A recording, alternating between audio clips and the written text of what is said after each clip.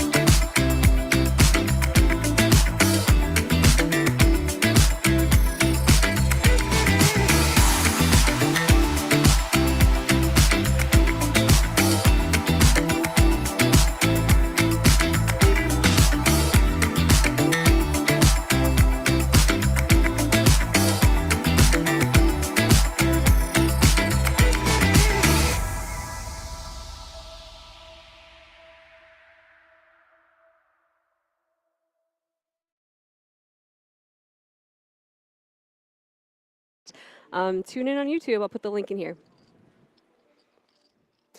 Hello and welcome to the Borgata Spring Poker Open Championship Final Table. 7 players left. We are playing for some big prize money here. My name is Jeremy Geist, joined in the booth by the one and only Jamie Kerstetter. How you doing, Jamie? I'm good. I'm on very little sleep, as are you, as are the players, and I figure probably a lot of people in chat who stayed up with us didn't sleep a whole lot as well. But we're going to power through. This is a big final table, $340,000+ up for grabs. But we're going to take a look around the table here. Your current chip leader, Joel Deutsch, out of Florida, made his way up to New Jersey, and he is in the mix. Tony out of New Jersey here, 620,000. He is our short stack at the moment, but we have seen this man be stone cold. He can definitely find a double and be a problem. Max Hoffman showed us an absolutely wild hand yesterday, and man, we would love to see some more out of him today. Justin Vaseman out of my hometown, Phoenixville, PA. I wasn't aware that's where he was from, but Justin, online pro out of Pennsylvania, has had a great showing out here so far. Carlos Alivardo, giving a shout out to the fam, straight out of New Jersey. He's got a middling stack here, but he has played excellent so far. Andrew Vore was an absolute favorite in the chat yesterday. I'm sure he will have a ton of love in the chat today, but he is sitting, I think, second in chips right now. And George Kane, another one that gave us an absolutely wild hand yesterday. Make sure after this stream you guys check back on that. He had a wild check raise on the river. And his fold. The kings to aces fold. I mean, he really deserves to be here. Yeah, George gave us a show. He sat on short stack for a little while yesterday, but he gave us an absolute show after he got some chips. So here we look at the player position. Joel still our top stack. George is actually in second place, and Andrew is just maybe one big blind behind. But Here we're looking at what these guys are playing for. Every single one of them has $46,360 locked up, but they are all going to have their eye on that top prize of $347,244. Not a bad payday for a few days' work. This is going to be a big one, folks.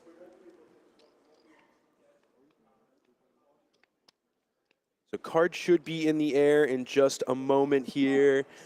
We are talking to our friends at BetMGM off to the side, but we want to give a shout out to them too, BetMGM Poker. This has been a fantastic stream so far. While we have a moment, I definitely want to shout out Gorilla Gaming. They have been troopers behind the scenes, getting all of this awesome production set up for you guys. Make sure you check out Gorilla Gaming. And if you guys are looking for any of the updates that has happened in this tournament from both the feature table and the tables that were out on the rail earlier, please make sure you check out poker.org. You can also see these payouts on there at any given time. They are linked right at the top of the page, poker.org. And just like that, we're getting into the action here.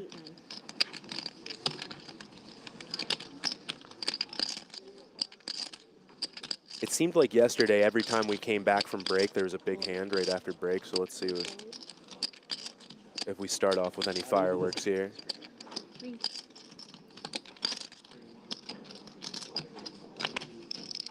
Yeah, last night was kind of crazy because at around 1 a.m., we lost our 9th place finisher, Stanton Tenikowski, and it took 2 hours to lose one more player. Yep. Which is pretty insane. Yeah. And that was Teapot. Well played the entire event. Yes. He became our 8th place finisher. We were supposed to go down to 6, but that may have happened at 5 in the morning. We didn't want to torture the players. Yeah. All right. So we're going to jump into it here. Carlos with a mystery hand. Ooh. Carlos with a mystery hand. Opening the button to 210. Andrew in the small blind. Hand number 1. Looks like he's reaching for some raising chips. How are you predicting this? You said big hand as soon as we come back. You got some intel? I didn't, honestly, but this is awesome. George waking up in the big blind with some good-looking cards. Not sure he's going to want to get in the mix here, though. 650.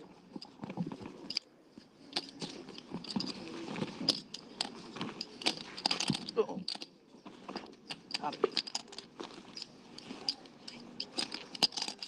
Carlos, can you take a minute? Passport, you have a mystery hand. Side by side, the other way. There we go. George going to cold call the 3-bet with some suited Broadway cards out of the big blind. Now Carlos has a decision. Still a mystery hand. He's going to let it go. I'm going to guess that he was just maybe looking to take down some chips in that first hand. But we're going to have some blind versus blind action here in a 3-bet pot. Okay. Now. It's 10-9, 2 diamonds, so got a flush and straight draw for George, who just flatted that 3-bet, and Andrew top pair with a good kicker. Pretty solid flop, considering. Yeah, he's gonna play it a little slow. Checks over to George.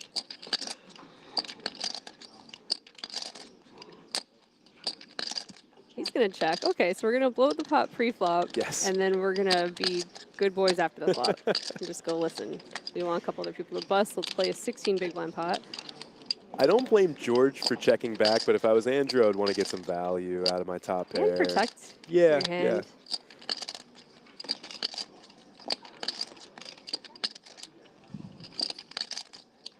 10 seconds.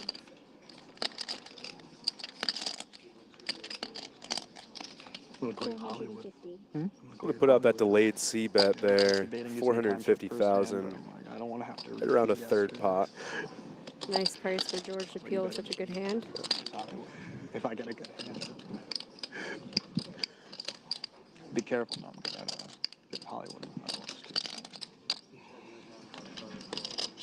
10 seconds. You don't really want to do much else besides call because Andrew was the pre-flop 3-better from the small blind. He's going to have some good aces in his range. Oh, baby.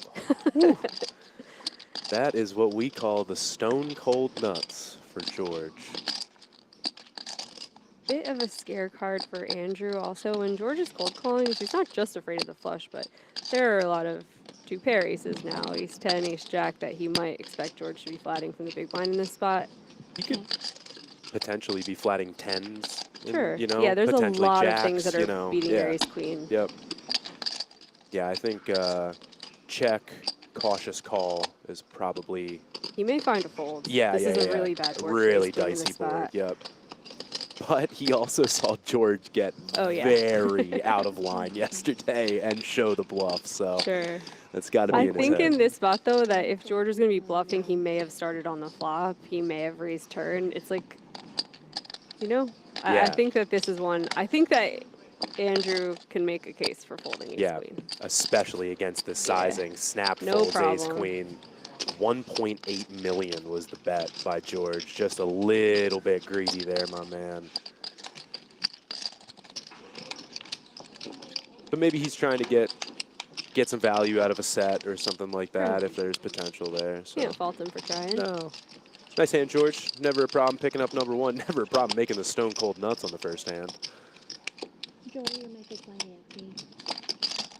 And George and Joel are now tied for the chip lead.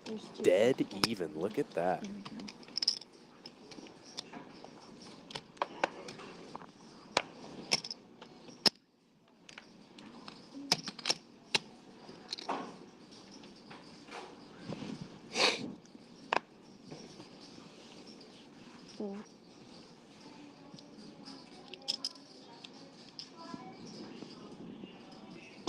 Raise 200. Fold. Max raising up ace-8 suited under the gun 1.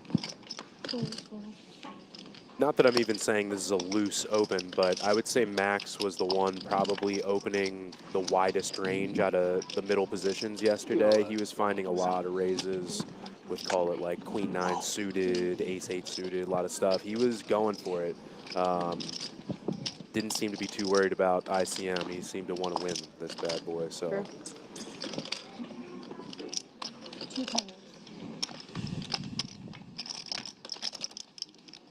Joel defends the worst ace in the big blind.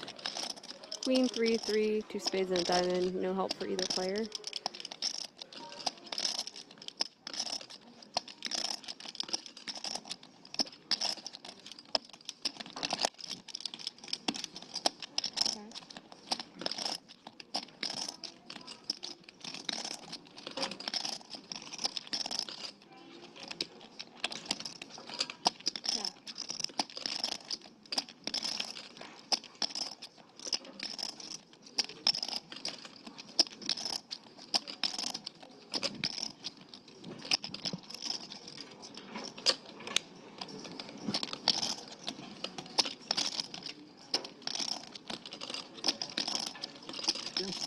Checks through on the flop for the 10 of hearts turn. Who lasts long? 15. Do I last They're long? chopping right now. 315. Joel's not interested in sharing this pot. Gets it done. Takes it down. Yeah, we saw that a lot out of Joel yesterday also, just kind of taking some shots at smaller pots, trying to pick up some dead money where he could if he sensed weakness. Thank you very much. But at the same time, he was really staying out of the weeds. He was not putting himself in, we'll call it, high variance situations very often, and saw a lot of good things out of Joel yesterday. Can I get one of those too? I mean, he really essentially stayed chip leader for basically all 5 hours of the final table or whatever it was. His graph of this tournament is just this like steady incline. Like really I don't impressive. feel like there was ever like his pots were all like 1 million chips. There is no huge, at least for the last like 4 hours yesterday, not one real spot where he was in danger of losing or winning a lot of chips. Right. Yeah. He just keeping the variance low. I mean, and then the other thing too is at one point he had double what the next person had. I mean, so he was a massive chip He leader. did most of his damage when they were short-handed at the future. He was like 5-handed for a long time with people who had 2 million when he had 6, and he just really took a little off each stack. Yeah. Here we go. I think we're going to see all these chips go in the middle. Joel waking up with ace-8 offsuit. He's going to limp. He's going to let Tony jam some worse hands. Yep. Not going to give Tony a chance to wriggle off of this one, but Tony with the dominating ace. 275 an ounce. All in, call. Here we go. Okay, I'm sorry. Joel actually raised the 275. Oh, it looked like fault. he put out the call Yeah, first. I thought he called too, but nonetheless, all the chips make it into the middle, and we are going, folks. Tony in really good shape to get the double up that he was probably dreaming about. And there it is. If he slept at all. Yeah. Ace, queen, king. 5 on the turn. Tony's saying, no king, no king. And it's 8 clean on the river. 520. 520 it is. 525, 5 change.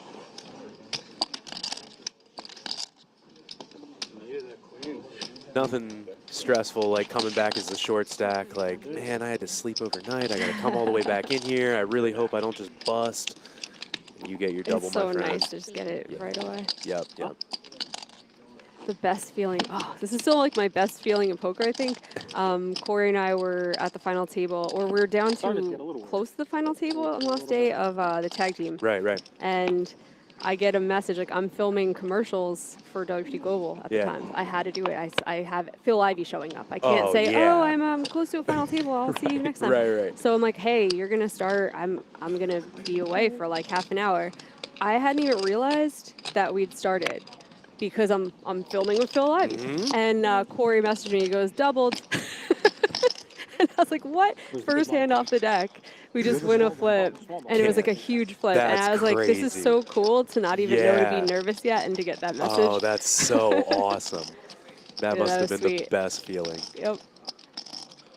I wish we had more of them, tag teams and team events. It's really good for the game. They are very, very fun. I mentioned this on another stream. One of my first final tables was a tag team. They called it a tag team switch. So at any point in time, they can ring a bell and switch it. They run those down in Maryland. It was a really fun tournament.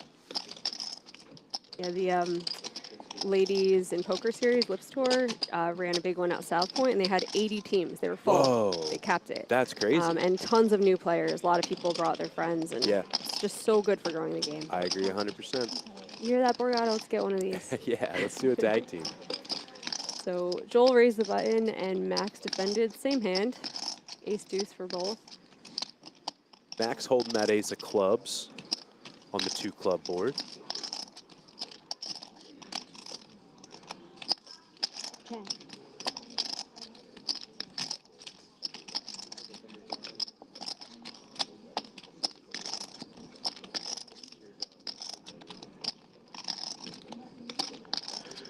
Check through the flop. I don't expect Max to stab at this. It's a better card for the pre-flop raiser. I was thinking the same. It's Joel's choice whether he wants to try to show down his ace or just try to end it now with a small bet. And again, it has been his MO to try and take some smaller stabs at pots. I wouldn't be surprised if he stuck out 200,000 or 300,000 here. Or 250, 275, yeah. And there you go. Gets it done. No chop for you. Man, that masseuse is doing work.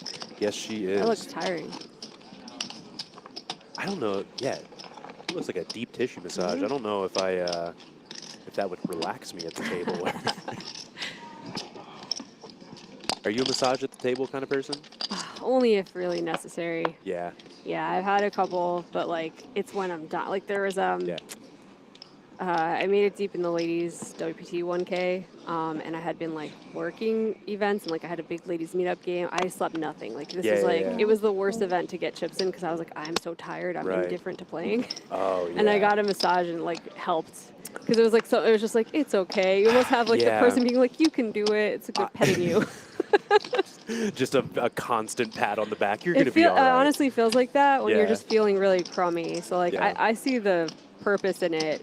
It's strange when someone gets like the 12-hour massage and like this poor woman.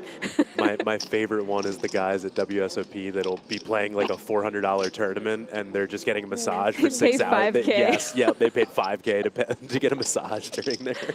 Oh man, just go to the spa and lay down on a table. It's great. I just get super distracted. Yeah. I don't know. Oh, look at this. Tony finds a spot.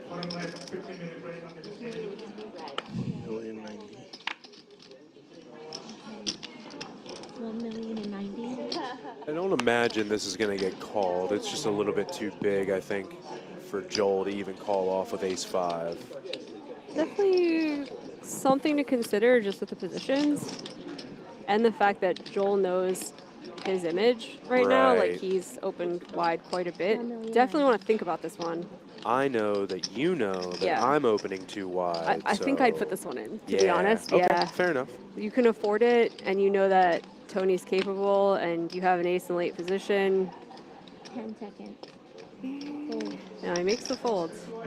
Staying out of the weeds. Gotta be close. Yeah, I'm not saying it's a snap fold or anything. It just felt like 1 million is 1/6. That's a big number. Yeah, 1 million. That's a big old number. I gotta say, with etiquette with massage too, when someone, if you're ever 10-handed, please don't get a massage. Oh yeah. It is just like brutal. Guys. Already you're like sardines at a table, and then you introduce another person. 100% with you on that one. You could beat King Queen? George and Joel up the top, pretty much tied. I couldn't. That's good. There is a little bit of incentive for Joel to just maintain that co-chip lead. Sure. And you don't want to be calling off too light because you start to like regress to the middle of the pack, and then you don't get to really have your way with those middle stacks anymore. So that could be in his mind. I still think I would have called, but hey, I'm in the booth. This guy's out there winning 6 figures, so I'll let him do what he does. Raise 200. Tony with a dream start to the day so far. Really is. And now he's just cruising.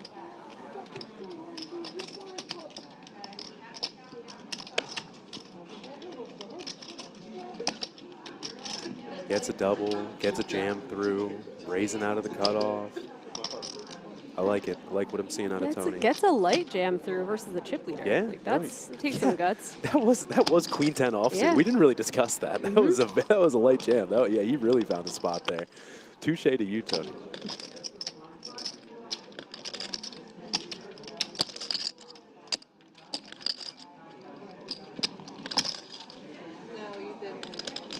So Carlos going to defend his big blind here with a Jack-9 offsuit. Could definitely make some hands. Flops top pair on 9-5 twos. Twos. That's the cutest thing I've ever heard. $165.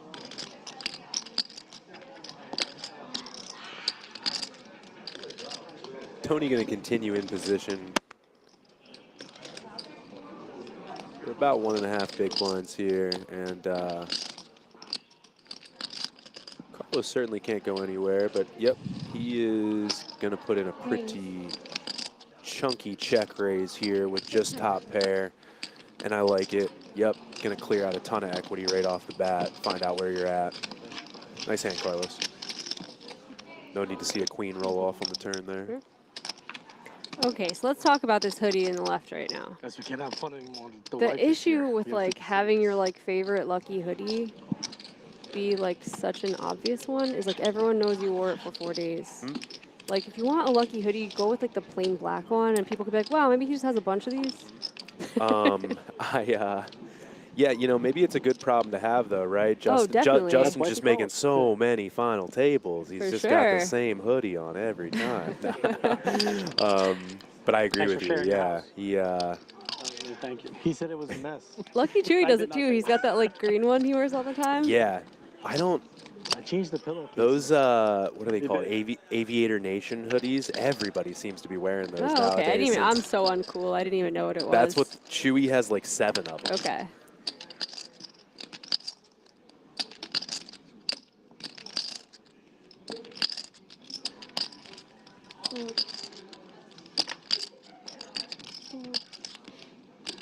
See, Tony switched to the BetMGM hat for extra luck. Pretty smart. Yes. Yep.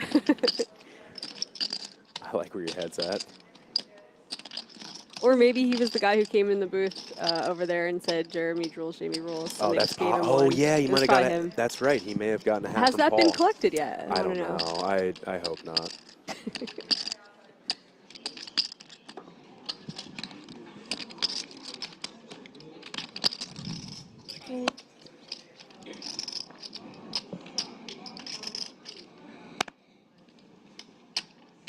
Like it is folded over to our blinds. Carlos with King 9 offsuit.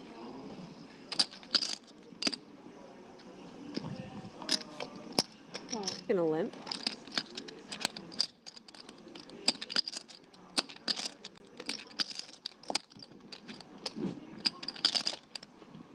Thank you.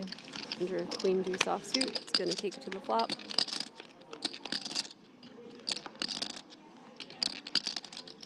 Seven, 6, 3. Rainbow. Check.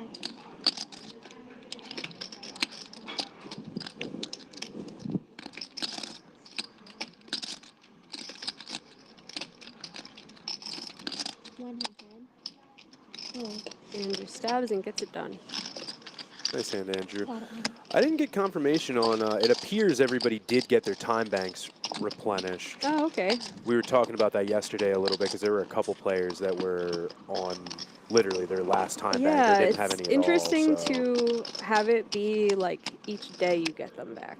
I would have thought it would be like a certain, like every nine-handed or, yeah, like I understand when there's like a ton of people in the field, you just go, okay, next day you get yours back. Well, like online, it's like every, you know, call it 7th level, you get an extra Something like that. Yeah, you get your 60 5. seconds back. Yeah, you know what I mean? So, yeah, maybe if it's something like that, like if you get into the time bank portion, you know, every 7th level or something. I obviously don't know what the number is, but it must just be though at Borgata. It's just each new day, new time banks. Yep. It's easier. Like that's definitely easier for players to understand. And to be honest with you, I think we only saw maybe one situation. The one guy the one guy named Chris had used his very last time bank and was short and was literally in a spot where he had to, you know, was facing a jam and had 30 seconds to figure it out. But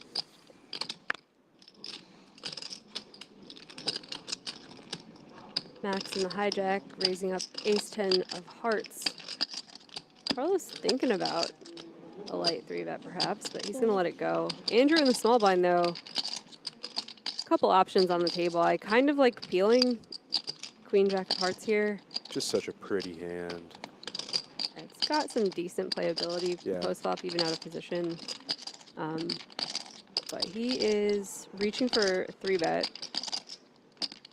He's going to put George in a really weird spot with his 10s in the big. But George has already flatted a 3-bet in this pretty much this exact configuration and ended up winning the hand. So let's see what he thinks about this one.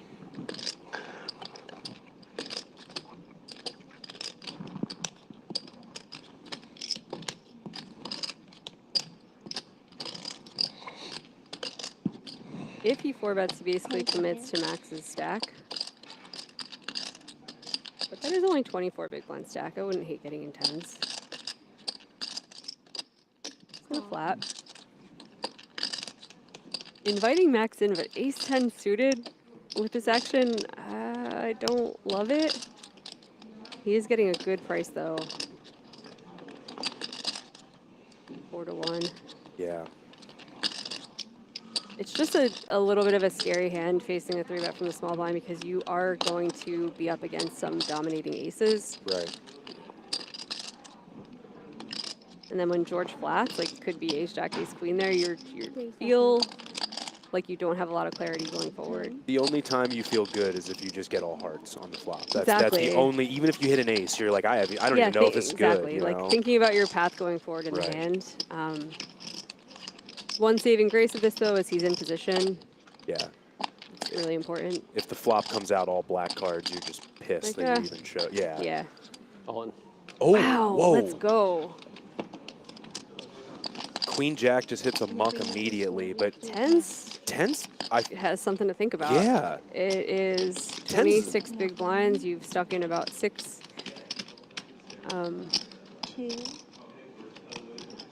Andrew's been an active 3-better. And let's call a spade. George has played like he came to win. Yeah. That guy has been going after it. So I would not be surprised if the, you know, kind of the effort was announced and he just put him in.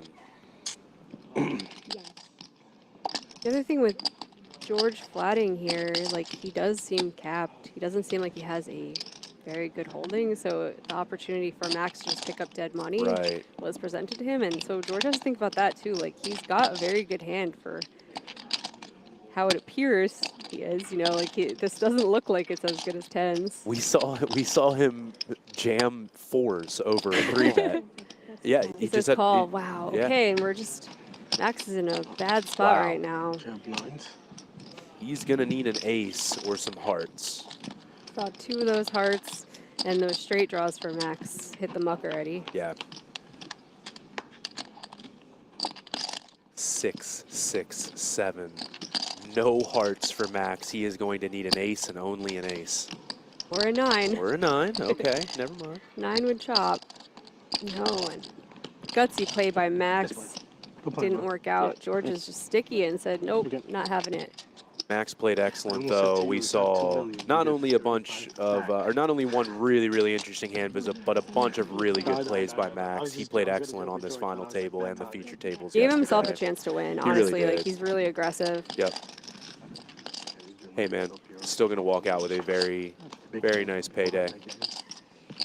But just like that, we are down to 6. Max gonna bow out in 7th place for $46,360. Every player now locked up $58,317. Not a bad payday. And Max is gonna win a bracelet this summer. I'm feeling that. Yeah. Yeah. I'm calling a mixed game bracelet. That's what I'm saying. He's going to win a mixed game bracelet. Come on, shit. No, that's not saying like he knows when to play. Yeah, he just did a lot of cool things. He was like really going for it and didn't seem afraid. Wasn't that concerned with pay jumps. I was super impressed with a few different plays he made. Yeah, he was playing really excellent. The board could have been king high. And if George didn't flat such a good hand, like if George has 7s, like he just gets through and picks up a huge pot. Yep. The board could have been king high. Heck, I mean, again, we just saw George flat a 3-bet with king queen suited. I think if he has king queen suited, even if he finds a call, at least you're in good shape against that hand if he calls. So, hey, tough timing for Max. I want to know if we're allowed to move down a little bit. Sorry about that. I don't know. What do you mean? I don't know. Players discussing wanting to spread out a bit. I think that production has a box assigned to them for their cards, so maybe on break they can without too much trouble. And we did not mention it, but with that hand, George is now going to be your overwhelming chip leader. That should bring him well up above Joel. Yeah, cameras are set up.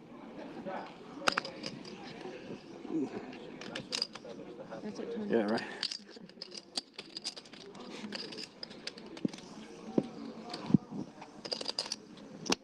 Carlos with a pair in the hijack. He's going to raise it up.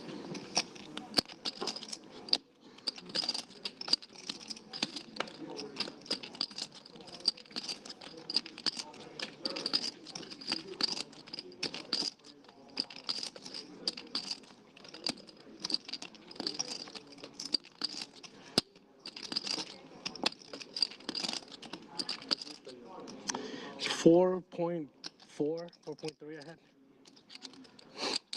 10 seconds. Call 2. Fold.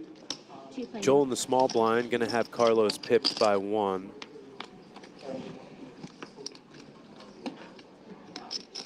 But not an advantageous flop for either player's actual holding. Ace, 4, queen, 2 clubs. Not the most welcome sight for 5s and 6s. 5. Ace high board, good for the pre-flop raiser.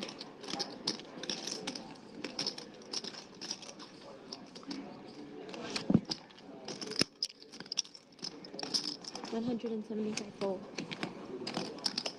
Nice hand, Carlos. Good pickup.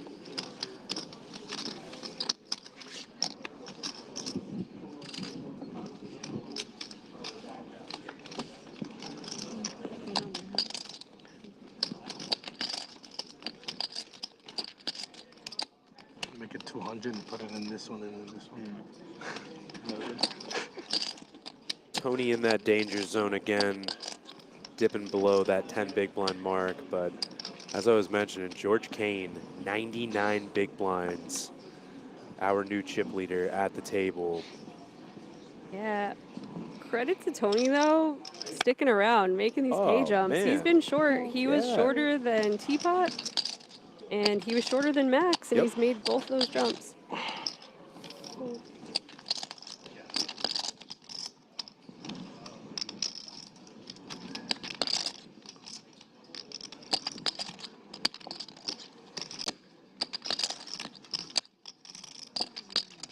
Max's play, his jam with the ace-10 of hearts there is even gutsier considering Tony's so short. Right. Yeah. He may have been working off of the ICM is for poor people kind of mindset there, and I don't blame him. I like it.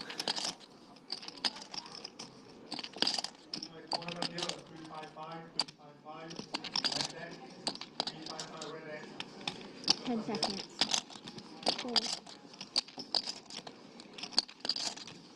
Still getting after it with the Doyle. I'm going to be very excited for you when you use the time back. I felt your pain yesterday. Yeah. I definitely let the pain be known. I was pitching out for a while. I mean, I get it. You had a big stack and you couldn't think of anything. The guy who got knocked out yesterday, who was on your left, I can't remember his name. Twan.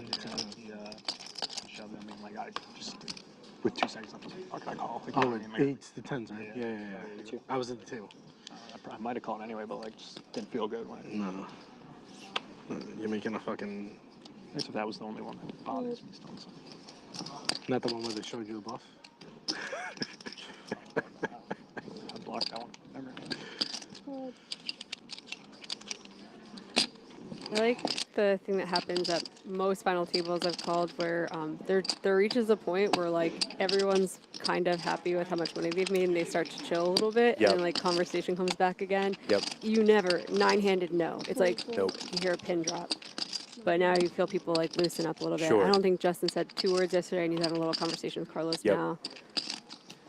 Yeah, things start to clear up a little bit when you look up at those payouts and you see that you've got 58K locked up. You know what I mean? They're like, hey guys, what's up? It's just a rich guy club now. Right. We're all going to be able to eat at the steakhouse after this, you know?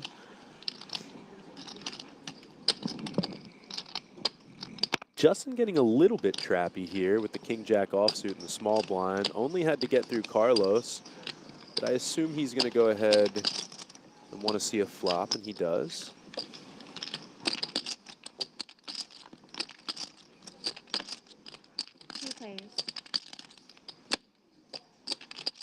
And Justin going to flop the best of it, but Carlos going to get a pair on this board too. Queen Jack 8, Justin with middle pair, Carlos with bottom pair. 100.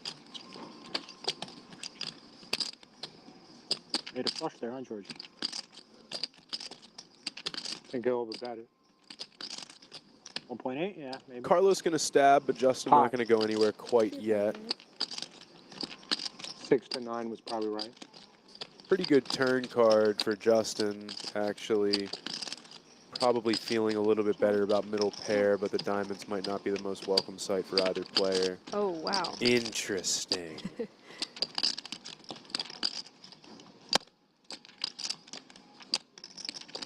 I prefer in Justin's spot to have a block sizing here. Yeah. Like 150 is even fine. Get a little bit of value out of like the ace highs. Sure. I would not go large. Going like 220, I think that is. And snap Pretty call. good. Yep. The snap call calls the boat.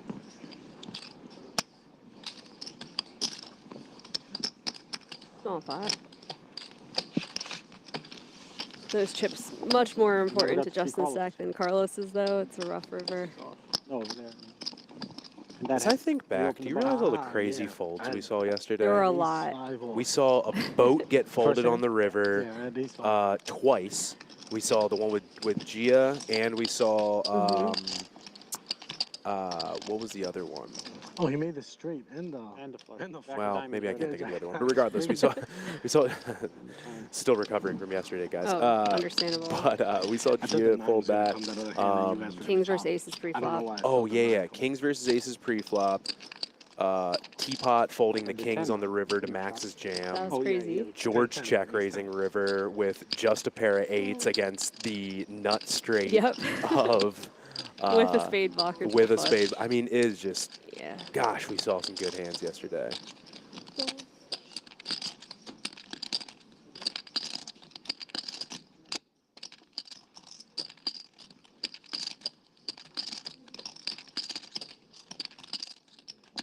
Ace king folding when George's fours just find a way in there with no fold equity. I was like, what? And that would have changed everything. George would have been out. Teapot would have picked up a huge stack. Max probably would still be here because he wouldn't have gotten brutalized. Yep. Oh man.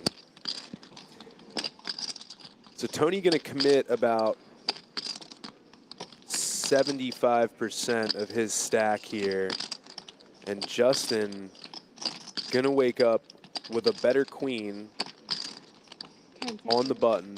Yeah, 16 big blinds. This is a spot where you have to just decide if you're trying to make pay jumps or trying to win the tournament. Ace queen is such a good hand. Let's go, Justin. Yeah. He just puts it in. He calls the 700. Oh, did he call? I'm sorry. I thought I was. It's similar. Yeah. If it went like jam, jam, jam, you could fold and make a couple pay jumps. For some reason, I thought I heard him say all in, but Gotcha. yeah. So Tony in rough shapes, they need to catch a king. 8-3 deuce. This is where you say small in. Right. Small in. Yeah. Makes the call and ace queen. Justin lets out a big 10%. sigh when he sees he's not up against a pair. 6 of diamonds on the turn. Tony's gonna need a king, and it does not come. Nice game, Tony. well played. A nice short stack ninjaing by Tony, really giving himself a chance to make extra money. Tony played excellent. If you remember, he really just had that one bad hand with queens versus jacks that he lost a huge portion of his stack. Before that, he was cruising. He was playing well. Yeah, he just really lost one big flip that kind of left him short. And, it was tough to recover. But yeah, I thought Tony played excellent. He got basically double the amount of money as his expectation. I'm pretty sure that he was 9 of 9. He easily could have been right up above Stanton on this board, but instead he scooped an extra 29K. From the start of the final table. Sometimes folding makes you money. I covered him. But here we are, 5th place. Every player at this table locking up $74,000. Man, like you said, it must be nice sitting there knowing that we got a year's salary just hanging out up on the screen. Oh, you're such a reasonable person. I was just like, wow, cool, you free-rolled into the summer. Yeah. I say year's salary, you say year's worth of buy-ins, whatever works, you know. Just in that mindset right now. Right. No, I'm with you.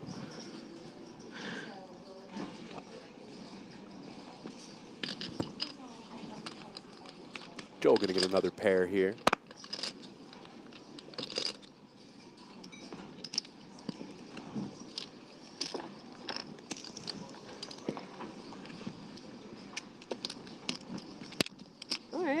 Carlos is ready to play some poker now. Come on, Carlos. It's like, I made the pay jumps I'm interested in. Let's mess with the chip leader. Let's go, my man. I like this a lot. Yeah, he goes for a very, very small 3-bet. That is a very small 3-bet, though. You are right. Yeah, if we're 5s, we... Oh, yeah, you get the price right now. Yeah, you have to peel.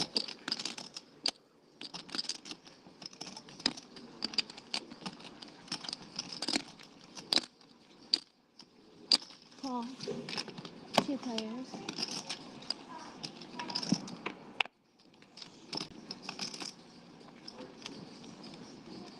Queen 9-7. Power of aggression from Carlos. This is a bad board for Joel, and I think chucking out a little c-bet should get the job done.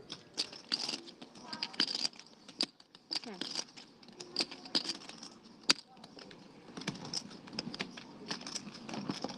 $325.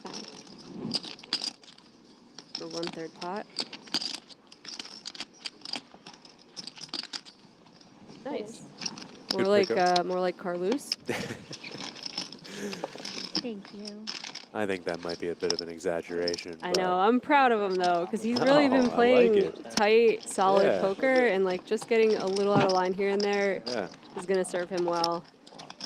He sits 3rd in chips. Does it go off here?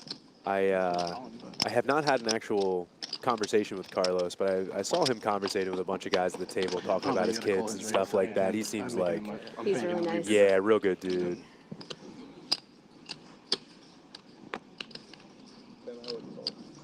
What? Fold. Yeah, I'm making it way bigger. Guys, let us know in the chat who you are rooting for.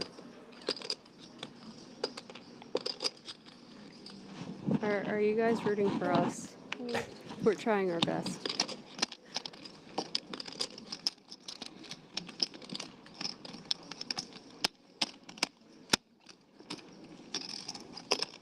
Call.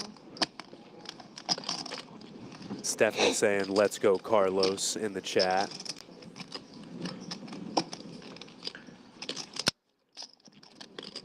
Maricruz saying, let's go, bro. His last name's Aliverdo, so I'm going to go ahead and assume that that's a family member. Lewis also shouting out the praises of Carlos. You got some love in the chat, my man. George with the mystery end. Oh, dealer's getting on him right now. Put those cards in the box. Get in there. Joel going to flop a flush draw. And check back. Moving him. He is now not the covering stack anymore, so maybe he's looking to take a little lower variance route, but I like this. 250. Small bet.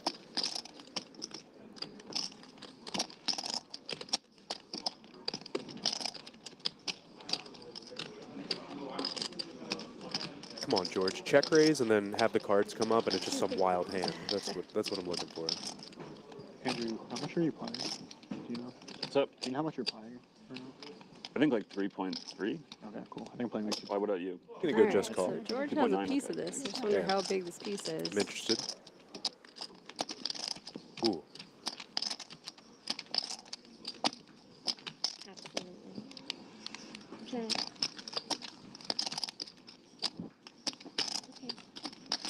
Blind versus blind limp pot. Small blind tends to have more aces in their range. They got some traps that big blind just won't have.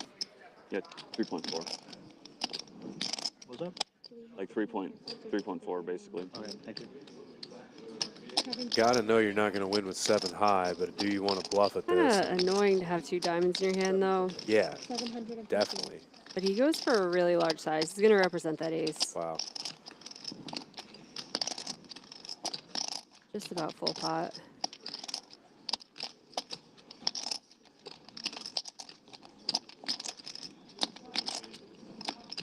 From George's expression, I want to think he has a 10. Feels very much like a 10 situation. 1.7. Oh, it's an ace. 7 range. Fold. Yep. 750.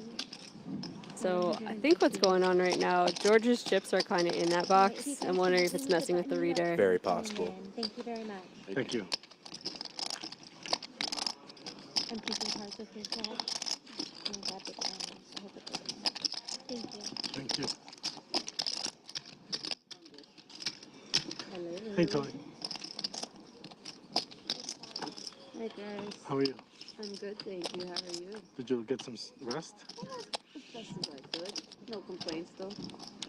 Honestly, dealers are such pros. They also are working on little sleep. Their shift last night was super long, 16 hours. So I want to give them thanks as well for turning up. Yep. And pay attention to how quick you're going to see these hands get out. These dealers are hand shuffling every hand, and they are getting hands out quickly. They have really been spectacular in the box over the past couple days. Shout out to all the excellent dealers here at Borgata.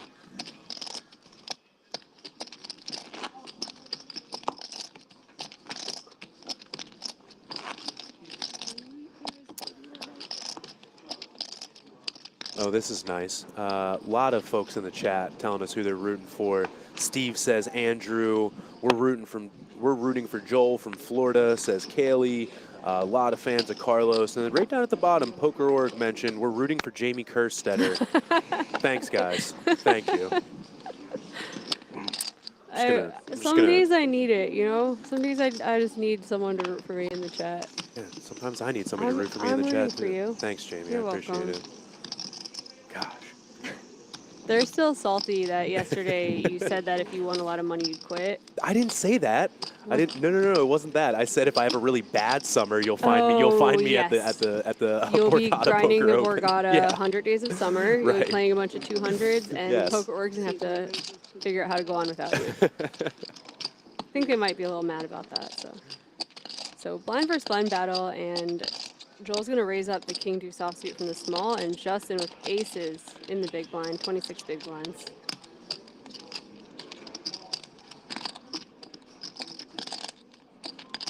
$26 bigs, you can still find a raise size, yeah. I think when you start to get to around 20 big blinds, you just want to trap with them and make sure that you at least catch a c-bet from your opponent. But 26 is a little too much. Yeah. Gonna raise and take it down.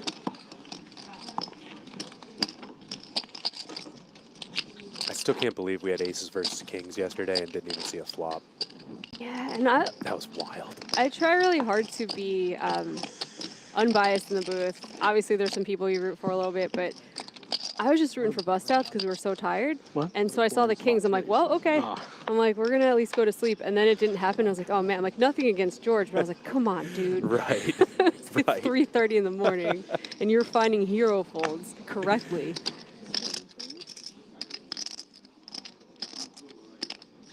It's honestly impressive. I mean, just knowing that they were way more exhausted than we were. Yeah. And he's coming up with like a fold that a well-rested person can't make most of the time. Right. Yeah. Kudos to George. Never fun to fold kings pre-flop, but he, in the rare case, made the absolute right decision doing that. So I'm just selfish and wanted blood. Yeah.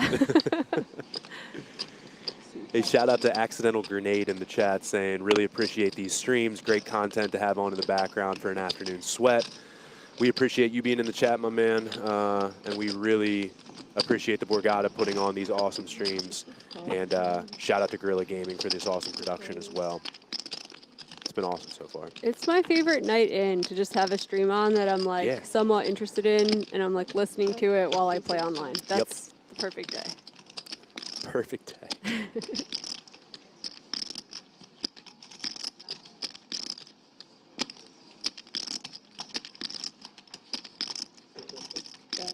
Joel raised up the button with 7-5 of diamonds. Carlos defended big blind with ace deuce offsuit, ace king 10, rainbow 1 diamond. Carlos is gonna likely check call this c-bet from Joel. Six calls, 250.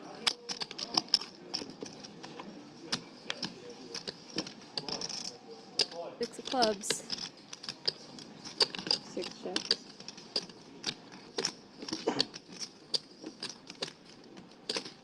Does Joel want to continue his ruse? He does not. And Joel's been knocked down quite a bit, 4.5 million. Yeah, I actually just noticed that too. Right. And we have a 4-liner on board now. I think Joel is probably pretty finished with his hand, but may want to bluff at this now.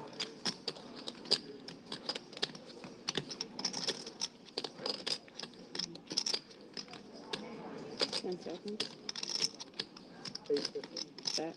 C1 bets 850. Yeah, and he goes for a healthy size. Carlos does not love it.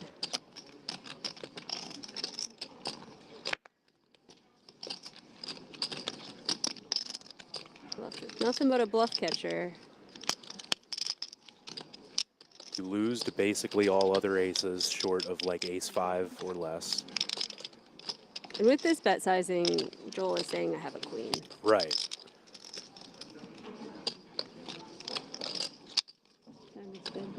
Or I got nothing. Or I got 7-5 of diamonds.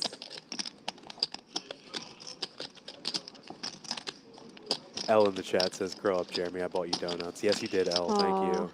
Thank you. I appreciate you.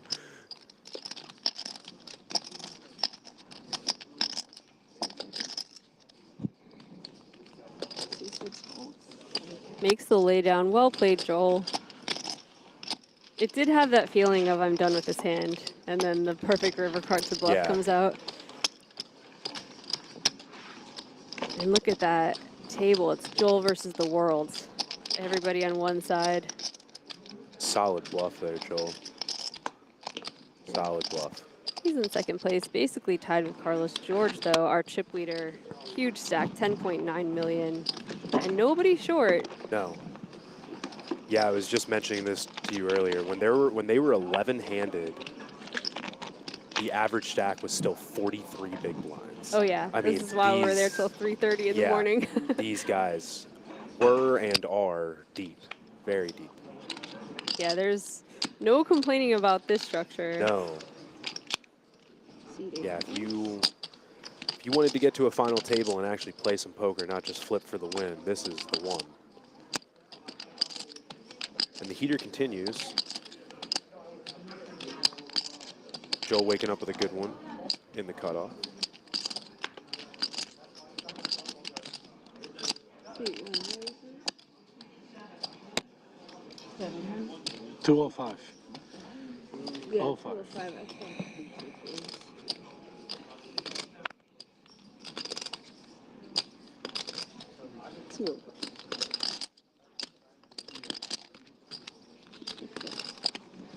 Carlos deciding if he wants to get in the mix. Ace-8 offsuit. 3-bet candidate. Raises. 434. 455. 455.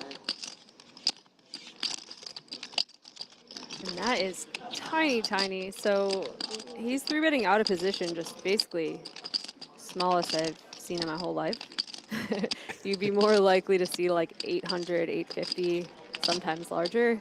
Yeah, this is the second time we've seen him put in a pretty small 3-bet. Last one was in position. I didn't hate it. He was on the button. Looked very strong. This one, though, you're incentivizing a competent opponent who's in position against you to put chips in. And if you saw, Joel just went for a pretty quick 4-bet and just immediately took it down. Makes the 4-bet very cheap as well. Yeah. Kind of entices it.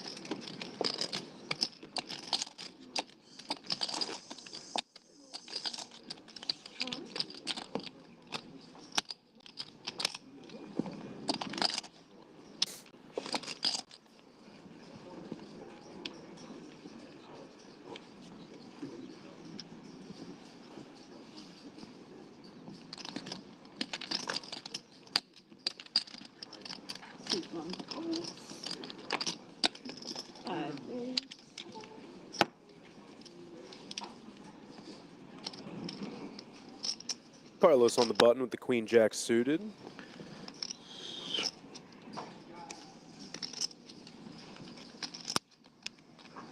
C6 raises. 215. Comes in for the raise, 250. 215. And George with a very defendable hand, possibly even a 3-bettable hand.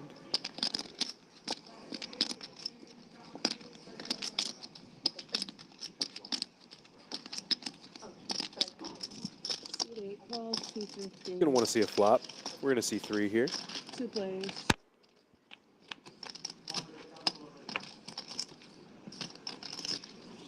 5-3-7 rainbow. No luck for either player. Backdoor hearts for Carlos. 2 overs. Check, check. I like to check back a lot. It's more of a big blind kind of flop than button. 8 folds. Sounds good. Board pairs on the turn. Carlos puts out a small bet, and he's going to take it And they're down. playing so fast, the graphics can't even keep up. Yeah, they are. Good thing we didn't get to the river. Tell him I bet 5,000. I hope you guys get beat. Carlos said he was going to bet 5,000. Seed 8 folds. 5,000 is illegal, but. Oh my gosh. Why would you make me say that? You big fan. Silly. You tested me already. I just got here. We just got here.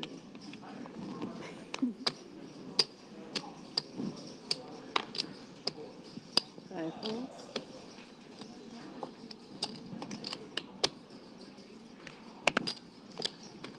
6 folds.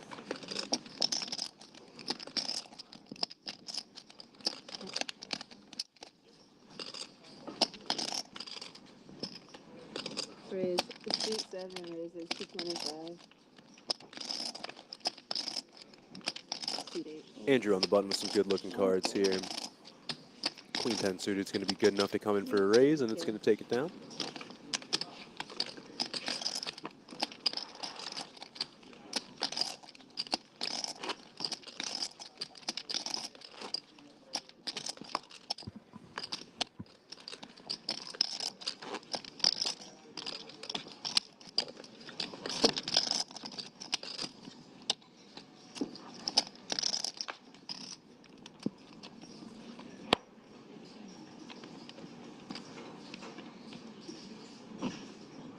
This one. Yeah, wasted. We're going to have to get caffeinated on this next break. Yep. I only had a small cup of coffee this morning. Same thing, and it was so long ago. It was like 8 in the morning. It's not going to cut it today. I have to use the bathroom. I'm going to ask him to take time out for me. I love when players whisper, but they have a mic on. Right. I heard a couple, oh man, some serious carnage. Like somebody went to their rail to like talk serious trash. Oh no. And it just wasn't silenced in time, and I was like, ooh. Yeah. So any combo hand has me beat. I wanted to call. I could play a better spot. What?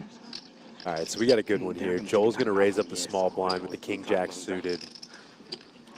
Justin in the big blind with the ace-king. Special, but not that special.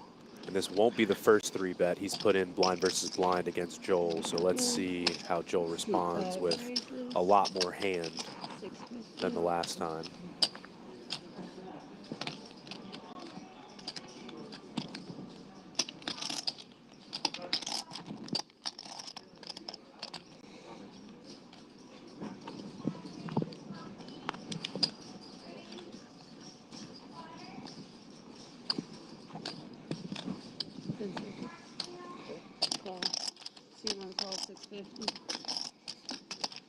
Joel going to come along here.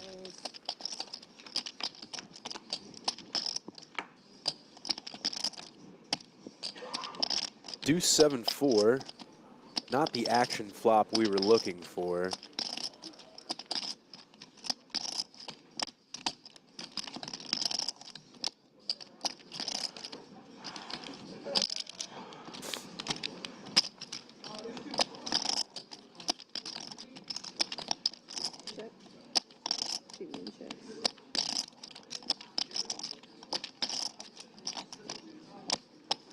We'll see if Justin wants to continue here.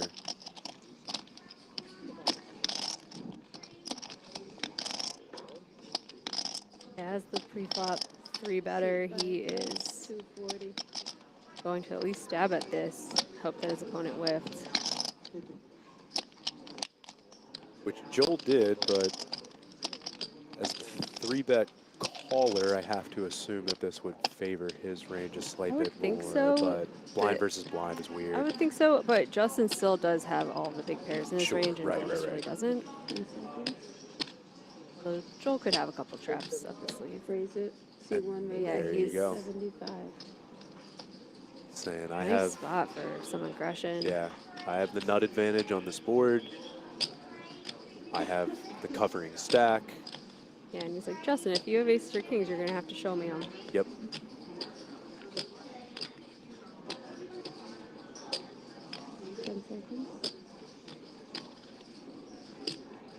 Not a fun spot for ace king, blind versus blind. It's brutal, yeah. This is definitely one I'd want to think on.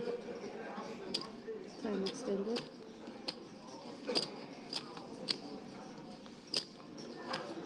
It's hard to be this heroic. Oh, wow, let's sick. go, Justin. Really Let's awesome. go.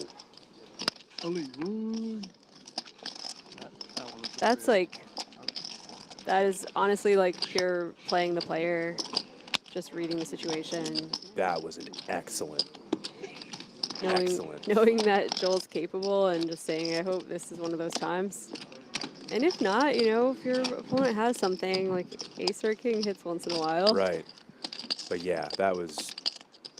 with very little fold equity. I mean, that was pretty sick.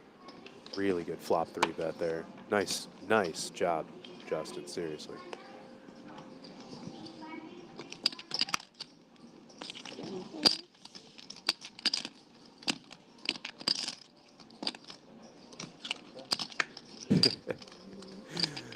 Matt Campbell in the chat coming up with a new nickname, Justy Steelstones, for old Justin Baseman.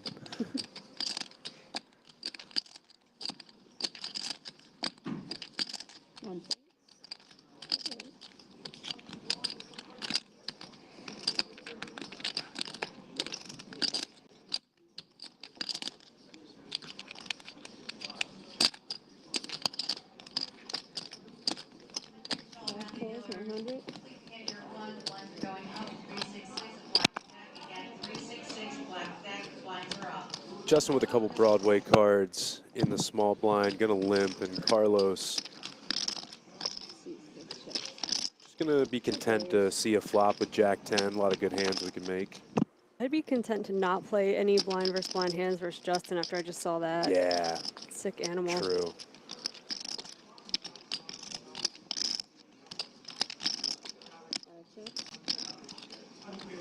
Six bets 100.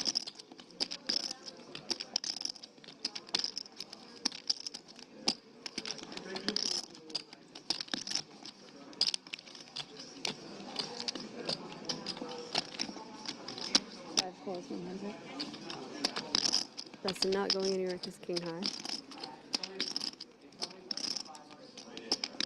5 bets. There's the turn.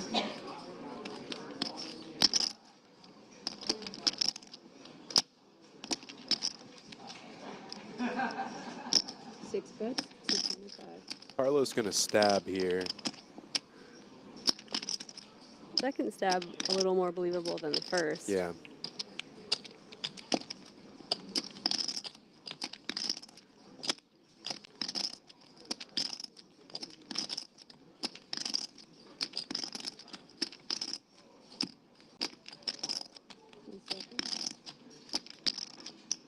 But not to Justin. He's gonna call again with king high. Wow.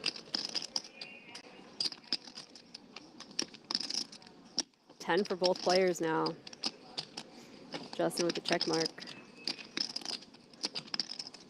5 checks. 6 checks. I got a 10. What do we have? Me too. Depends with a king. Seat 5 shows 10. Carlos got the showdown value he was looking for, but unfortunately Justin is going to have him pipped. I wish I didn't make anything. I wish I didn't make anything. I would have.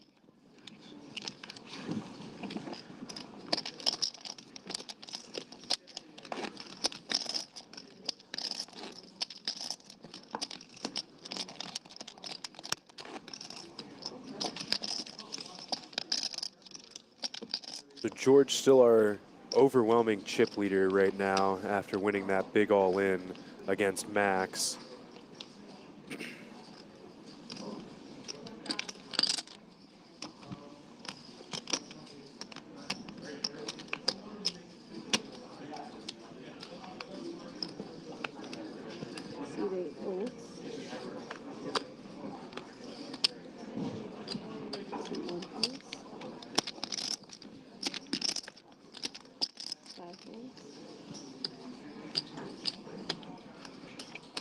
lot of rags getting placed around here. Not too many hands for anybody to really get involved with. Carlos just going to fold his small blind, and Andrew's going to get a walk.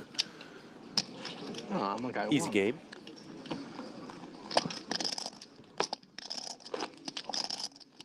Did you see a friend? Oh my God, like one of my favorite people in the world. Yeah? Coming back to Borgata is so nice. I'm like out of breath. I like ran down the escalator and back up. Patty Haggerty's here with Carlos's wife. Oh, nice, nice. I need a breather. Yes, please. Yeah, you guys couldn't see it, but in a matter of like 2 seconds, I looked over and Jamie had literally jumped out of the booth to go track down Patty. So, Patty, I have not met you, but you must be quite an awesome human being for Jamie to have that side of reaction. I haven't seen her in, I want to say, a decade, and we were roommates in Brigantine. Awesome person. Let's go. She ended up having a kid. She's a single mom, hardest working person. Haven't seen her in a decade. That's awesome. I'm so glad you called her. So she's out here supporting Carlos. Let's go. The whole family's back.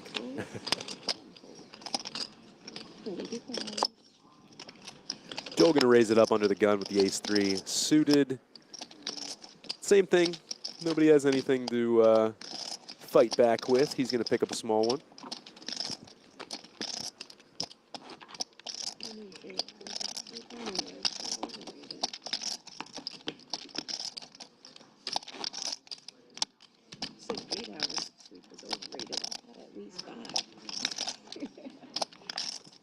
Man, that brings back such memories. We were such little Borgata grinders.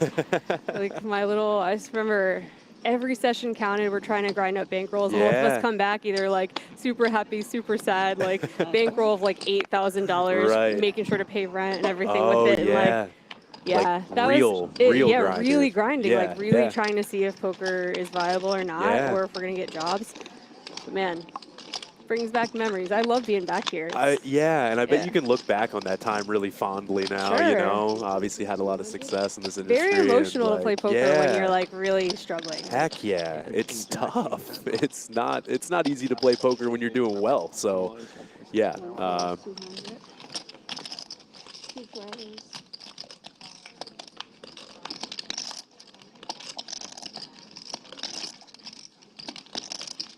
All right, we got another blind versus blind scenario here. A couple of big stacks at the table. George, our chip leader, we going head-to-head with Joel now. King, Jack, 10, 2 hearts.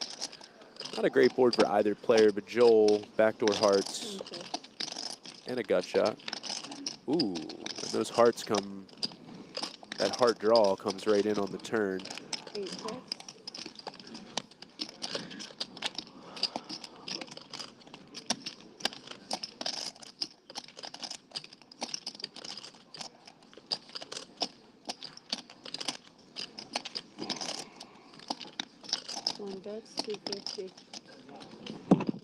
Just gonna bet 250, get it done. How to feel using a time bank or a time chip as advertised?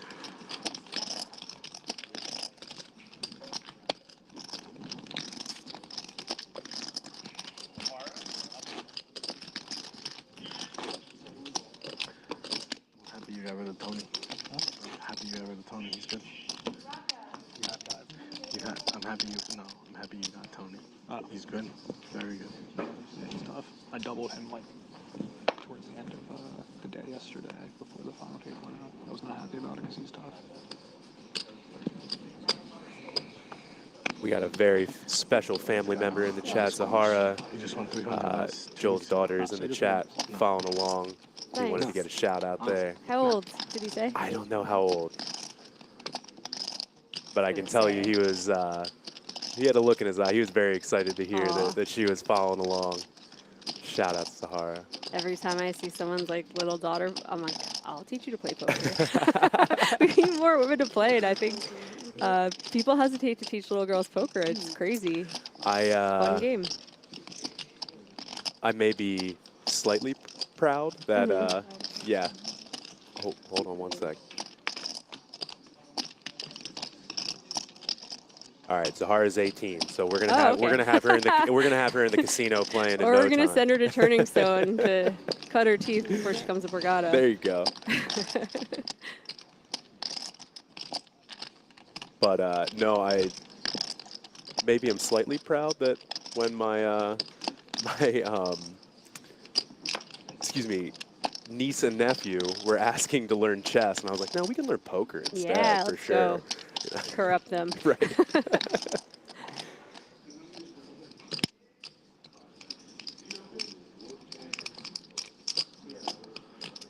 Just a limp pot, blind versus blind. Check through the flop. And Justin ends up turning open-ender, betting and getting through. I used to stream for a brief time, and when I was sponsored by Borgata, this was like maybe like 8 years ago, maybe more. And my nephew was so tiny, and he just wanted to watch, so he would sometimes just be on my stream. Yeah. He'd be like sitting like literally on my shoulder on Yeah. my couch, and all he knew were that the cards that were letters were good. Yeah. So if I ever like folded a letter card, he's like, "What are you doing?" And like if I just listened to that strategy, I'd be the most aggressive player in the world. Oh, like, oh, man. I got a cue. I kind of like where this is going, actually. We need to get him to. Can we get a solver based off of his ranges? Letter card's good. That was just like the easiest way to teach a kid. Can you see it?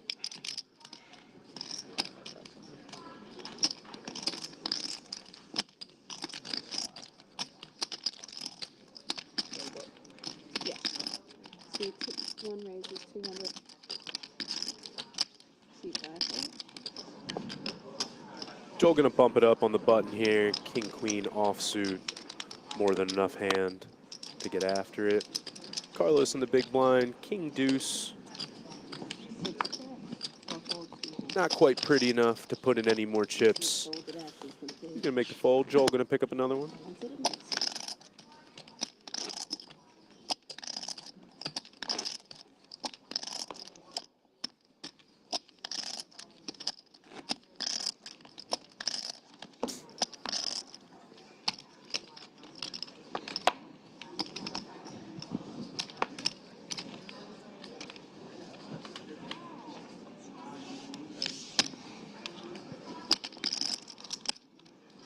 If you guys are curious about what any of the payout structures look like, or if you're looking for live updates on this event or any other events from the Borgata Spring Poker Open, please make sure you go check out poker.org, the official media partner of the Borgata Spring Poker Open, poker.org.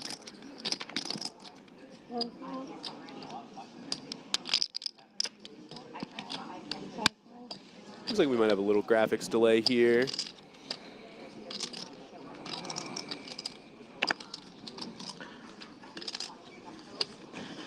Here we go.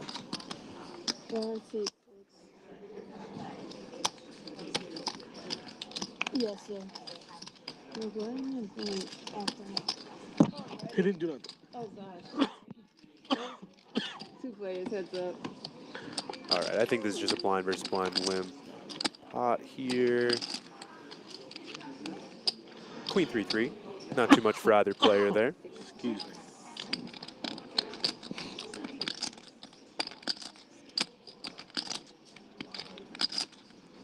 Seven bets 100, 6 folds. I don't know why blue chips aren't clicking on my brain. Andrew going to take a stab in position, take it down. Nice hand, bud.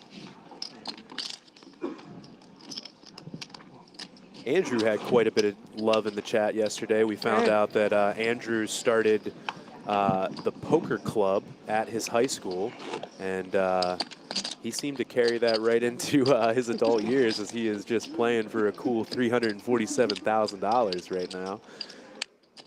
And looking at these chip counts, George has double the next stack. Yeah. We'll be able to open up pretty soon. Right now, though, I mean, this structure's so good, they're all so deep, you can't really impose your will, even with double second place stack. Like, No. there's just no one short. Yeah, it's really interesting how the chip distribution has changed. George obviously getting that big double up. He came in as the second in chips to Joel. Joel now drops down to third, and Justin Vaseman up into second. So chips have been moving hands, guys. We are seeing some deep stack poker here at this final table. Justin earning those chips. Oh, yeah. Just really sick 3-bet rip with ace-king high on a bad board for him. Such a good hand.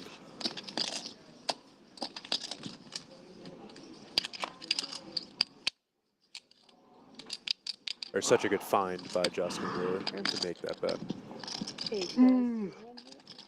I'm gonna do that and just like run into a set. Same. Like I'll get it in my head like, yeah, this is gonna work. Same. Oh, all right, well, my day's over.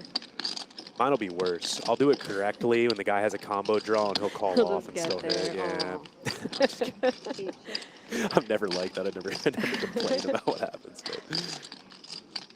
So Joel raises pre-flop, Here we go. and George defends king 8-5, a king for both players. Joel with the best of it. Probably had maybe drop one. And we've seen George check raise top pair, but he seems to be content with just coming along. Stay in line. Ace of spades on the turn. Not a fantastic card for George.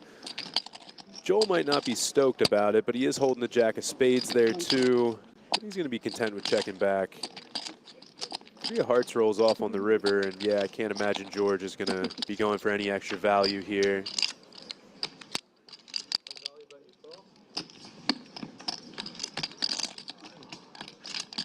They're just going to go check. Kings. And the king is going to be good. Action-killing turn card for sure. But Joel going to get some chips in the process nonetheless.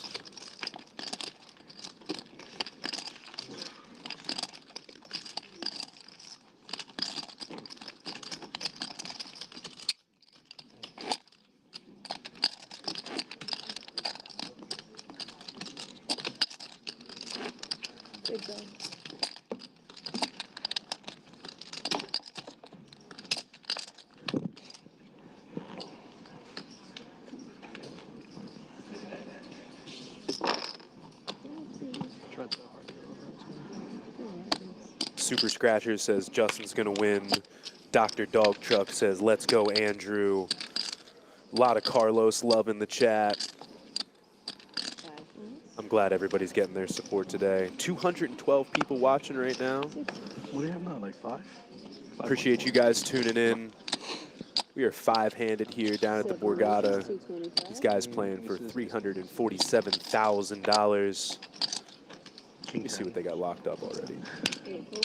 I'm like so spoiled. King 10 didn't really make the cut. Jack 10. It's the only hand that Playing for beats you $347. These guys have already locked up it's the only hand that beats you that you don't open. $74,979. So essentially everybody at this table has already locked up $75,000. I didn't realize like they were attacking. This is a big one.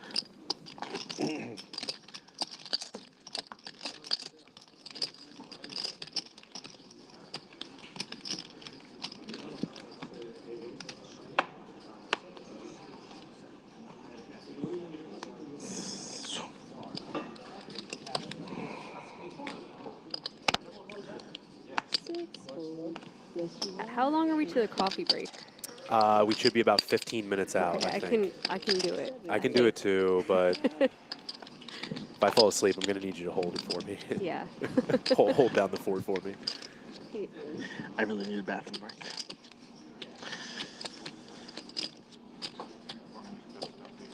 No, I told myself not today. I can't do it. Fucking a maniac yesterday. Slept 3 hours yesterday. Carlos, we hear you, my man. I'm sure you're not the only one that got not enough sleep. You're playing like 3.6 million? Yeah, about. Thank you. Marilyn Lemmy. I'm doing terrible things to my body on this trip. I took the red eye also, so like my Fitbit recorded 0 minutes of sleep that night. And then worked that day with you, and then went to bed at 6:15 p.m. I think as soon as we're done, I was in bed, slept 10 hours, woke up, did all, and then last night I think I got 4 hours. But it's just like my body's like, what are you doing? Yeah, what is going on here? Not to mention you're 3 time zones over trying to figure this all out. Yeah, yep. It feels like the old days though. Like when that was what. That's what everyone's like, though, I think, in their 20s. Like, you go play a poker session. If it's good, you just stay. And then you're like, oh, it's 8 a.m. I'm walking out. The sun's hurting my eyes. Like, I had a long period of time where I was working a job, waking up at 3rd 11:45, shift, like a and then I would boss. go to Rivers, Philadelphia. I would play till 6 o'clock on my days off because I wanted to keep the same schedule. I'd go to Rivers, Philadelphia. I'd play till 6 o'clock in the morning when Johnny Hots opened up, which is the breakfast joint right across the street. And I would go eat breakfast and go home. That was like my schedule It every feels day. so wrong to like wander out of a casino and see the sun. Oh man, It was always such a surprise too. I'm like, I forgot how hours work. Right. And then if you've been to the Borgata and you know how this ballroom is, they have these really, they're cool. They're actually really cool, but it's these big windows that actually aren't windows at all. It's just lighting behind curtains that makes it looks like daylight. It looks exactly like it's daylight upstairs. Very trippy at 2 in the morning to walk really into that room is. from the booth, and I'm like, oh, it's day in here. Yep. So Joel finds a raise with ace-5 offsuit from the button. Justin is going to 3-bet the king-jack offsuit. Should chase Carlos out of the big blind with his 9-7 suited. And Joel already hitting the muck. Yep. Don't want no smoke. Justin earning those chips again, finding some aggressive lines and getting the dividends.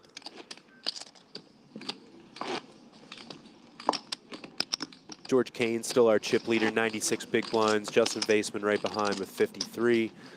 Joel, not a small stack at all, 51 bigs. Carlos at 41, and Andrew, our shortest stack, but 39 big blinds is not a short stack at all. So quite a bit of poker. We need left to just be throw played. someone in there with like 5 big blinds, mix it up. I'm down. You want to get in there? Yeah, I was going to say, All right, if I could be that person, I'd appreciate it.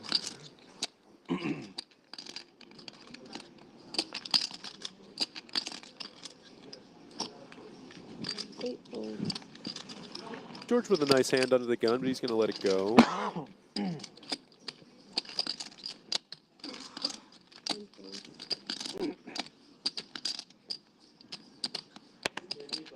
Oh, Joel, you dirty brat. Dirty. I almost missed it, too. I'm not sure what hand they're watching, but they're playing. You dirty rat, he says. Yeah, they're playing the live stream on the big screen inside the room. So the players are watching on a 30-minute delay, and I don't know what hand Carlos just saw, but he very playfully said, "You dirty rat," you know, just joking around. I love it.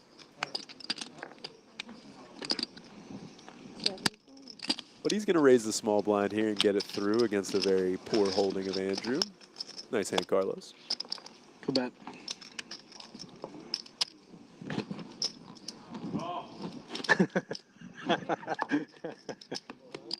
My buddy said call.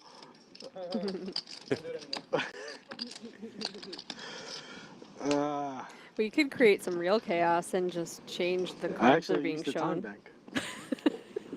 I mean, I'm not saying I'm against it.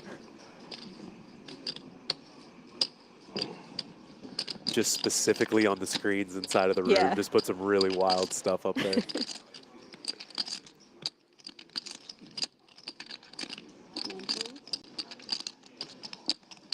Ooh.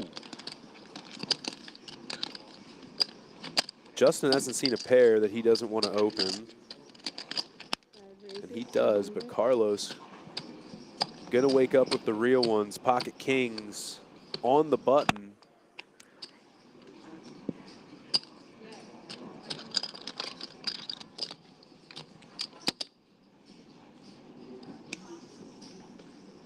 We've seen some really small 3-bets from him. Let's see if he finds another one. Raises. Yeah, this is a little baby. Yep. Gonna clear the blinds.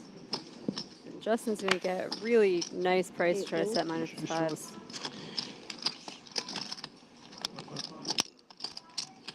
That right there is 3.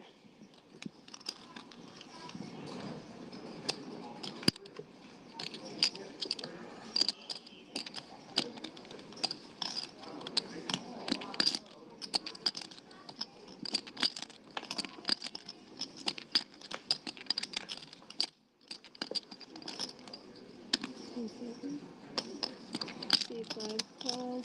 475. And Justin is going to come along here. We're going to see a flop.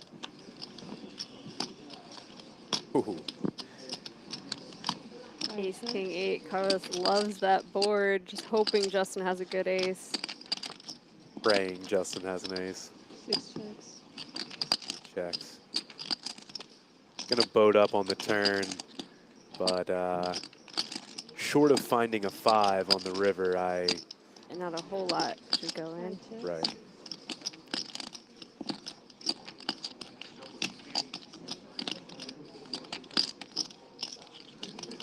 I think you got to go for some value here, though. Maybe Yeah, a small size. I would say I would like a small bet, excuse me, small bet turn and small bet river based on aces chopping with each other. Like you expect, you might have heard from ace king pre, right? Expect a 4-bet, but there's a lot of other aces in Justin's range that would really like that turn card. Oh yeah. So yeah, I like the small bet. I assume he would have gone for small on the river too. Yep. Justin just unfortunately doesn't have anything to really be able to continue in a 3-bet pot with, so.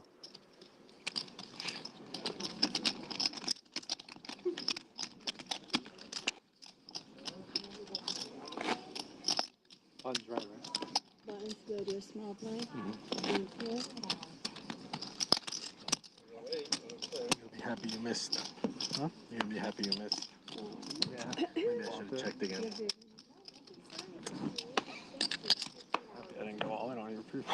You got tens? Huh? Tens? No, I shouldn't have gone all in with the hand. Oh, okay. I just think-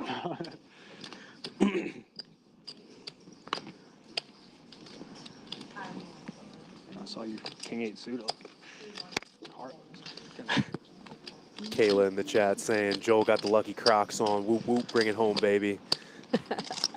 She also giving us some love, saying the announcers are doing an awesome job keeping us entertained. We appreciate you. Thanks for hanging out in the chat. Yeah, we're having fun in here. These guys are playing for a lot of money, and they've been mixing it up. They have given us a ton to be excited about, so we appreciate this table mixing it up. All right, Carlos going to wake up in the cutoff with a pretty suited ace. He's going to take it up top, but Joel going to see a pair of 10s in the big blind, and let's see if he wants to go ahead and put more money in the pot right now. He's going to disguise the strength of his hand a little bit with just a flat. Yeah. 2 players.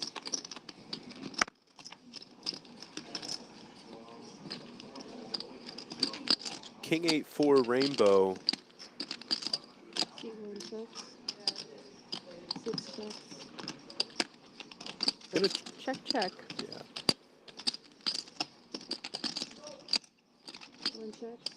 I assume Carlos is trying to get to showdown, but I think at some point Joel's going to want to put a little bit of money in. This is a good spot. Double paired board. Charge that ace high. Yep. And yep, got to call it off. What do we have, guys? C1 shows pair of 10s. Hey, Joel got a little value. Carlos probably lost the minimum. No harm, no foul. Nice hand, fellas. Do the yellows? Oh, you do. Oh, sorry. Oh, no, no. I'm moving.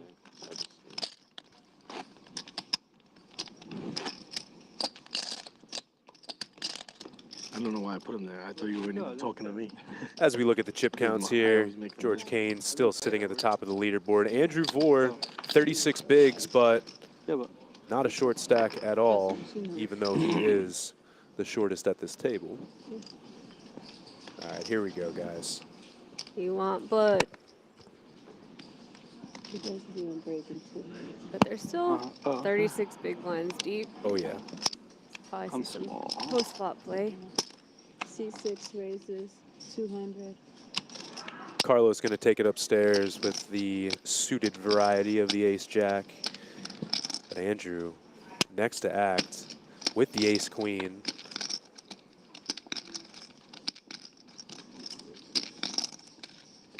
Raises 550. I'm going to go with a slightly more standard 3-bet sizing, 550 from the cutoff. I'm waiting for Carlos to be like, why so much? Yeah.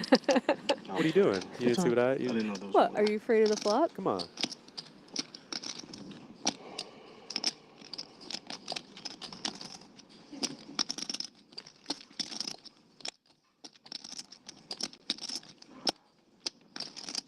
Ace jack suited. I lean towards a call.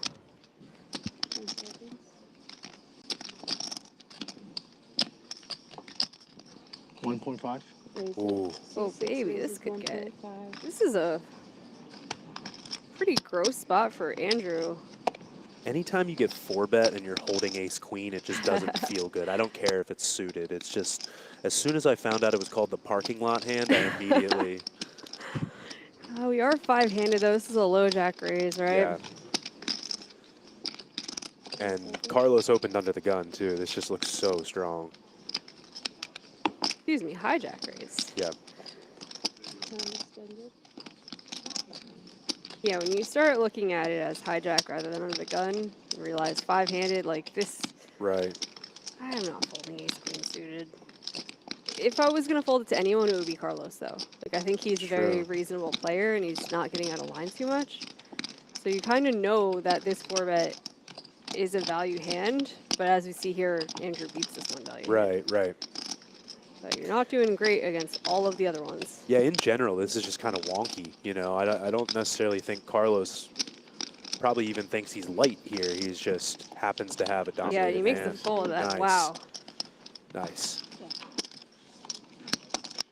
I wouldn't have done that with ace-jack suited, honestly. I think I would either ace-jack offsuit hits the muck, ace-jack suited I'd probably peel. Yeah. And you're plenty deep to play post, but Carlos's way got the best hand to fold.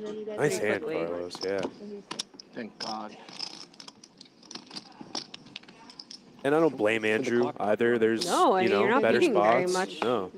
You're looking at an opponent that you don't think bluffs that Chad, often. that's soup, Yeah. bro. And You're he has the only hand that's a value raise that you beat. So ace queen suited mucking is not that I know you crazy. do. Just he's not gonna be happy when he sees that one. Andrew seems like a sharp kid. Obviously, he didn't watch 12 hours of stream back last night, but I'm sure he had some friends telling him some maybe player profiles as to what happened throughout the day. And Carlos has played absolutely fantastic, but he's a little bit on the tighter side. So when you get 4-bet from, you know, when you're in position and get 4-bet from the out of position player, it doesn't feel fun.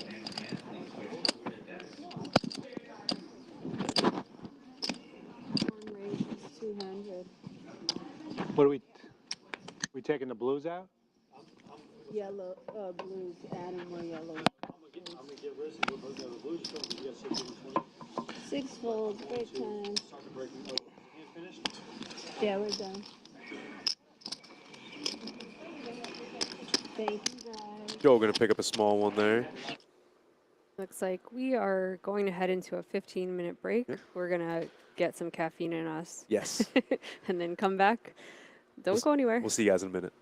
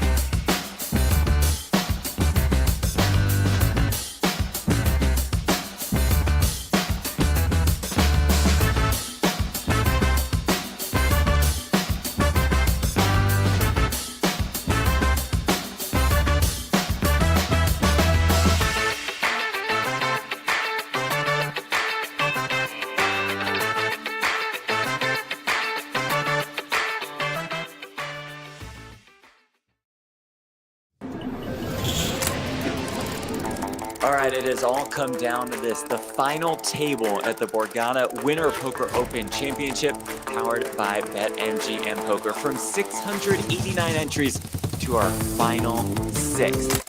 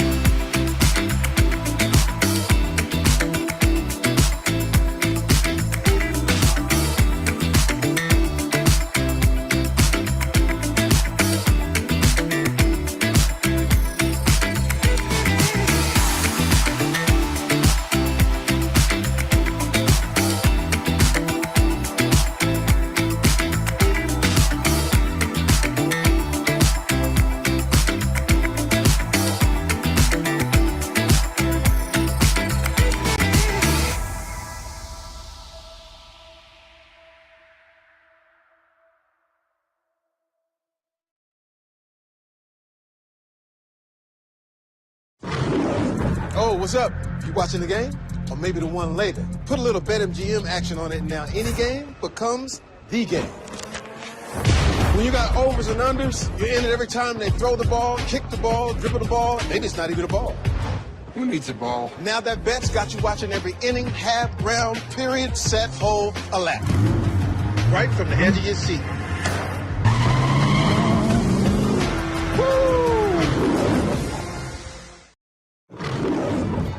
Tap into BetMGM Casino, and you're entering a huge library full of exclusive games. Games you won't find anywhere else. Looking for jackpots? Right this way. You'll always find someone ready to give you a hand. Or some dice. Your favorite game is waiting for you. On America's #1 online casino. Oh, it's about to be a party in here. BetMGM's got all the sports betting in one place. And it's live, baby. Ooh, we're placing money lines in real time. We got second half spreads and third set winners as they happen. Overs hitting in extra innings. Live is where the action is at. And with BetMGM, woo, I got the best seat in the house.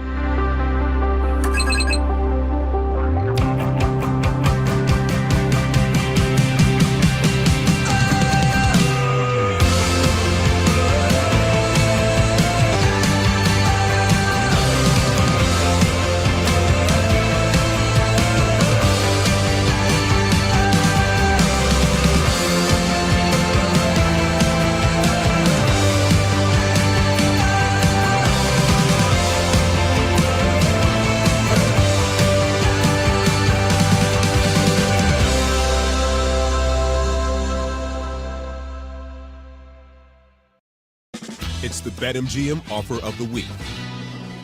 Get up to $1,500 back in bonus bets if your first bet doesn't win.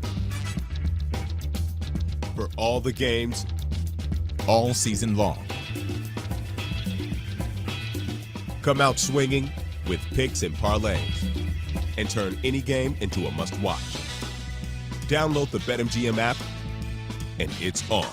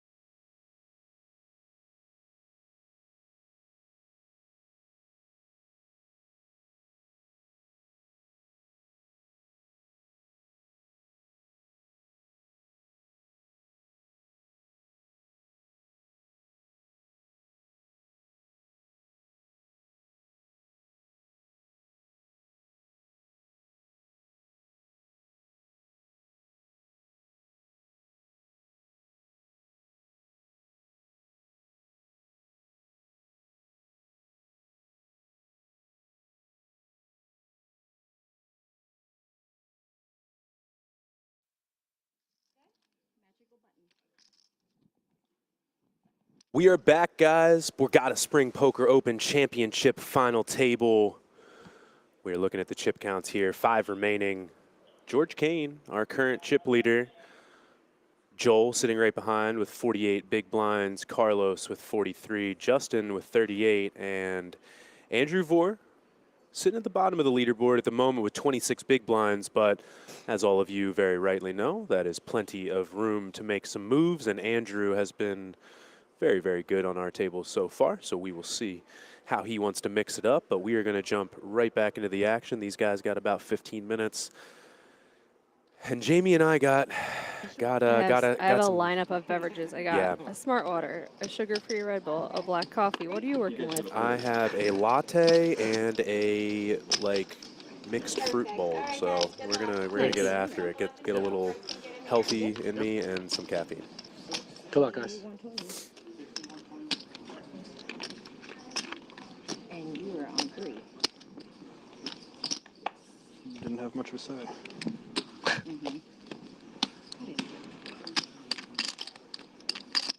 I know we mentioned it yesterday, but Mama Kerstetter's coming into town. You guys gonna hang out a little bit? Yep.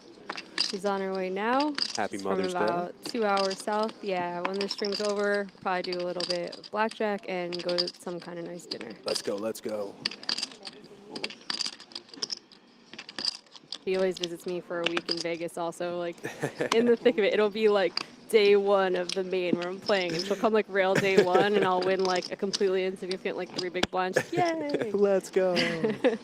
That's my girl. Yeah, which is nice. She came around to poker. It took a long time. Yeah. People can hear me if I talk. I got it next time. Justin. I got some stock of blues. Like, You want a stack of blue? yeah, because it's 120 on Friday. I'll give you 1 for now. Yeah. I just got a stack of blue. It's 120, 120. So I just threw you 5. This one in the back. One's in the back.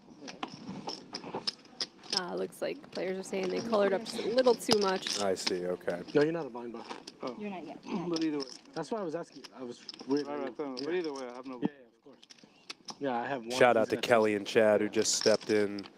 The level for an hour the stream has been going fantastic so far, but I can tell you that up until this point, those two have made sure that everything is going as well as possible. Chad is an excellent floor, and Kelly is just a phenomenal poker director here at the Borgata. We are very, very lucky to have them.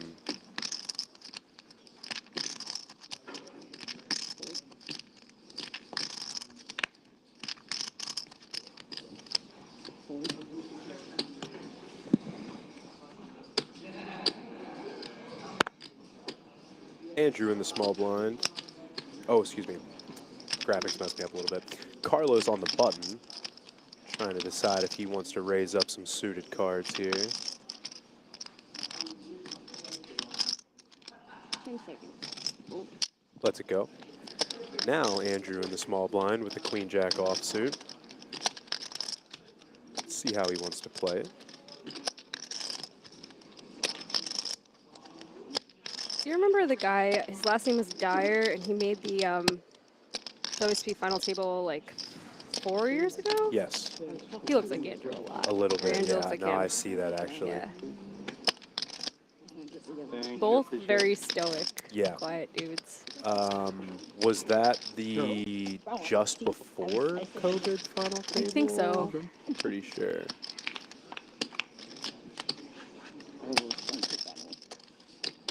You need, like, Chad Holloway would be like, I know, and I know who came in 18th that year, too.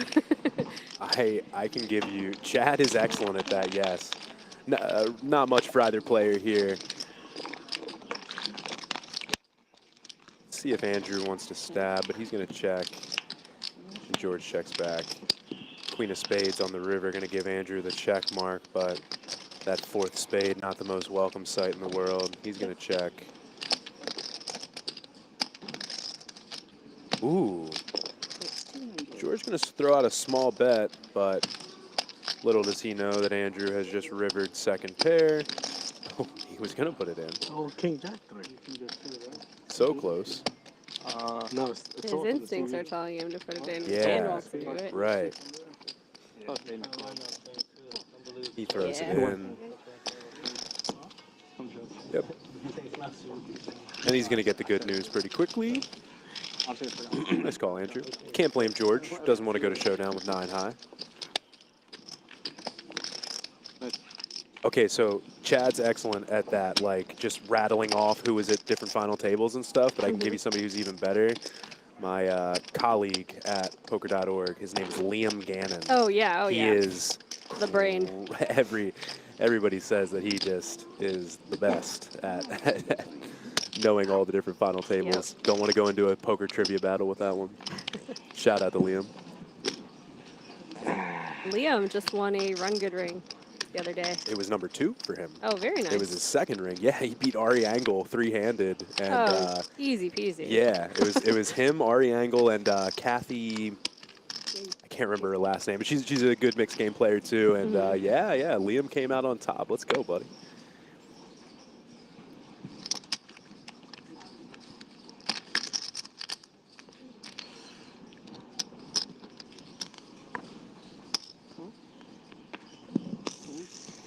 Justin under the gun, opening up the 9-8 suited.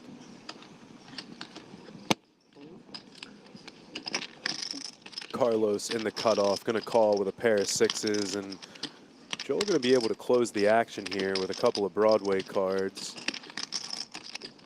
Feels like a 3-bet would be a bit of an overplay.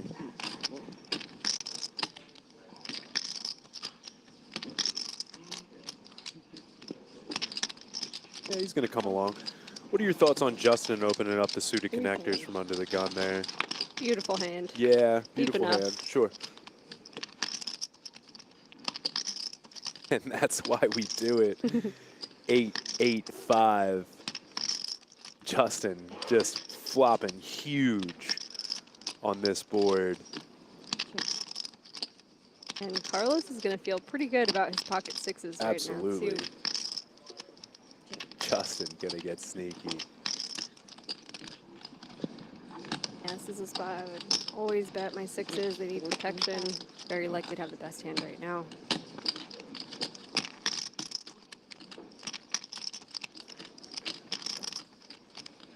And I foresee Joel getting out of the way, but if we're Justin, I don't think we want to spring the trap quite yet. We have this board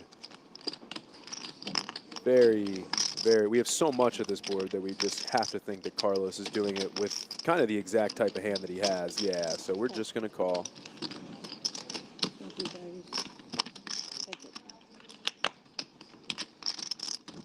Three of hearts on the turn. Justin still with a stranglehold on this one.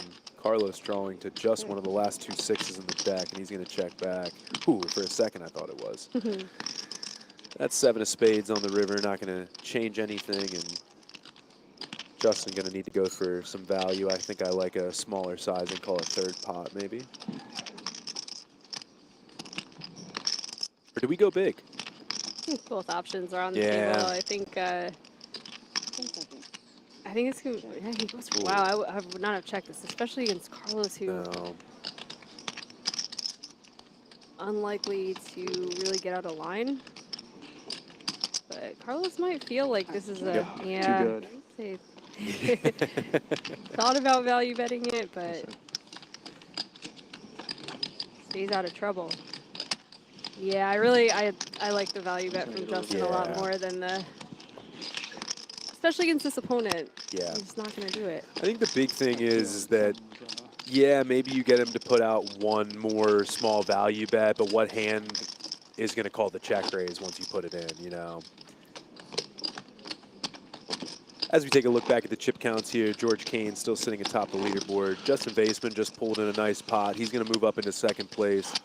Joel, our chip leader to start the day, still sitting healthy around middle of the pack with 45 bigs. Carlos with 37.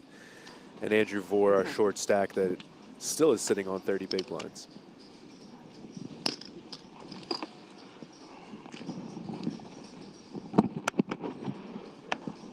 Oh, sorry. Where's the 6 on the river? Where's the 6 on the river? I had 5. No, on this one.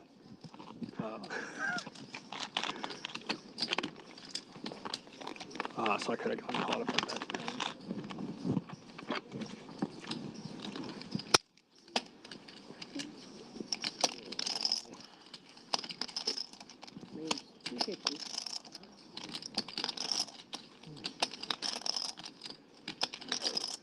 Joel going to raise the small blind with the 10-9 offsuit. Justin with 8-5 suited. I assume going to want to at minimum defend here. Yeah.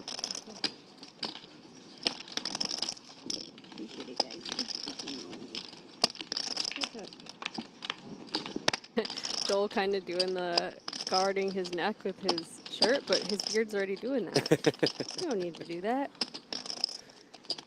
So Justin just flopping trips 2 hands all in a over row. The place, yeah.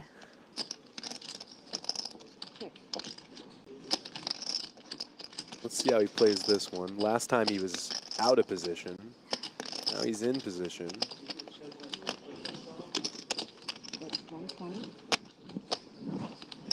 Small bet.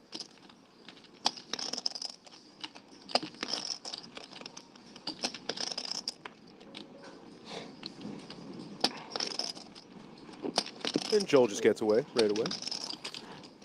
Nice hand, Justin.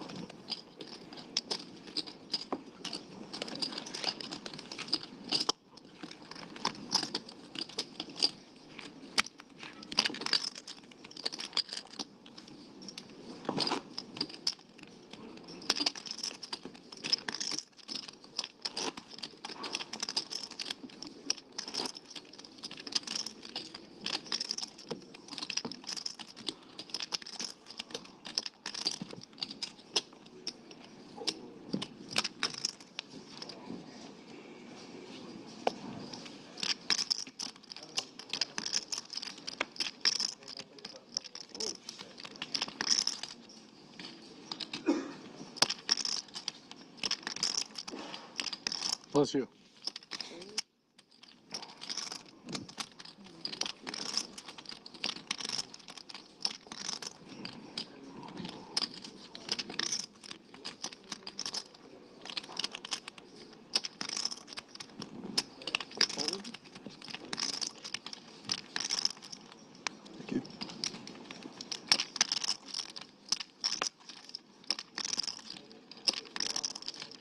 Justin in the small blind with a suited connected here.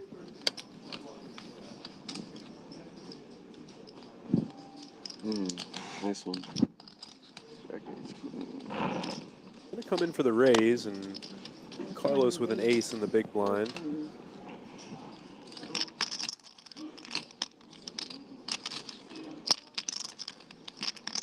Justin comes for 3.5.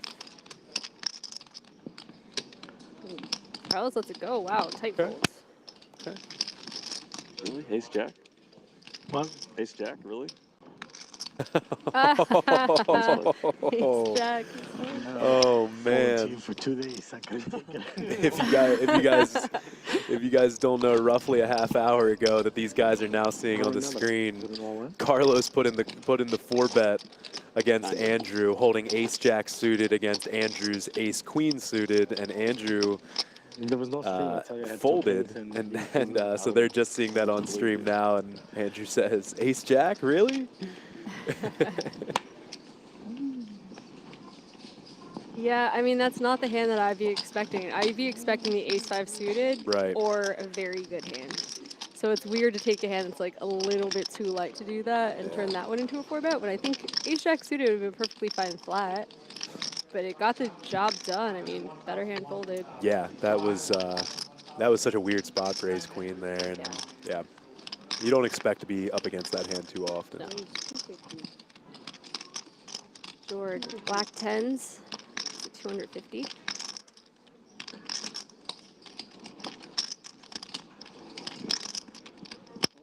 Justin on the button pocket 4s.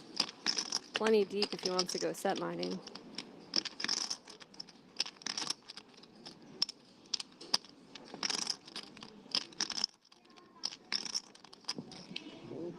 Let's go. I'll tell you, that's not the first time we've seen. Third time. Yeah. Justin fold some of those smaller pocket pairs. He seems to not want to get too involved. Sounds good. It was 6s, 3s, and 4s, I believe. Yeah, but you know what? It seems to me that he had a strategy coming in. Sure. You know, I'm not going to get in the weeds with some of these smaller pocket pairs. I'm going to save those chips, and hey, it has worked out for him. He has moved right up the leaderboard on this final table. So. Cool. George, do me a favor. You switch the pink and the yellow away from me. Switch him? Yeah, switch them together. Yeah, why are you hiding your 8 million? I didn't put him that way. I know you didn't. I know. I just didn't want to move him. I mean, I'm sure those guys, these guys sees it, but I'm just, yeah. Ignore me. I'm okay. All right.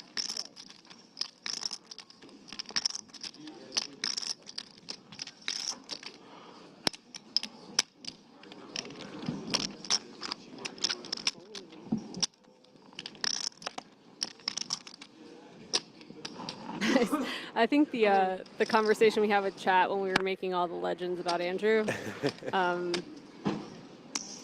mine was the solver adjusts to Andrew's play. Yeah. And I feel like it's true. Yeah. Yeah. Because like he's very, very sound. Yeah. Makes some really incredible folds and.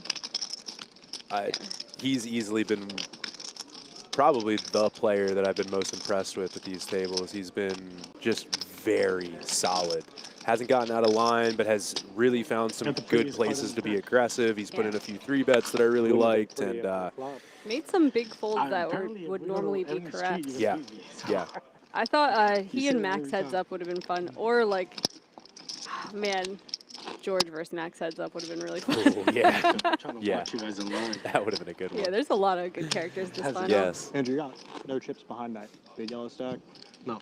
No, no. I got like 3. 3-4, 3-3. Yeah, 3-2, 3-3. Makes sense. 4, something.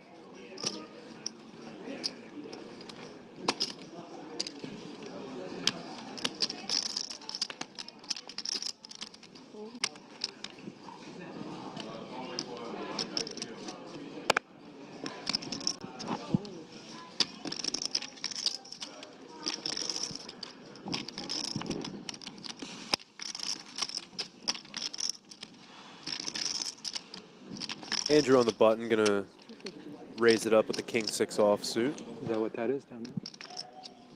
Was that the raise? No. How much is that? I folded. Oh, you did big.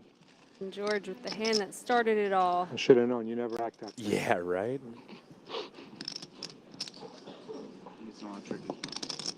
Those pocket 4s really earned him quite a bit of money yesterday. If you guys don't know, George was on a small stack for most of the day, and a pretty wild hand happened where George went ahead and 4-bet all in with pocket 4s, got ace king to fold, and he ended up doubling Through ace queen, through and the ace king queen. actually hit the board. Yeah. So had that hand not happened, or maybe happened in a more standard way, George may not be our chip leader right now. So those pocket 4s doing him very well yesterday. I think the standard play would have been for Tanpet to jam. So, but he folded ace king instead, and oof. Now, Jamie, there was quite a bit of debate about that in the chat yesterday. So I still am not sure what we want to do, but I think I tend to lean towards what you're saying. Yeah, yes. about 192% of the time, I'm going to jam ace king there.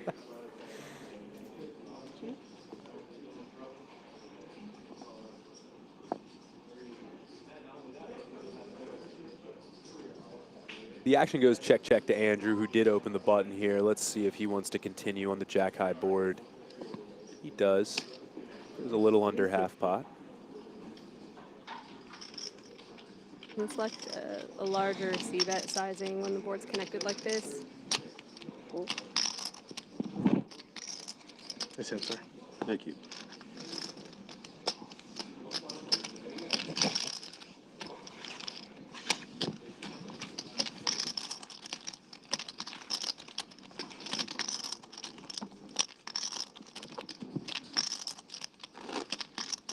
What else we got going on today when we're walking through? There's a final tournament? Yes, I believe it is a big chip bounty. Okay. I'm not sure. Let me see here. May 13th.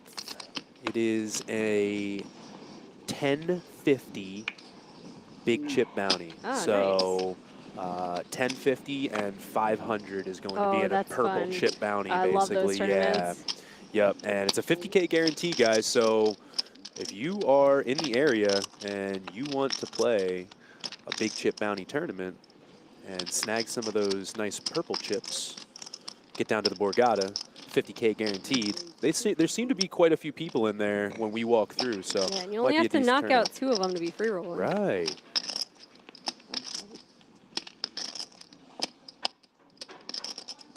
Andrew raising ace-8 suited from the cutoff.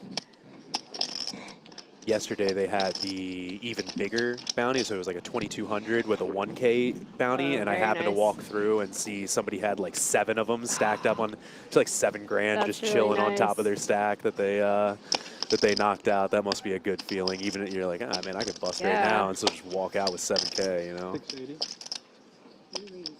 680.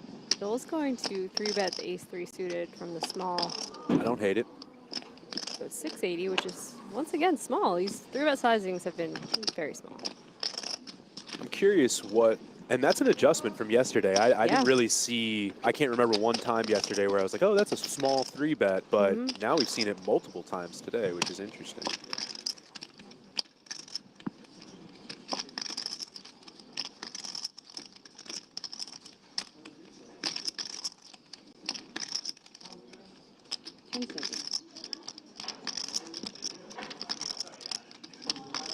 There hasn't been a lot of peeling of these 3-bets. Like, they've been muck or 4-bet almost all the time. Yeah. But as the 3-bets get smaller and smaller, I'm finding ways to peel. Like, why not? You know, he's going to let it go. I mean, wow, such a small 3-bet gets the job done. I would be doing it all day. 100%. Every time you're king or an ace, that's going to work. 100%. Especially Andrew was in position there, right? Yeah, like that was an out of position right. tiny. Yeah, three-bet. That seems like a no-brainer to peel there, but Andrew is on this final table and I am not, so finding that fold may have been the right move. I have no idea. So if you guys are watching this and itching to play some poker, not going out to Vegas, there is 100 Days of Summer by Borgata Poker, $100,000 leaderboard challenge running May 26th to September 2nd. First prize is going to be $25,000, and there are 2 Borgata Poker Open Championship seats to the event in September. And by the 20 players are going to earn cash prizes. Yeah, and by the way, that $100,000 is just the leaderboard guarantee. Across the entire series, there is a full $1.7 million in guarantees across the entire 100 Days of Summer. So you don't have to go to the desert to get it. No, you do not. I mentioned it yesterday, too. Come grind the beginning of the series, and when you get up enough money, then you can just go out for the main event. You satellite into the desert. Yeah. That doesn't sound that good. Now that you say it. Sounds so dusty out there. That is the truth. I leave my balcony door open for my dog to chill out there, and so I get a lot of the wind in there. Sure. And I'm constantly wiping a film of sand. It's just dust. But you know what's really funny is I'll still take that over. I was training for a job, an old job that I had. They sent me down to Alabama for 2 months. Sticky. It's the pollen. Yeah. I have never walked out of work and seen a yellow film on my car. Yeah, like oh your my windshield. gosh, it was crazy how much pollen was down there. But I really enjoyed my time in Alabama, believe it or not. I think I was meant for the South. You kind of seem like if I had to guess where you're from, I would have picked either slightly south of here or Michigan. Okay, I can see that. Honestly, so I'm originally from Lancaster, Pennsylvania, okay, that which makes is sense. kind of farm country. So yeah, no, it does make a little bit of sense. We used to go there every Christmas. Oh yeah. Yeah, check out Hershey, Pennsylvania. Go to Lancaster. Yeah. It's nice. That is very my peaceful. hometown. Yeah. I may not live there anymore, but I still got a lot of love. But that's basically Michigan. Okay, fair enough. You guys are the same. Fair enough. Yeah. No, I can. You don't see have that. the accent, so your personality is Michigan, but your accent isn't. The way I say coffee, that's the only one. I had to get rid of that. I got made fun of a lot. I'm gonna go grab a cup of coffee. We said wooder too. I say wooder a lot. You still do? Yeah. Oh man, that one I lost that one when I went to school in Michigan because people are like, what did you say? I say it by accident. I normally say water, but occasionally you'll just catch me off guard saying water. There's no D in there. Thank you. So I'm from Central Jersey, so I didn't really get the like Philly accent or the New York one. I'm in the middle, so I don't have like any of the like phone home. Right, right, kind of right. thing. I don't. Yeah, if you were to ask me, I mean, I know you're from New Jersey, but if you were to ask me where where your accent is from, if there is one, yeah, it's certainly not the tri-state area. I probably wouldn't have said, but. Just so you know, if you guys need anything to drink, I'm sure we'll be here in about 5-10 minutes. So Joel said he's from New York. Is he talking about Manhattan or what are we? Are we in like Albany? Joel said this? I think so. Yeah, I think he said he's from New York. He may have. For some reason, I thought he was from Florida. He's also a New York guy, I want to say. Oh, did Joel say Florida? Oh, okay. I might be telling lies. Yeah, no, I might be wrong. Chat will probably let us know. Yeah, let us know in the chat. But Hendon Mob says Florida. Okay. But I could be wrong. He may be a resident of Jersey now, or New York.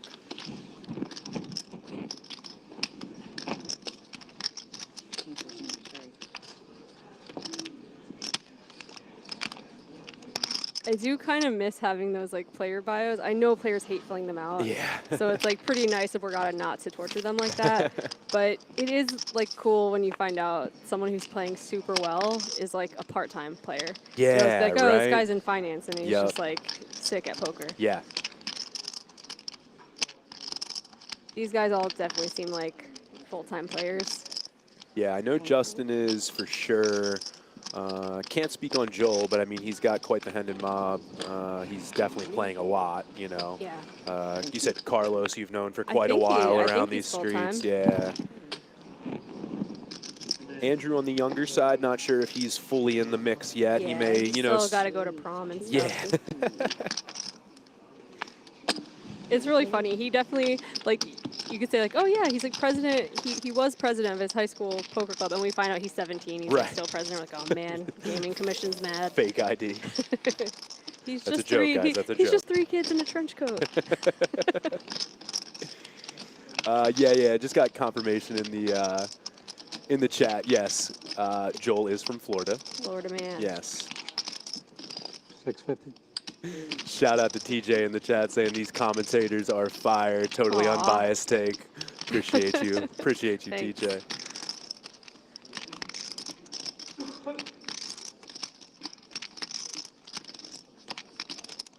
So Carlos raises the button here to 250. And George doing a 3-bet, pocket 8s out of the big blind. Strong play. He could be, you know, just closing the action, but oh boy. Oh boy. Oh, wow. Carlos laying down the hammer. I know I've been hammering home that all of these 3-bets have been undersized, like especially the out of position ones. Yeah. You want to go like 8x, and we're looking at like 5x. It opens the door for stuff like this. Yeah. Like, it's not exactly what you want with pocket 8s, but like if he's sitting here with kings or aces, like he's loving his life. He's like, wow, I'm glad I selected such a tiny 3-bet. But pretty awkward spot. Out of position, pocket 8s, facing a 4-bet from one of the tighter players at the table. Makes the call. He's going to see 3. And this is interesting because if you just get like even a jack high board, you just don't know at all where you're at. Yeah. To navigate. No idea where you're at. The flop with pocket 8s. But Carlos is not in a super fun position here either. He's just going to go ahead and 4-bet the king 8 offsuit and have to see a flop. I love that the 8 in his hand is a blocker to George. Yeah, right. Queen 7-5, 2 hearts. Not the worst board for 8s, not the best board for 8s. I'm not going anywhere with 8s just yet.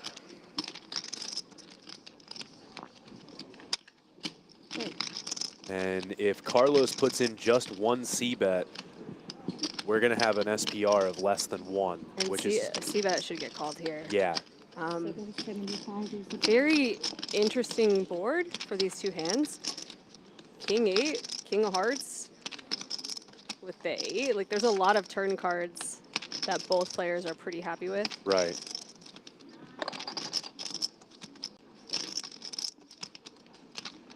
Oh, we're zooming. The doom zoom. Doom zoom, yeah. Record scratch. You might be wondering how I got here.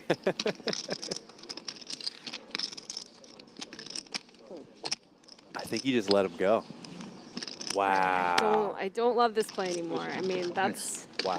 If you're purely calling to hit your set, yeah. I think it's a mistake. It's a little too pricey. I agree. And that's the thing. I don't see what else it could have been because, again, that's a board that's good for 8s. Right. He had to have just kind of been on a, no set, no bet type of situation there. But, yeah. Yeah, I understand. I'm a no-bow, no-bet myself. Yeah, I get it. And, man, how fun it would have been to hit a set in a 4-bet pot, too, But, hey, he gets away from it. And kudos where kudos are due. Carlos just finding the non-standard 4-bet with the king-8 offsuit. And then having the guts to continue. Yeah, man, just getting it through. Let's go, Carlos.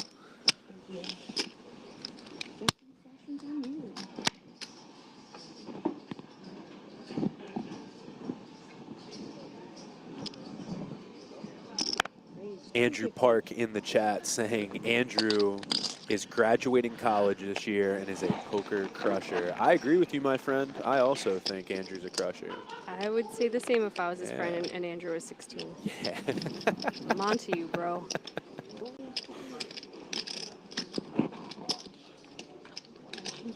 Does ID really say McLovin? I'm just kidding. Gaming's listening. They ID these people are very strict. Everybody here is 21 plus.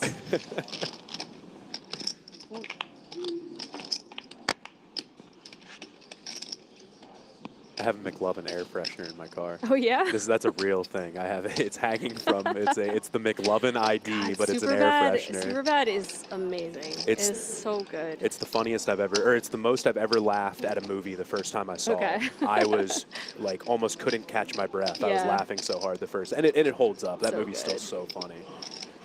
All right, real quick here, guys. Look like big hand. Justin opened under the gun, and Joel defended his big blind. Joel's going to flop the best of it, open-ended here, but Justin... Double gut shot. Ooh, Justin just drills the queen on the turn. Double gut shot, best hand in poker. Nobody sees it coming. Yep. Beautiful.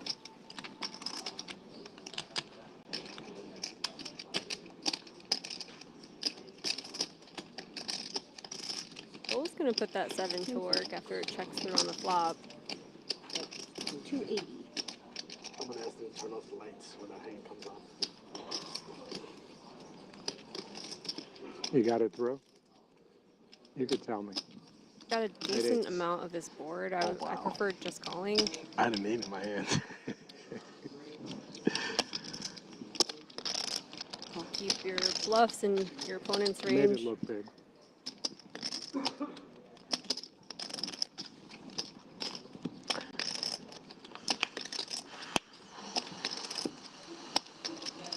The ace on the river going to give Justin the check mark here.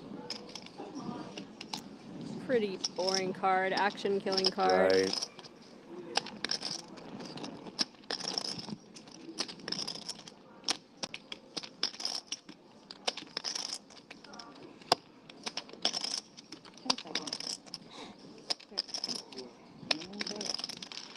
Down, and Justin's going to take another one down.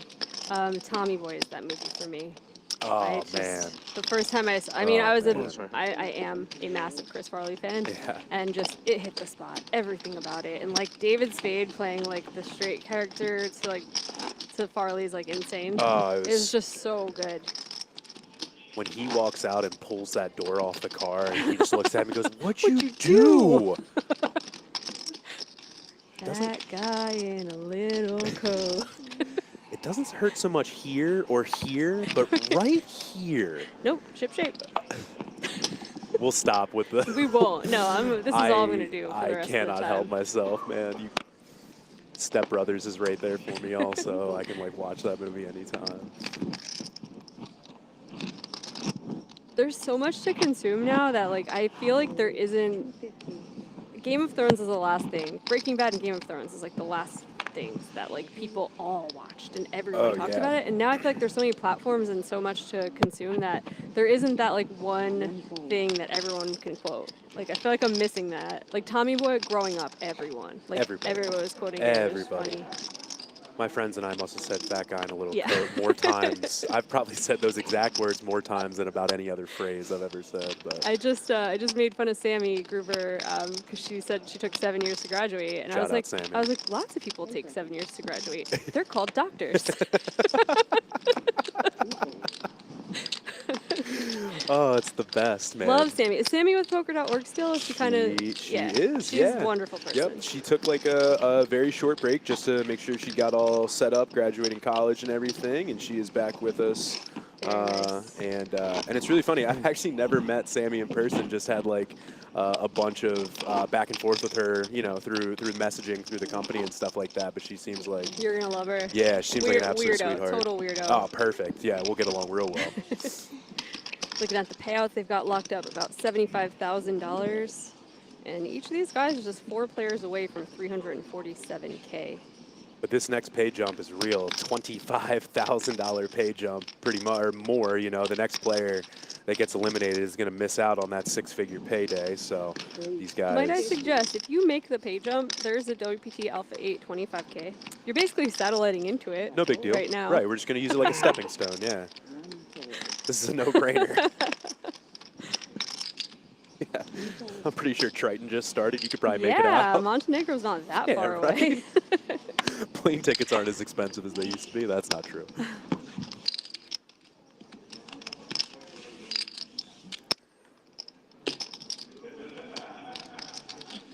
God, this reminds me of Conrad Simpson because when he would. If he made a 25K pay jump, he'd be like, the 25K is tomorrow. Didn't that happen? I think he told a story about how he got whatever, it was like 3rd or 4th or something like that in that 5K for like a big payout, and he went to buy into something else, and you know, he had like money in his account, and they accidentally bought him into the PPC by accident. Now, he obviously could refund this. It's not a big deal, but he said he looked at it for a split second and was like, this fate? Well, he's like, I don't know half these games, but I could do this. Yeah, you know? you could learn. I mean, you have Google. Ask him about that. I'm fairly certain he told that story. He's one of my best friends. I absolutely love him. He's an insane human being. He was here for the Winter Poker Open. It was a lot of fun spending some time with him. He's a good dude. I liked his interviews for Poker.org. His like little like man in the street kind of things. Like because he doesn't have any like shame. I was gonna say so he doesn't do care. Whatever. He's like, yeah, sure, good idea. I love do that. it. No, and he does it for the content. We appreciate him. All right, Justin gonna raise the button here with the ace-3 offsuit. Good get through. Jack deuce offsuit. No fun to play. Nope. Skirt. There we go. Skirt. Justin gonna pick up another one. Really impressed with Justin's play on this table so far. I gotta look back, but I'm pretty sure at either like 6 or 5 handed, he was our lowest stack, and he has really just jumped right up the leaderboard. That ace king hand was really like sick. very nice live reads. Really sick. No price. Quite a few chips. Yep. I'll give you. And then just the not bleeding in between those spots. Yeah. Like this is where I have a different style. Like I'm set mining at least 2 of those 3 that he folded, but also you do tend to bleed chips doing that. You're losing 2 big blinds when you do that. You're only hitting a set 1 out of 8. Right. Sometimes it gets 3-bet and you don't even get to see the flop, so it's probably more than 1, more than 7 out of 8 times that you're actually losing those 2. And then he got super fortunate. He just hit trips 2 hands in a row, which was pretty nice also, you know. Let's go, Justin. Hello, is ace queen of hearts on the button. Quite a pretty hand.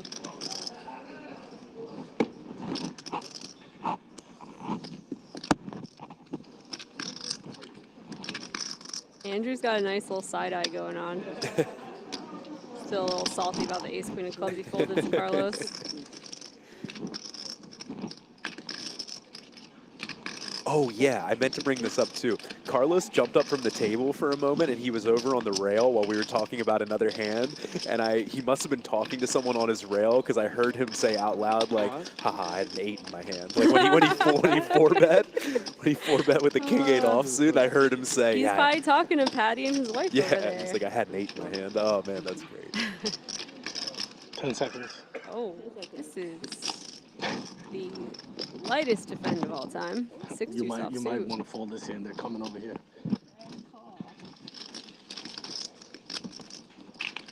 Let's check on the river. Let's check on the I think I've seen him fold better hands. Yeah, out of it's that's why it's surprising. You know, there's boredom factors in. You're like, I haven't been in the mix in a little bit.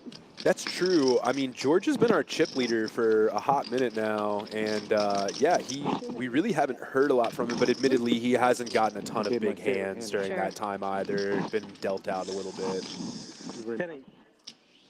No? I haven't been on that top. Was there ace jack? What? Ace queen. It would have been 6. Like, is that ace jack? No, worse. Ace queen suited. I need to needle Andrew. Andrew just immediately laser eyes him. Oh, man. Nope. Hot one on 3-4, not 2-3. You can call with a gutter. Thank you, guys. King. You'll never get it. Cherry Picker in the chat saying the commentator crew of Jamie and Jeremy are magical. Their banter is like stepbrothers. Do you want to go do karate in the garage? Did we just become best friends? Yeah. Shout out. We appreciate you guys hanging out with us in the chat. It's been a fun time so far. These players are making it easy for us. They are getting in the mix. Not going backwards. Oh, you might have raised with your favorite hand before. 8-9. 10-8. Come on, I got to be close. Jack If I know Andrew, he's probably going to put in a 7-8. raise here. Yeah, he's reaching for some chips. Keep going down the list. 6-5, definitely a pretty one to play in position.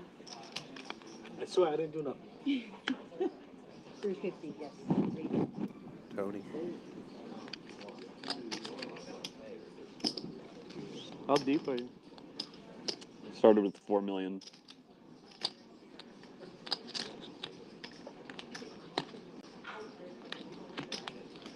What is it? What's the bet? 350. You did it. This wouldn't be the first time that we saw Joel err on the aggressive side with a suited wheel ace. Just gonna call.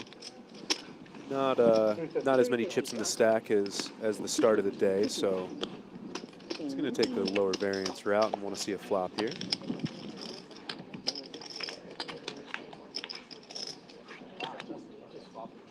Ooh. Nice flop for ace-3 hearts, flopping a nut flush draw. Andrew whiffing about as much as he possibly could here. No diamonds. Pretty ambitious backdoor straight draw, but other than that, he's going to have to start this story now if he wants to get it moving. But Joel has a lot of hand to call down with on every street. It's going to be a horror story. Yeah. Yep. Well, he's going to try. 200,000, I believe, is the bet. 300,000.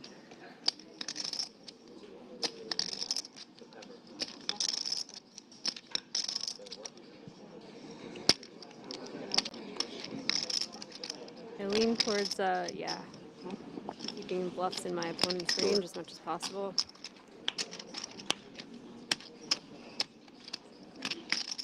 Pair of 5s now for Andrew. Yeah.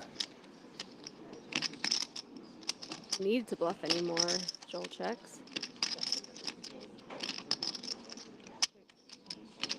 Now, if Andrew checks back, it's going to open the door for Joel to bluff on a non-heart river. And bottom pairs, Decision time. Yeah, still not going to be a fun time to call with. So do you want to put some more chips in here and rep a stronger range? Ooh, he's grabbing for some Grabbing of those. a lot. Some of those banana chips here. And they are going in the middle. 900 is the bet. Andrew says 900,000 is the new price of poker. If you want to see that river card, you're going to have to pay for it. Did you say banana chips? I did say banana chips. I say bees. They're wild and sting crazy. Save yourself. The 2 people in chat get it. We'll be very happy right now. We called them bumblebees back in the day. Oh, yeah? Yeah. Okay. My favorite hands. This chipset been around for quite a while? Oh, yeah. And those pink one, the watermelon ones, my Yeah. favorite chips of all Yeah, time. yeah. They were the old WPT stack. Okay. And if you got to the point where you had a bunch of those watermelon ones, you were doing well. Things were going your way, yeah. You were well on the money. Yeah. Hands interact pretty. They made it to the final table, the bumblebees and the watermelons. Nice, nice. I'm not. Never calling. I'm raising you. Joel's got quite a decision on his hands. It's a lot easier to pull a trigger when this happens on the flop and you know you have a ton of equity with your ace-3 of hearts. Your outs have now been cut in half. So if you decide to play this aggressively and you get called, you're not doing so hot.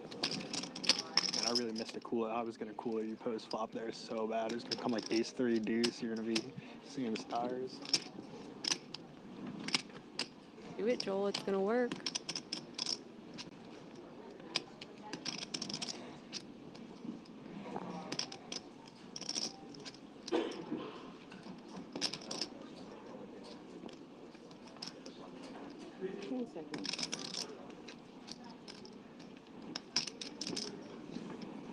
All right, Andrew.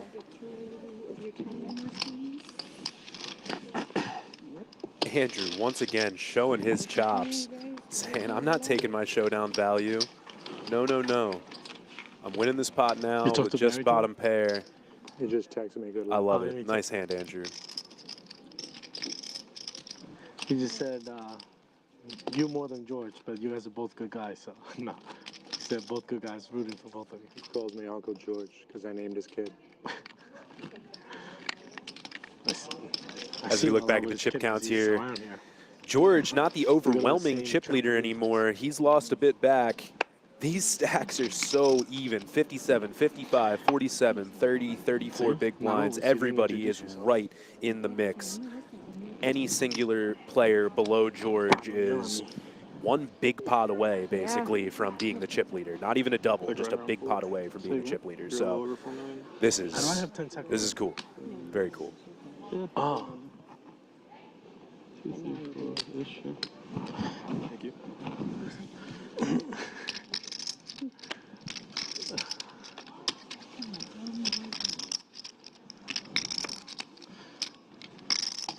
I used one today. And George just mucking the ace-7 offsuit on the button. No raise, nothing. Interesting.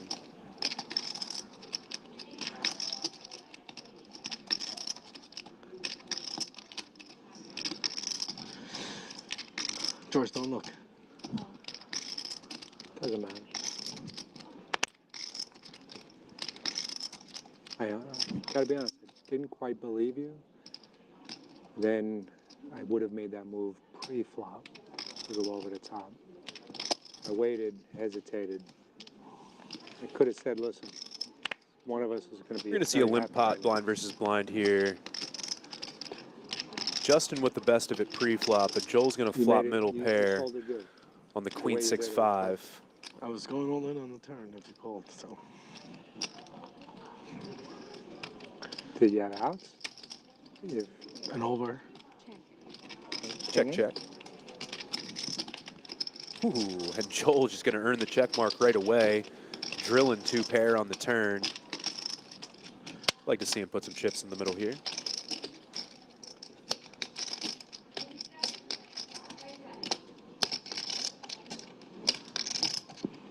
And he does. For the record, somebody texted me that I was the best looking guy in the room, and I said, no, George is here.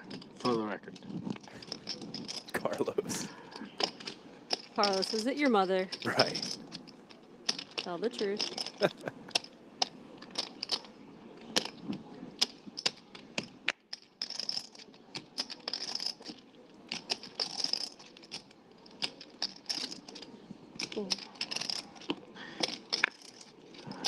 Easy lay down, getting out of the way.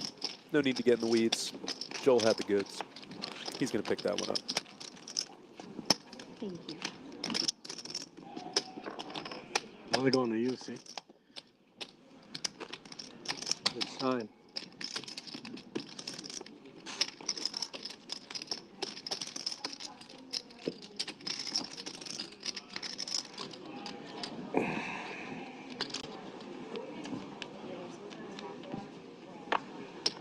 So crazy that all these stacks are even. It really is. This is like they showed up. They're like 5-handed, 150K buy and sit and go. Like, yeah. Pretty much, yeah. Raise 250.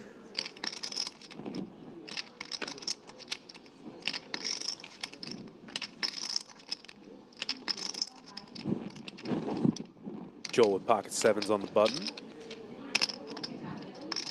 Looking at a raise under the gun from Andrew with ace-8 offsuit. 10 seconds. Kayla in the chat. Joel's the best looking guy in the room. Carlos's mom needs to relax.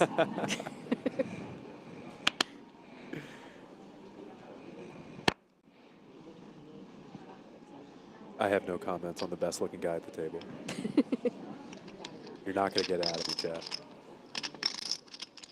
He has a list in front of him with the rankings. Jamie. Down to like Jamie. 7.2 out of 10.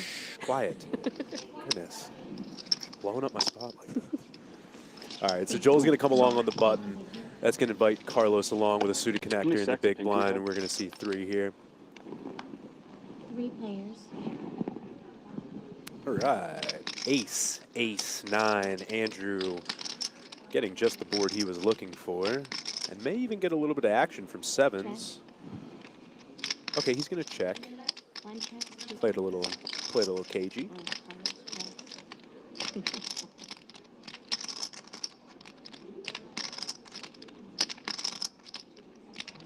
Joel checks back. Not taking the bait. 3 players. A little something for Carlos now, too. Yeah. 3 checks. Checks.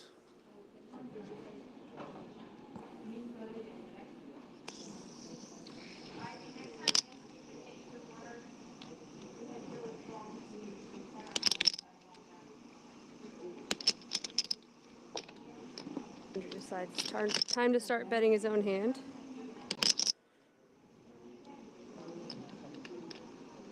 And after he checks flop, I have to think that, you know, for this small sizing, Joel's going to want to peel one. I would.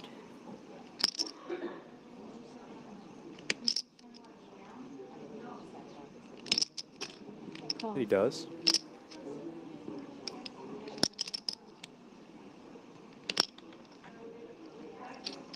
Could save Carlos. Yeah.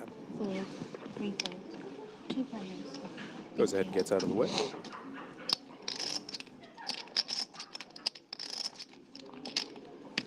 Pretty blank 5 on the river here. If Joel thought he was best on the turn, he probably thinks he's still best on the river. So if Andrew doesn't get too greedy here, I think he may get some extra value out of Joel. Second barrel is always a lot more believable to me, though. 9 seconds. That's true. Because Joel can have an ace. That's true.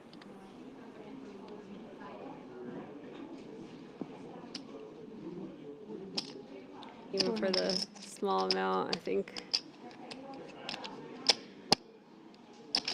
you gotta make an annoying fold here. You're getting like almost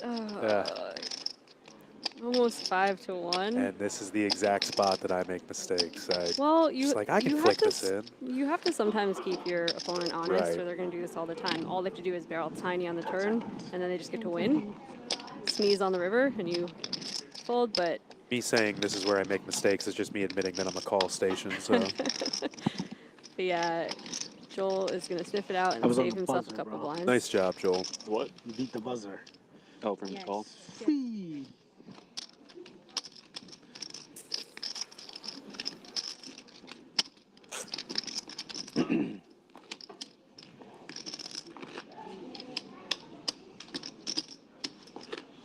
George still our chip leader, but by just a little bit.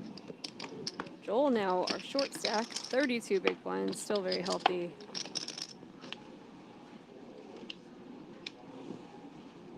Yeah, Andrew was sitting at the bottom of that board for a hot minute there, but just over a few hands, he's wiggled his way right up into that middle of the pack range again. 4, 5 players.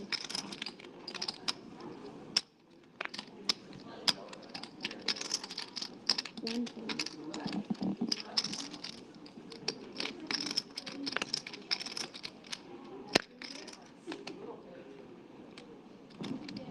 Justin going to raise the button here with queen jack suited, as he should. Now Carlos in the small blind probably has a tiny bit of a decision here. Does he want to 3-bet or put in just a flat call with the ace jack offsuit?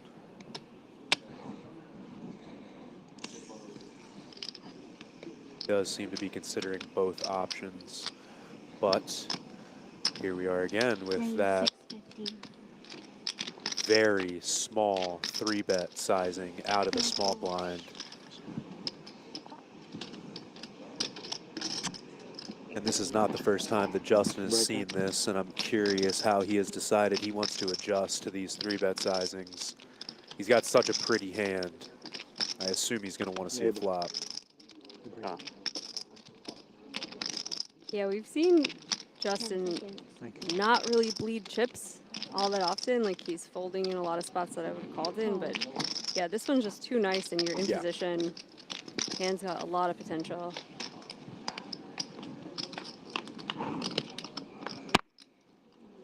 Oh, what a flop.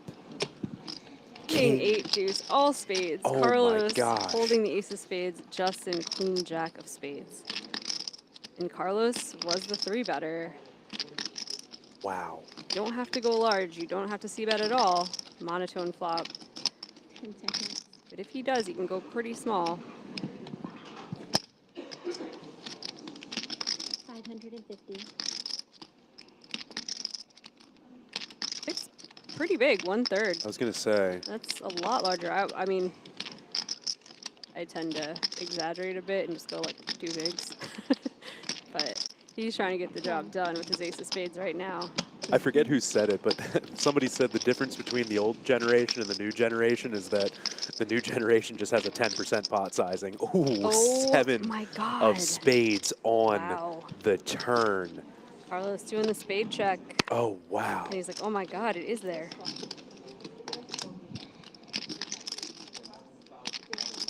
Find a check, Carlos. Find a check. Okay. 10 seconds. Crazy. Oh, he doesn't check. What sizing does he go with here? 1 million. $1 million flat. This is a bad spot for Justin. This is so weird. If It you're in helps Justin's shoes. a little bit to have the jack of spades in your hand too. It takes away some of those combos that you think Carlos might be value betting with. 10. Yeah. But as Carlos out of position, it's really hard to make this large of a bet. Oh yeah. Oh, you hate your life right now if you're without Justin. the ace of spades. But let's say you have like queen of spades, 3 of spades instead.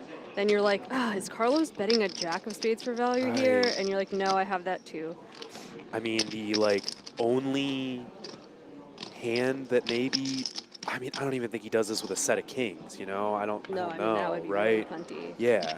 Okay, this could help a little bit. Okay.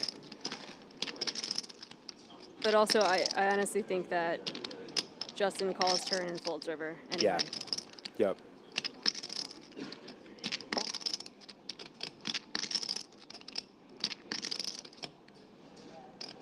Check. I win. Happy to check back. I win. Justin. Yep. Wow. Carlos is like, oh my God, I was cooked. Holy cow. Could have been worse. Could have been worse. This is still a really sick hand. Holy cow. Holy cow. Carlos, chip leader for first time in this final table, 7.8 million. Chad, how you feeling about Carlos getting that chip lead for the first time on the final table here? It's not fair. He's the best looking guy in the room and he has a chip lead. His mom said that. I don't know. It's hand call. Thanks.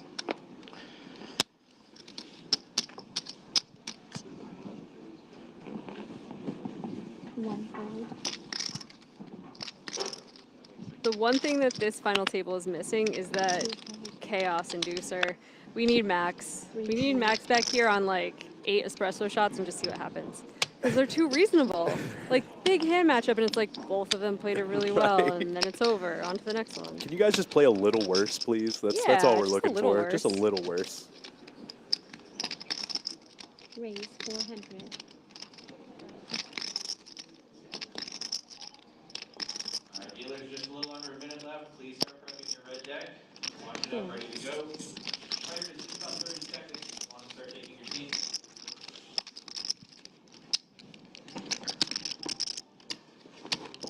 Or might I suggest a double big blind ante? Just see what happens. Now we're starting to get some really spicy structures going. Okay, I'm down with this. Double big blind ante. Yeah. Strat. You're allowed to put the straddle on if you want to. I like this. Conrad Simpson and I were heads up in a run good event for a ring, and we just decided once we got heads up we would double the blinds. Nice. We're like, gamble! Nice. I love it. It's really fun. I love it. Wait, so who won? I won. You think I'm telling that story if I lose? On. Come on now. I would never. We had no, I mean, we made it so we had like 10 big ones apiece. Nice. It was fun. And then he was in my winner's photo with the second place card, sad. Oh, I Yeah, he's in the remember back this. with, No, I "Aw." remember this now. Yes. Yeah. He's a good sport. Yeah. Justin gonna wake up with the 10s under the gun. He's gonna raise it up. Andrew on the button with a pretty hand. Just gonna pitch it. Once again, I'd say that's probably a product of him, you know, devising a strategy ahead of time. He's not gonna get in the weeds, maybe with some suited aces and stuff like that.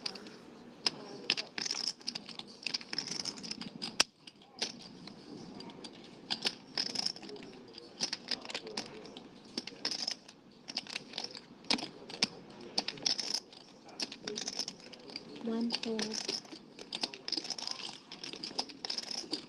Actually, I might hold that in. You're going to be my big blind ante, honey, okay? Thank you.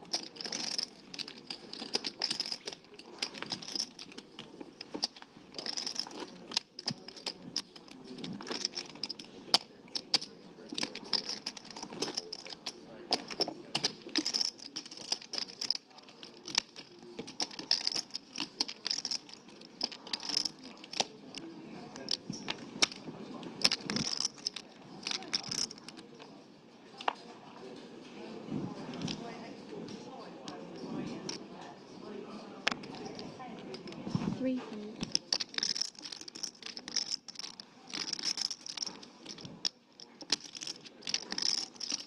$250. Andrew gonna open the cutoff with ace-7 offsuit. One fold. Not much for anybody to really defend with. Maybe Justin wants to see 3 with the king-8 offsuit.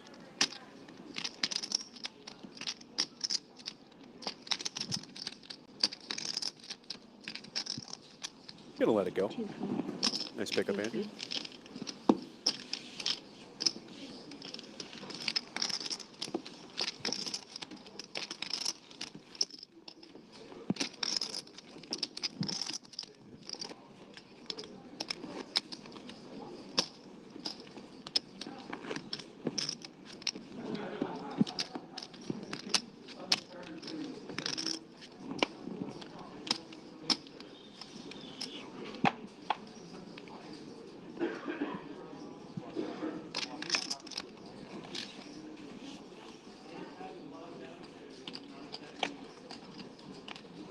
How cool are those run good rings?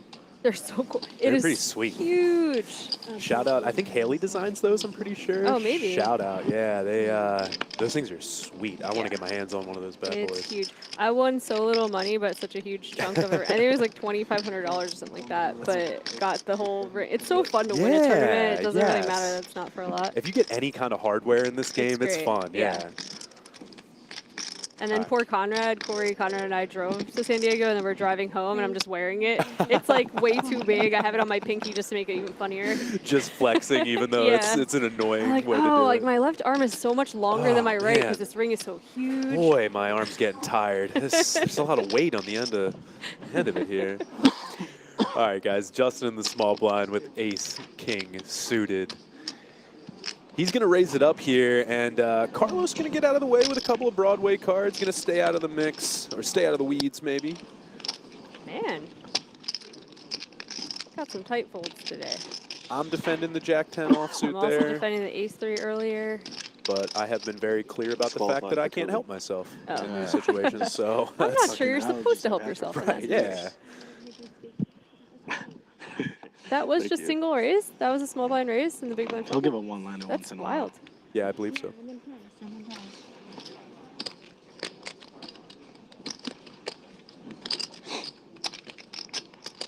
Never had allergies till I moved to New Jersey. I never had allergies till I moved to Jersey.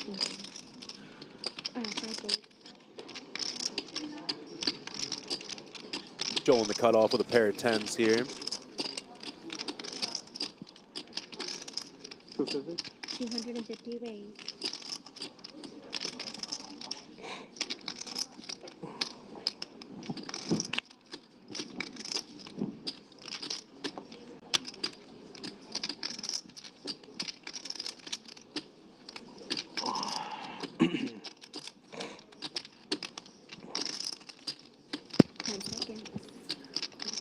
Sorry, we had to step away from him for a moment. One of the excellent dealers stopped by to say hi before she headed down the escalator there. Anyway, Joel raising up the pocket 10s in the cutoff here. Yeah, we're in kind of the middle of the action here. Yeah, if you guys don't know, high traffic area. We've mentioned a couple of times, we're right by the escalators. We may have a little bit of ADHD as we get distracted by people going back and forth. As the caffeine wears off, it gets worse. Yeah, for sure. But Andrew defends his big blind here with the 10-9 suited offsuit, and they're going to get a monotone board here. Not a ton for either player.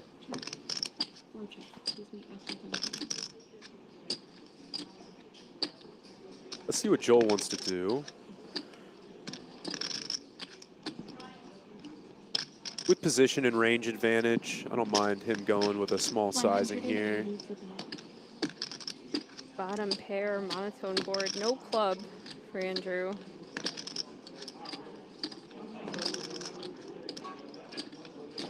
It's gonna be tough to navigate this one. Yeah, I don't see how we can even really call. Ooh. Never mind. What do I know?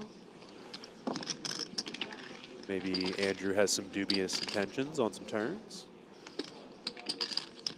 8 of hearts brings in a fun turn card. Brings in an open ender for him.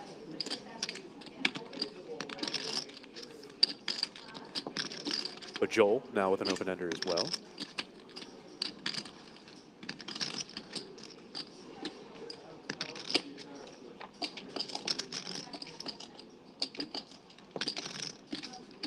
And the 7 of hearts on the river. Gonna give both players the straight. Shout out to Stapes with his Everybody Loves a Chop Pot. But let's see how the action goes on the river here.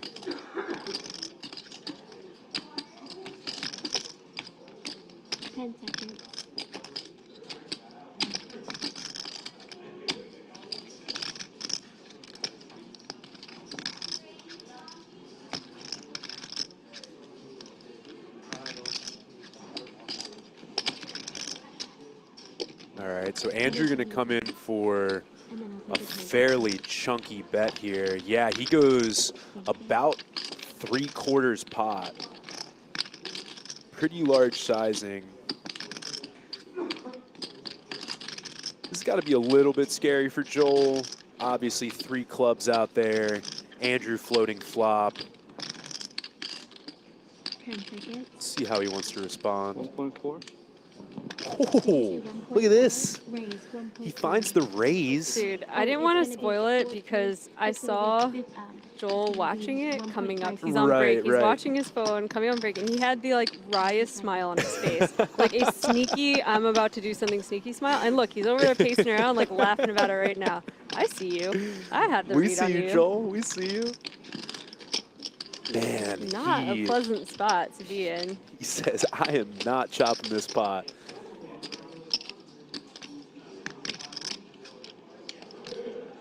It's a tough spot for Andrew. No matter what, I love the play by Joel, but he gets the fold. He gets the fold. He's fist pumping in the corner over there. He's in eye shot of us right now. They're on break, and he literally just gave us the fist bump as that got through. Let's go, Joel. Nice I was saying hand, everyone man. loves a chop putt, but he doesn't. He's the one guy who doesn't sir. love it. That was sick. Nice find, buddy.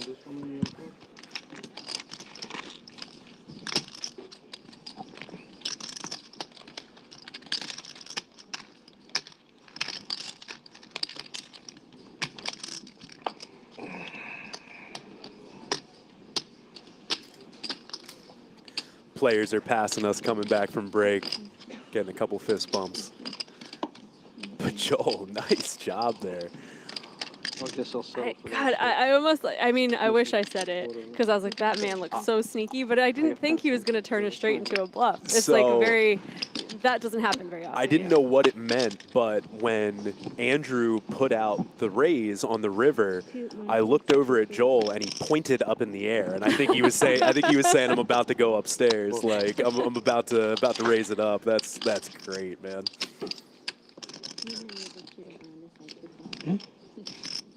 Makes 400. We saw Patty Haggerty going back into rail Carlos. She said rails aren't what they used to be. It is quiet in there. Yeah. But she's bringing in a high noon. I think it's about to get a little bit rowdier. Guys, if you're in the area, stop by. There's a really cool kind of like stadium seating on both sides. You can come rail this final table right now.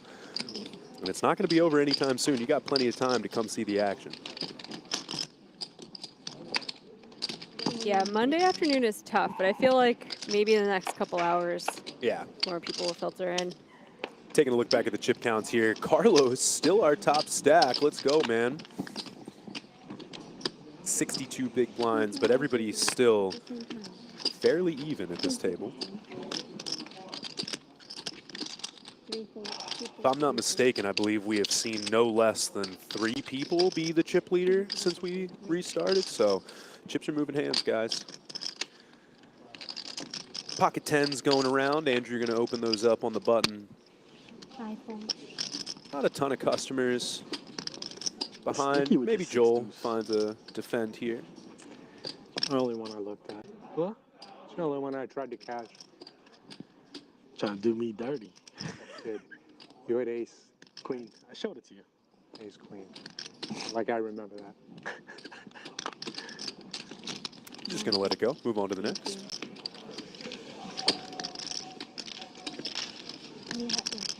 Thank you.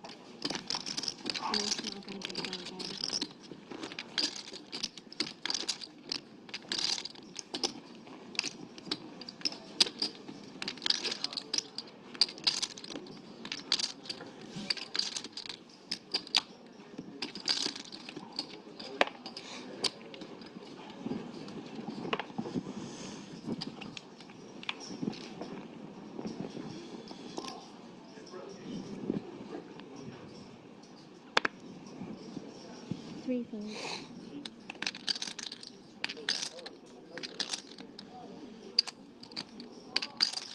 Raise 250. And you're going to raise it up in the cutoff here with a suited king. 5 folds. Once again, just not a ton of hands behind to really give him much action. All that means is we got a big cooler incoming. I don't know that for sure, Chad, but I'm just going by the numbers. Jeremy promised it. Dang it.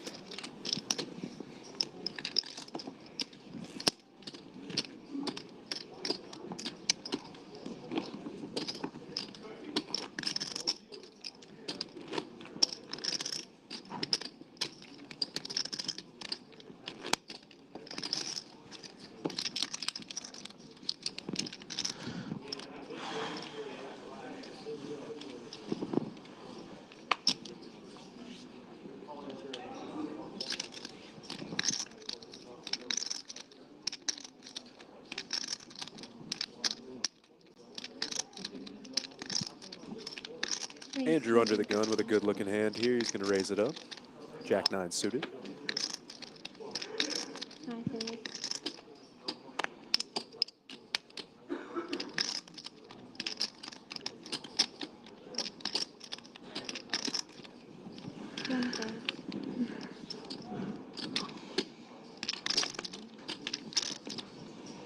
There we go. Finally got some hands that can see some flops. Carlos waking up with the ace-10 offsuit in the big blind. See how he wants to proceed.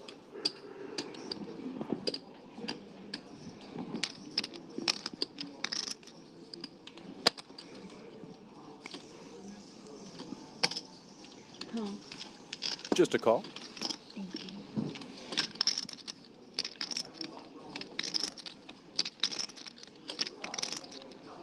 Ace right in the window there for Carlos. Ace 6-6 rainbow to be exact, and he's going to check it over to Andrew. Ace high board going to favor the under the gun raiser most times.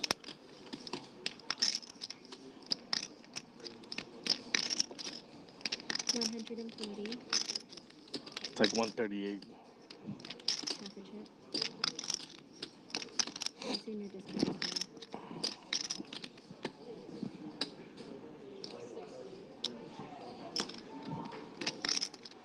Andrew bets 140,000. Carlos going to come with just a call here. Thank you very much.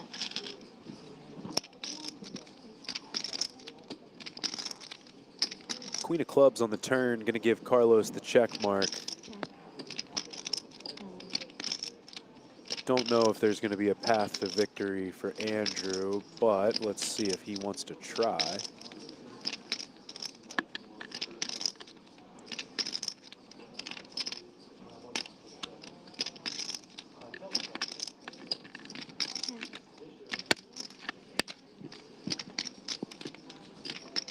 Pretty blank 3 of hearts on the river. Carlos probably going to want to go for some value here. Can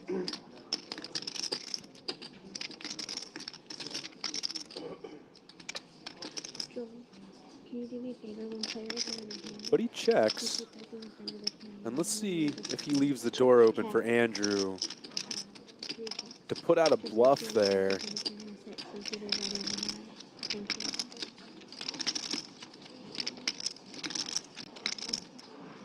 But he checks it back. Ace going to be good for Carlos. He's going to scoop that one in.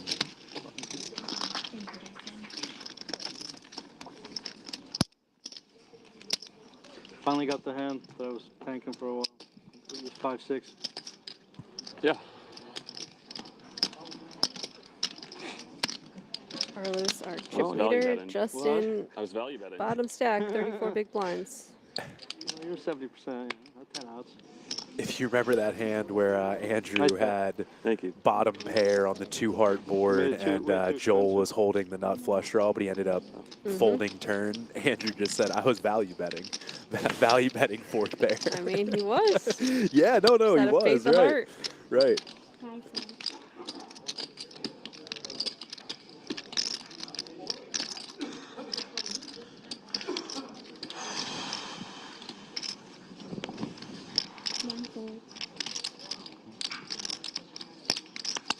These guys are going to sleep like 24 hours when this is over. Can't imagine how taxing this is on them. Raise 250. 3 folds. Thank you. Give 2 stacks of yellow, Justin. Oh, okay. Okay, thank More you. love in the chat for a few different players. Is Carlos a dealer somewhere too? For some reason, somebody in the chat said, great poker player, even better guy. And the next person said, could be one of the best dealers I've ever encountered. And then the next person said, much better dealer than player. I mean, there's a chance that he deals private games. Yeah, maybe. I wouldn't be shocked. Yeah. Vaguely remembering that now that you're bringing it up. Yeah, I don't know. Maybe. He's got the personality that you would make bank if you're a dealer. Oh, yeah. He's so fun. Yeah, exactly. 100%. I can't lie. If it's a super fun dealer in the box, I typically pitch him a couple extra bucks. 100%. If someone can deal really fast and also be entertaining, they deserve more money. Yeah, a couple people confirming Carlos, great guy on and off the felt, and is also a dealer. Yeah, nice, man. Kayla saying we're railing back home from Florida. Go, Joel, go. Got some love in the chat for Joel. The one time you put your hand out, the one time I throw it like Nick K saying, Carlos always slow rolls when my me. wife wants to throw something at me, I don't move. Been there, buddy, I know. Because she has zero. I'm sure you guys are friends. Zero. See that to her face? Yeah. Nothing.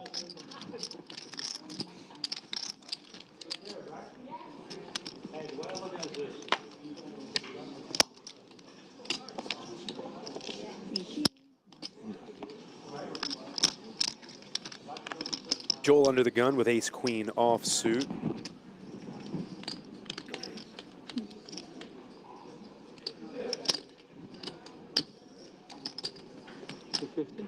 $250 raise. Gonna come in for about the min raise there. 2 calls. Thank you, Justin. Carlos on the button with an ace of his own. He's probably gonna wanna see some more cards here.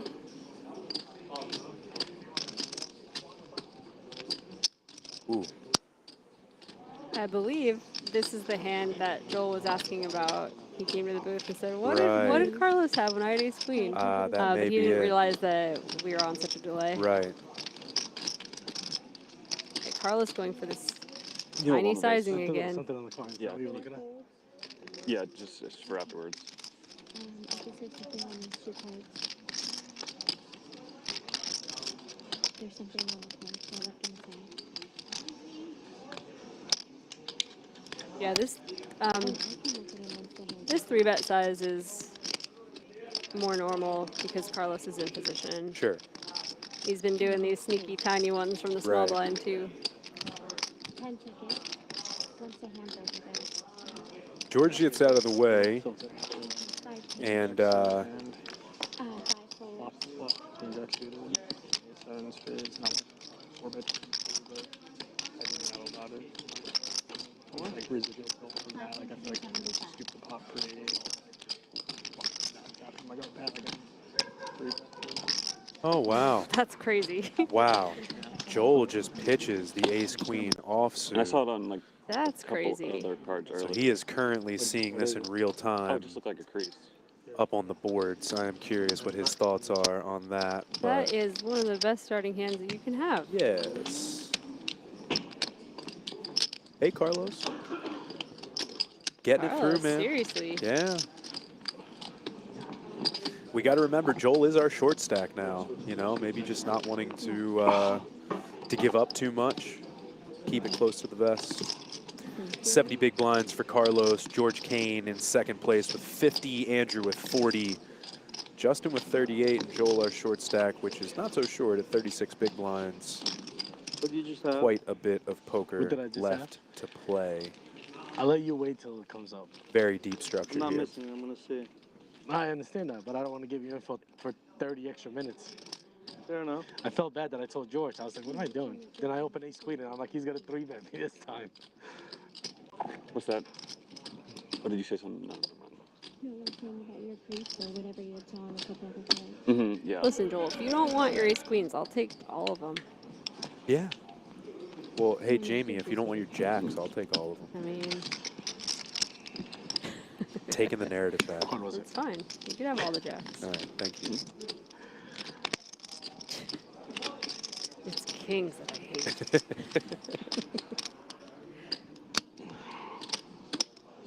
$250 raise.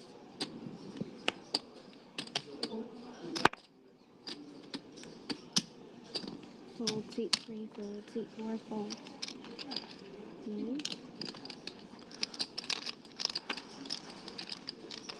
Seat 5, fold.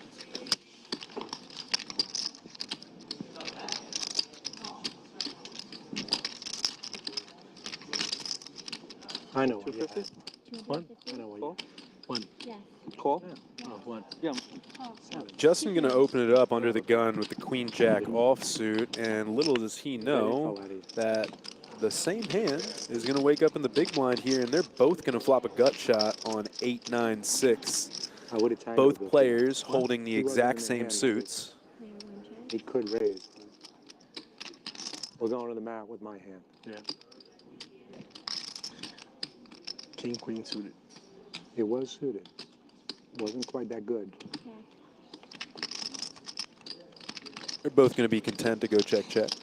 And 9 of hearts going to roll off on the turn.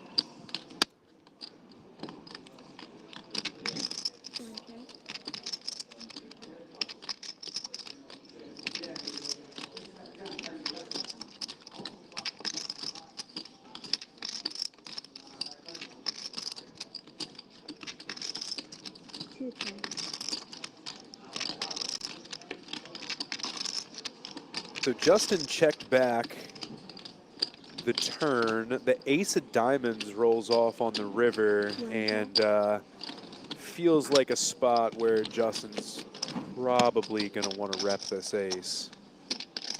We can obviously see the cards, but when it goes check all the way to the river, it just feels like an ace-king, ace-queen, ace-jack type holding that, you know, maybe we can get Joel off a queen-high type hand. I put him on queen-jack. I see. What do you know that I don't know? And no chop pots. We don't like chop pots at this table. He asked me if I had sevens. I know Joel doesn't like a chop pot for sure. Just wait it out. But Justin takes it down. Nice hand, Justin. Just wait it out, I said. I thought he mumbled big slick. I don't know. I either made a fucking like good fold or not. I don't know. I guess I'll see. He didn't say. We'll find out. And you guys are in my blinds. Justin has his out. 3 fold, 4 fold.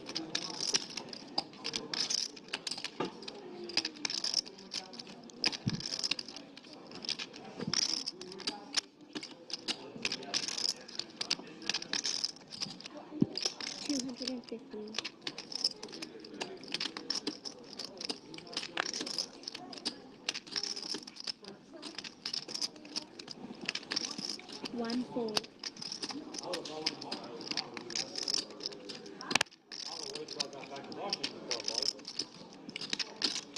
It's 250.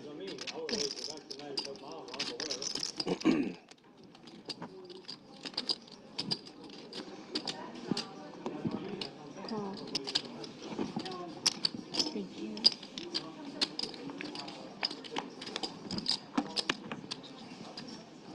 Two players. So if you're going to open the button with the ace-9 offsuit, flopping your opponent dead is never a problem, that's for sure. But let's see if there's any path to getting even the tiniest bit of value out of Justin here. But he goes in and checks back, and look at that. Justin makes a pair on the turn. I don't know if George is going to be able to get much, but he may be able to get a couple chips.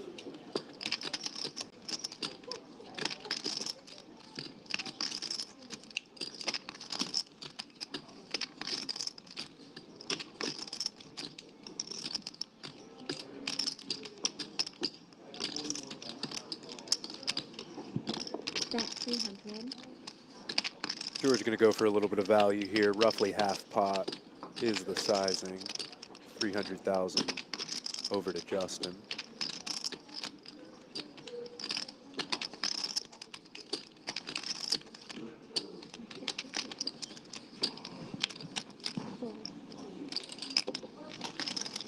Kelly, this chip is bothering me. I was hungry. Yeah. That was my first thought too, so I took a bite out of it. Yeah. That was the 5K chip? So it's like a yeah, 4,500. He should bet that, and it's 4,500. I agree, 100%. She's just gonna bring me one and give it to her. Yeah, I'll give you one. She's gonna change it. It keeps coming back around. You want it? You can have it. It just keeps coming back around. It's just, you know, everybody gets a turn. Carlos is what we call a high maintenance player. Yeah. Kelly, I don't like how this chip looks when I'm getting $400,000. I don't like it. Listen, I know I got 75K locked up, but if you could just swap out this blue chip for me, Yeah, I'd really it's an eyesore. appreciate it. Yeah. It just doesn't quite shuffle right. Nick K in the chat says, Carlos, I need a loan.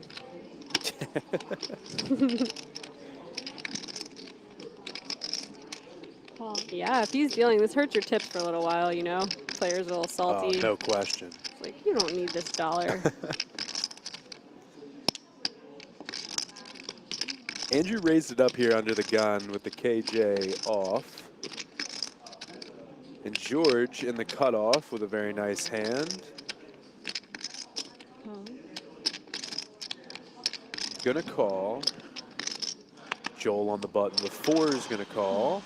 And Justin gets out of the way, and I think this may be good enough for Carlos to at least see a flop with. Please suited. Chat is confirming that Carlos is a diva, by the way. Nice. Can I have a blue chip, please? Carlos, let it go. Okay. So we're gonna be three-handed to three ways to a flop here. Carlos is like actually going to go change his chip. He's like, he's really concerned. He's like, I don't even want to see a flop with his hand. I just want a different chip. 7-5, 3-2 clubs. Not going to be much out there for either player. But Joel going to flop a pair and a gutter, basically. 5 on the turn. 4's probably feeling a little bit better here.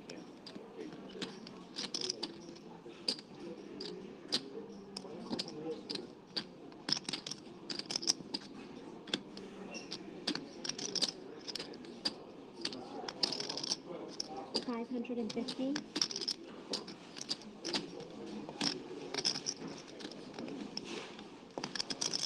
5 folds.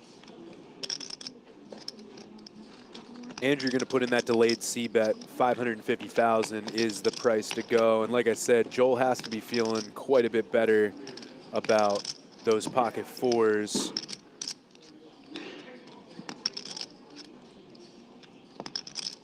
Let's see if he wants to call here. 10 seconds. Wow, he's got him. Yeah, he's just going to muck. Andrew getting it done. Thank you. With just king high. Thank you. Enjoy your break. And that's going to be our last hand before break. These players going to step away from the table for 15 minutes, and so are we. Don't go anywhere, guys. We will be right back.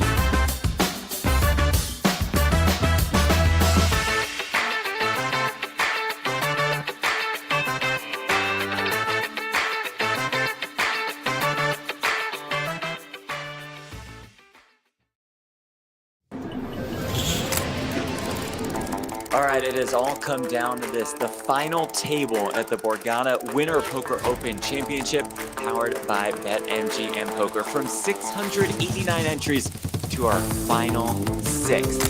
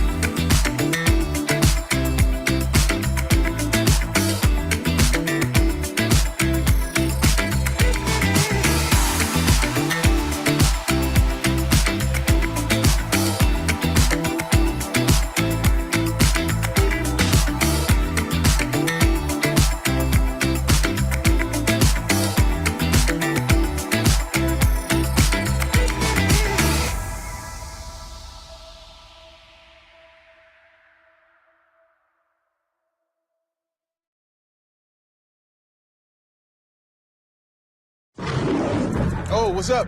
You watching the game? Or maybe the one later? Put a little BetMGM action on it, and now any game becomes the game.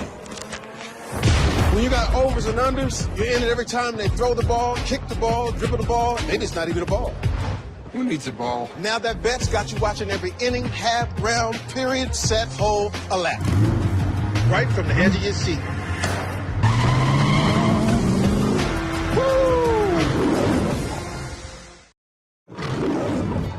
Tap into BetMGM Casino, and you're entering a huge library full of exclusive games.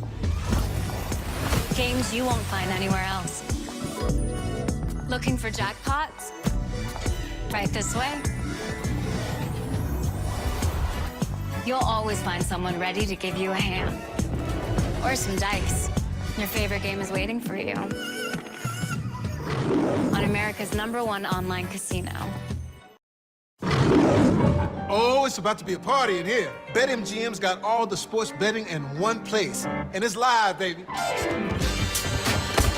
Ooh, we're placing money lines in real time.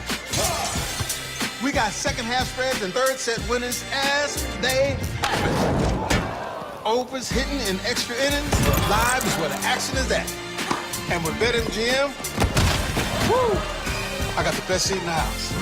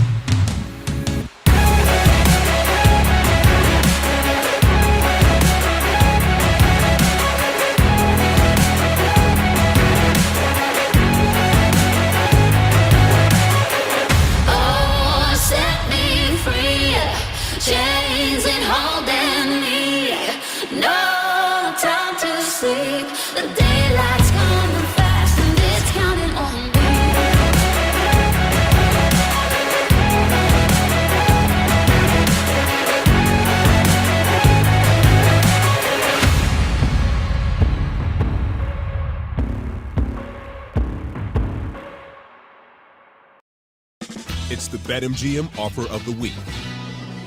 Get up to $1,500 back in bonus bets if your first bet doesn't win. For all the games, later this week. Set your picks and shoot your shot. And turn any game into a must-watch. Download the BetMGM app, and it's on.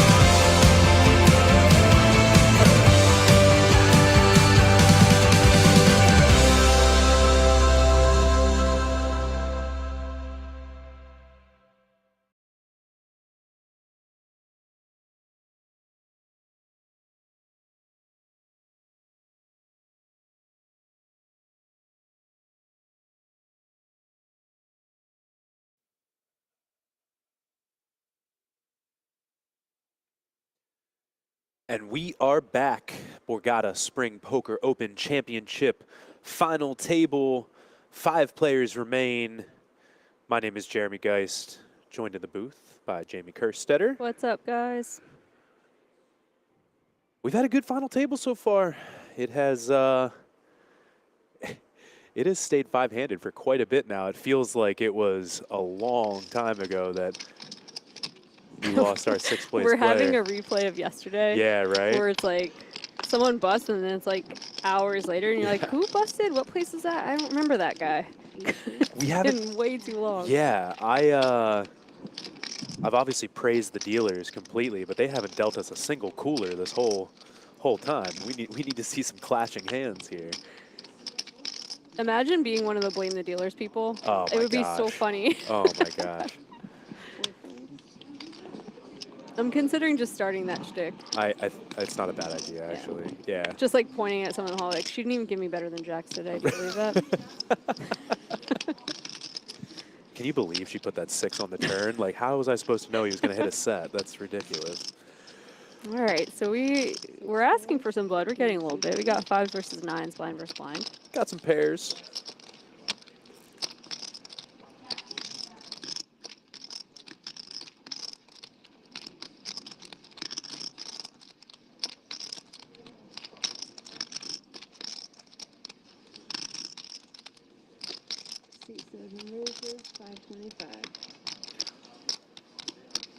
Blind versus blind. Andrew thinks he's got a hand good enough to put some more money in the pot. He's going to put in that raise up to 525. Even blind versus blind, where we're trying to take down that ante, this is on the bigger side.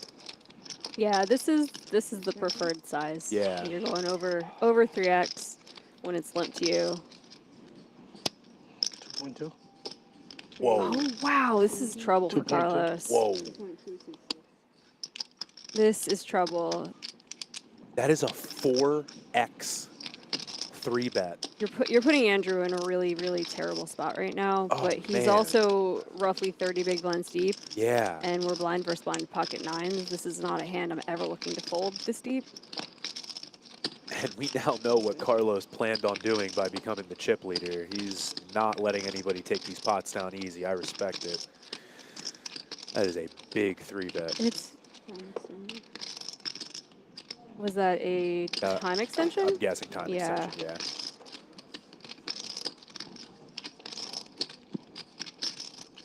All in. Yeah. This is... Woof. Yeah, count, please. This is trouble for Carlos.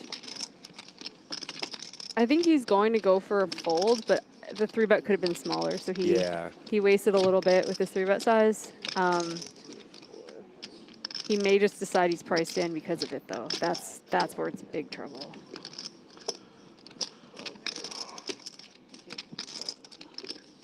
$2.2 was the 3-bet. I mean, he's going to have to put in another 3.2 million chips. 5.3, 5.4. Yeah, the problem with it, look, we're seeing that he obviously doesn't have the odds to call versus 9s, but you're going to be up against a lot of ace king and ace queen. Right.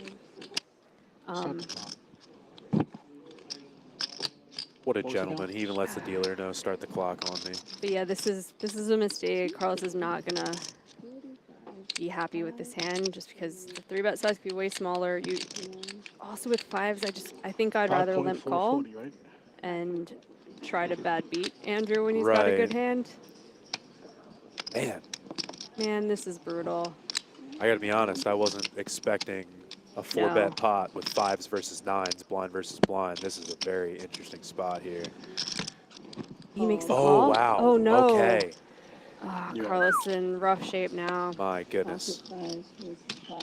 He's going to have to find... I mean, if he finds another 5, he's just got every chip. But Wow. Big run out coming here. This is for the chip lead by a mile. And the 9 comes on the Jack 9-7 board. Carlos essentially drawing dead and now is drawing dead on the Ace of Hearts turn. Yeah, it's a really rough way to lose a lot of your chips. He's going to want that 4-bet back. Just got to, like, Men in Black, mind erase this one, Oh, right? And yeah. just pretend you had kings. Yep. You know, you would have lost, you hit a set, okay? Yeah.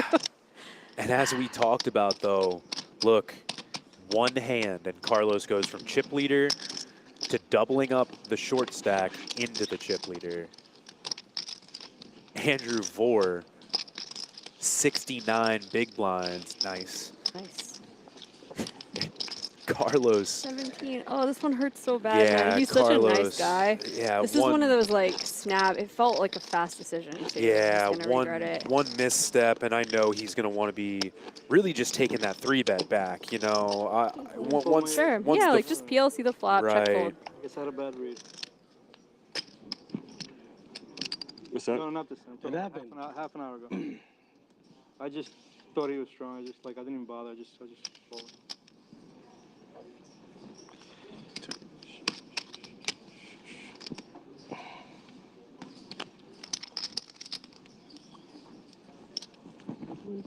And by the way, I think this is the first time in a couple hours that we have had a player at the table under 20 big blinds. Yeah. It's been a minute. These guys have been not only very even, but very deep this entire final table. And so, yeah, this is going to add a new dynamic into the table, having somebody that could be putting in jams over top of opens, you know.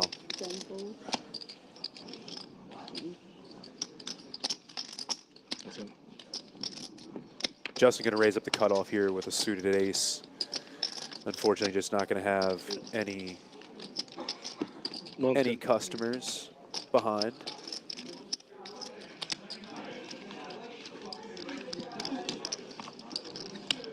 It's kind of rough for Carlos also. They just got back from a break because you kind of need a break. You want to walk around. You're like, what just happened? Regroup. Go put your 17 big ones to work. But I know. I swear, we keep seeing these really big hands that very first hand after break. Well, I think part of it was that I just yelled at the dealer and I was like, look, you haven't busted anyone. Right.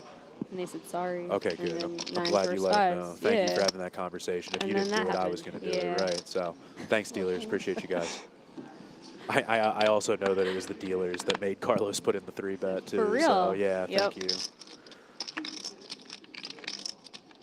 We're obviously joking, guys. The dealers have been... Maybe you're joking. The dealers have been absolutely fantastic this entire time. They're in their hand shuffling and get tons of hands out and just doing a really great job. But another one down the drain there. Not a lot for any of the players to tangle with.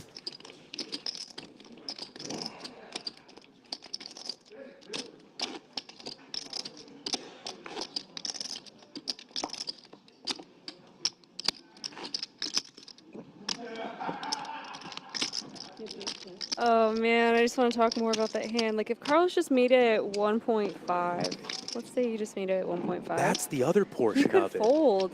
He would get jammed on and he'd go, all right, I just fold. It's just because he went 2.2 that he's like, well, I'm just gonna count all the combos of ace king and ace queen and just hope he's got one of those. Yeah, it's just crazy.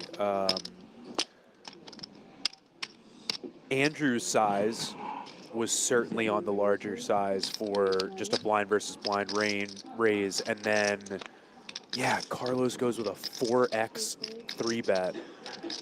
It's just, yeah. Very, very interesting hand. And then, yeah, you're right. When Andrew jams it in there, it's just so committing. Yeah. I would say from the small, if you limp the small and big blind goes like 3.5, when they do that, they're going to have obviously all their strong hands. They're also going to have a lot of the like big card, small card combos that they're turning into 3-bet bluffs. So with that, your small blind 3-bet size can be pretty small because you're up against either bluffs or nuts. Yeah. So you don't have to go 2.2 million. You know, like you're going to hear back from the ones that aren't bluffs, and the ones that are bluffs will probably fold to 1.5. Yeah. It's just brutal. That's just it's like a rough way to lose that huge of a chunk. Yeah.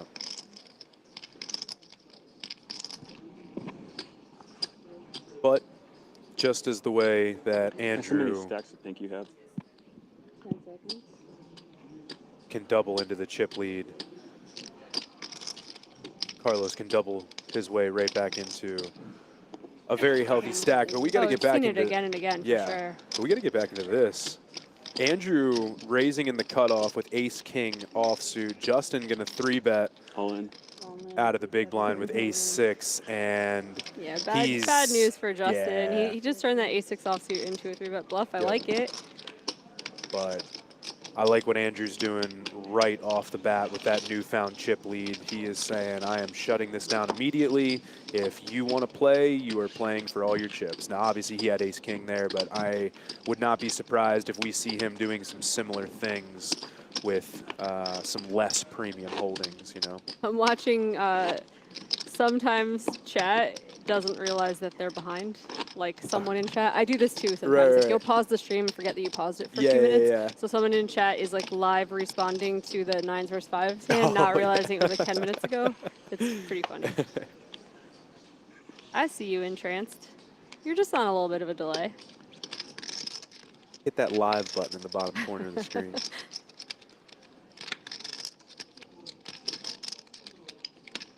Six folds, 7 folds.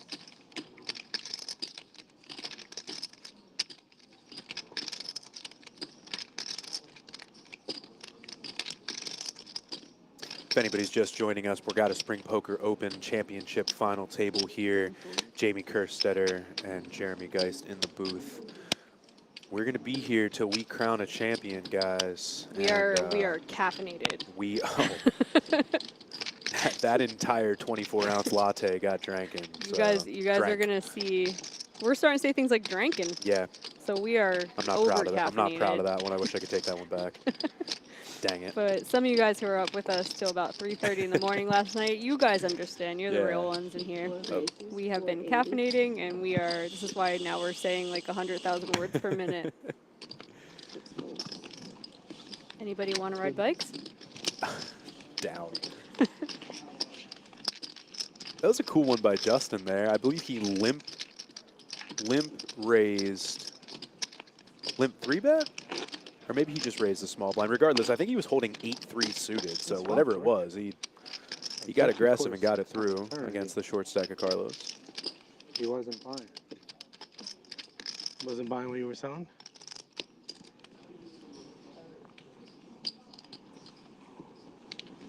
I guess I could have checked again.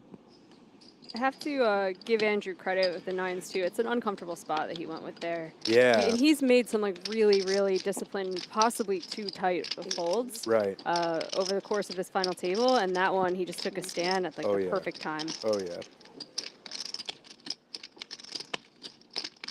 Yeah, right. Because pocket 10s, you know, could be up against it. Right. You know, or jacks. Aces, kings. I mean, Carlos. Well, but what I mean is is when Carlos goes into the tank, you know, you could be up against 10s, you know, you don't know. With 10s. Right, that would right. Be so Wouldn't painful. that be brutal? Like, oh, I faded the snap. Never mind. Yeah, yep.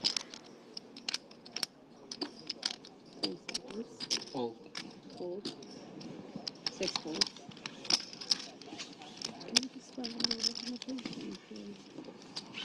little closer that time. That was a good toss.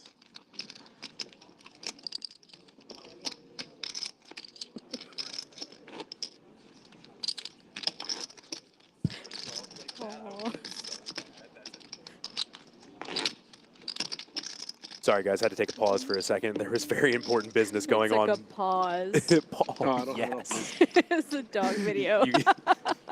Took a pause. Yeah, very important business happening behind the scenes. Jamie showing me I need to break it up. a short video of her dog. No, they need blues. All blues? Well, no, just 5. Take one. Perfect. Thank you. Tell me, right? Yeah. Sorry. Justin with 9-6 of puppy paws. You've heard that, right? Puppy paws. I think I couldn't believe it. It took me like maybe last year was the first time I heard it, and I was like, how have I never heard this before? My favorite way to say it is puppy feet. Puppy feet. Got a lot of puppy feet out there. That's yeah. Cute.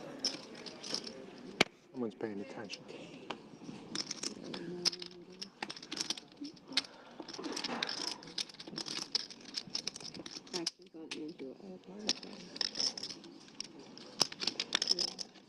And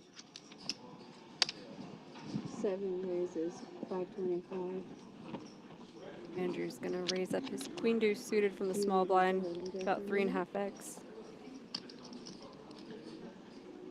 George is in the big blind with the mystery hand again.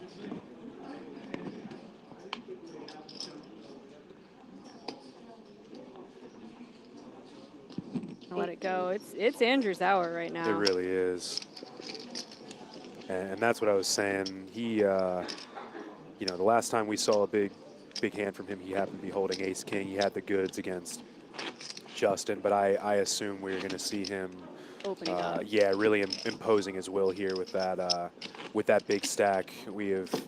He has not given us any other reason to think that he is anything but an experienced player, and I really think he's going to figure out a way to start accumulating chips here. Sure, we saw it yesterday. He had a couple hours where he was putting on a clinic. Well, and this is even more of a situation like that because now he has a short stack at the table too. Sure, So he and can now just, the pay jump's even bigger. Oh yeah, and he can get really aggressive with those middling stacks. You want to hang around till you know the short stack busts, then guess what? I'm going to charge you for it. Let's see how loose we're going to get. 7-6 offsuit from the button. He's going to raise it up. Yes, he is. George in the small blind been very quiet over the past few hands, but admittedly, or the past few orbits really, but admittedly been dealt out quite a bit. Hasn't had a ton to work with here. I would probably be playing pretty tight right now against the chip leader out of position. Right. He's in a really good spot right now to pay jump. He's got 2 shorter stacks than him. But he's deciding to take queen 9 suited to the flop. Where's the big blind? Joel's your 160. That's what I was asking. I think Joel may have folded his big blind not knowing that he was the big blind. Bummer. Ace 4-8. Not a ton for either players other than a gut shot for Andrew. Pretty nice board considering for Andrew. Oh, yeah. He's the pre-flop raiser, can represent the ace. And if he c-bets and he gets action, he's got that insurance policy hitting a 5. Yeah. Yeah, he can pretty much bet with immunity here. And he does 200,000. Really only about 20% pot, but I think it's just going to get the job done. Yes, I looked at it. I wanted to get some. Never know with George. True. I think it should get the job done. But double backdoor possibility, but ooh boy. George don't care. Oh boy. Oh goodness. Did he pump fake? Ah, pump fake. I believed George. I thought you were going for we're it, buddy. going like 1.2. But he thinks about it, lets it go. Hey, I mean, I think okay. he is aware of the situation that he's in with Yeah. the 2 shorter stacks, not wanting to tangle with the big one. Right.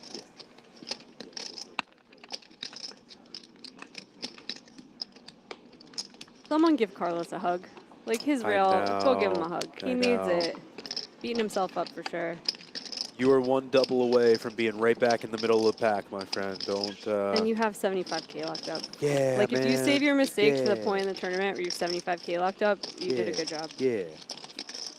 You bring up a very good point.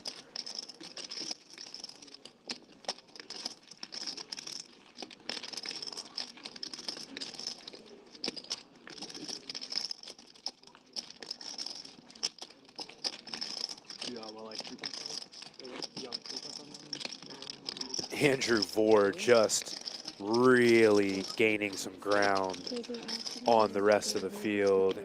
82 big blinds. The next closest stack is George Kane at 31. This is starting to get fun. Yeah, this is the distribution yeah. where Andrew gets to start mashing. If Yep. we even go up 1 more blind level, he can mash George and Justin. Yep.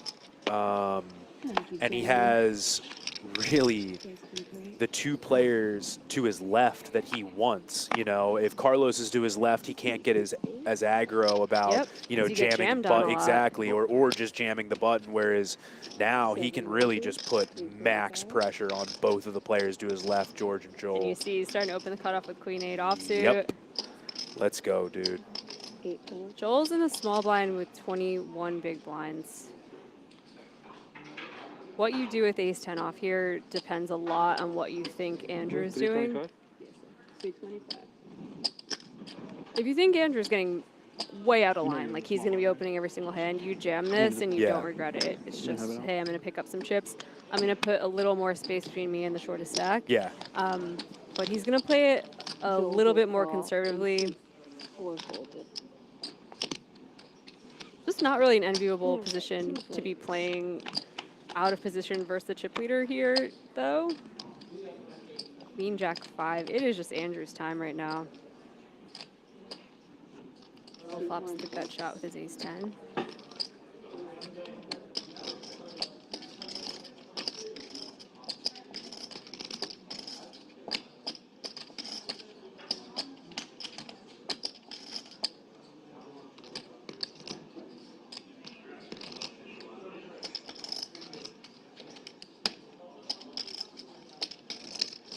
That's 250. Goes a quarter pot. A little more interesting if Joel's holding the ace of hearts, but you just don't really want to bleed chips right now. He's gonna peel. He's gonna pray for the king or an ace. I gotta be honest, I don't love this. No, I don't really love it pre-flop either. Chips to tell are you the so truth. precious. Pre-flop, I think it's fine if he's suited. I think this might be just a little bit loose. He's gonna turn open-ended, but man, that third heart comes out. He's checking. He's like, was that the ace of hearts? Ugh, Bummer. no. Wrong Bummer. shape. He's got 9 outs to a win, but has no idea what Andrew's holding on to right now, so. This should buy a check back, though. I would think. Top pair is a little more than a bluff catcher on a board this wet. And king of hearts. Wow. Ace 10, best hand, but 4 hearts out there. So Joel goes ahead and makes Broadway. He's gonna check. At this point, Andrew knows his hand is no good. Yeah. Can he pull the trigger? Checks it back. Yeah. Seat 1. Gets the bad news.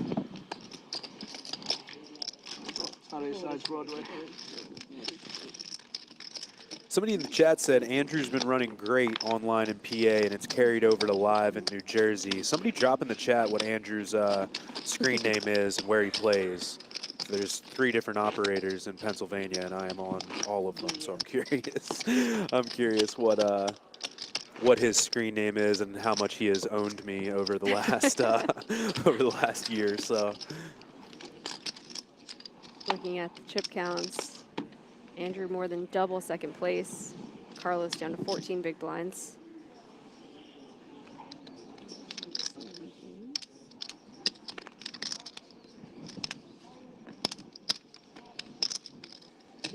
George hasn't had a whole lot to work with lately. You want all of them? Yeah. But Joel on the button with Jack 9 suited. I'll count it. Gonna lay it down. He's, field player. Yeah. Jack 9 suited is a very nice hand. Yeah. I would open that on the button here all the time. It's interesting. He's definitely worried about like Carlos jamming on him, but you have to realize like he's not gonna wake up with a hand to jam with often enough to fold that tight. Okay. This is all making more sense now. Yesterday in the chat, I saw multiple people saying Rand, R-A-N-D. They kept saying Rand, like almost chanting for it, and I had no idea there was no Randy at the table, so I was like, who are they talking about?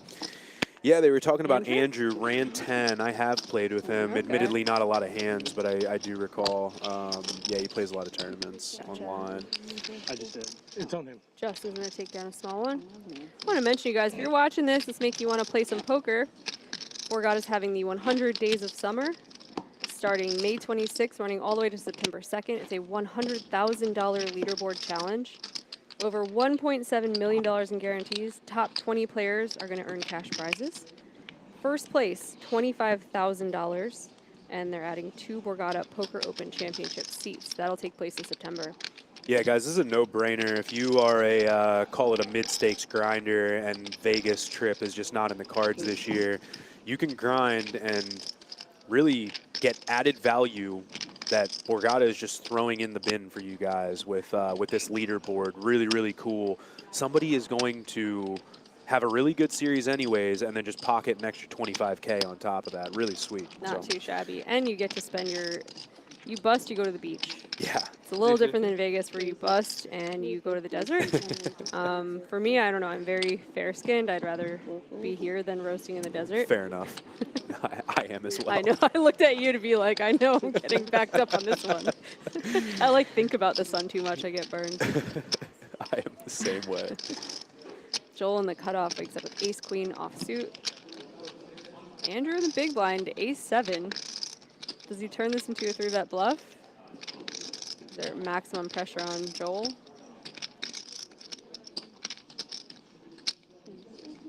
Says yeah, that's what I'm gonna do. And we saw Joel just pitch the ace-queen offsuit earlier to a 3-bet from Carlos incorrectly. Wonder if he's still feeling a little snake bit from that. Yeah, that was an interesting one. But he has to know that Andrew's going to be getting a little out of line here. Oh, this is I'm jamming this all day. 100%.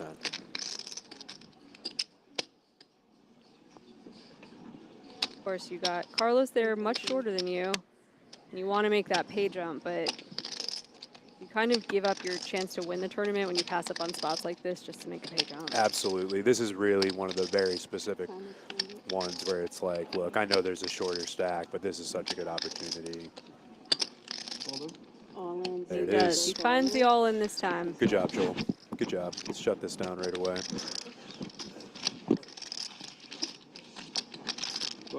They call ace queen the parking lot hand, but everybody knows it's really jacks. Good karma.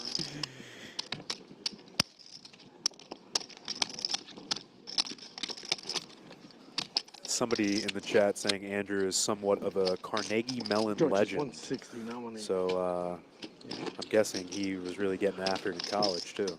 No, put those two in and take a red.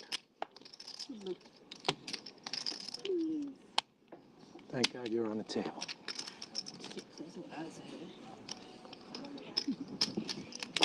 He's the player coach.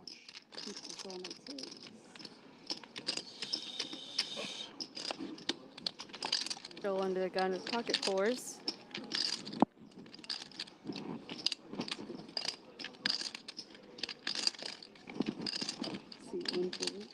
Kind of folds. Justin now 9-8 suited.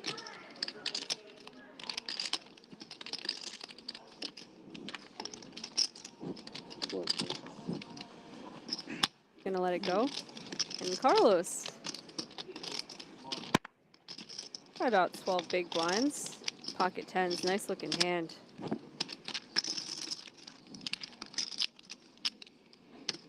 This is gonna go in. This is a spot where I don't mind making like a 3x raise, and then somehow if it goes like Andrew goes nuts, George goes nuts, you fold and you give yourself a chance, but he just jams all in. Andrew with 1.97. 1.97. B. Andrew with a real decision. He certainly can afford it. This is what, about 13 big blinds, something like that? Yeah. A little bit less even. So King Queen suited 1.9 is looking pretty good right now. As the chip leader. Carlos definitely has hands like King 10, King Jack, Queen 10, Queen Jack in his range, and yeah, he's gonna take a little bit of time. Having George as the wild card behind you might be a thought, but yeah, just call is good. You don't need to click it or anything like that. You're basically committed to George's stack anyway. It's like 40% of his stack. Right. No dice. That's going to go in the muck, and we're going to have a flip. I was flipping to get right back in this one, though. That's what I'm saying. Hold. All he's got to do is hold here, and he is going to be right back in the middle of the pack.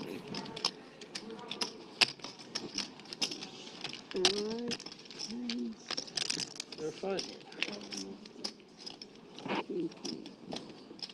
Big run out coming here.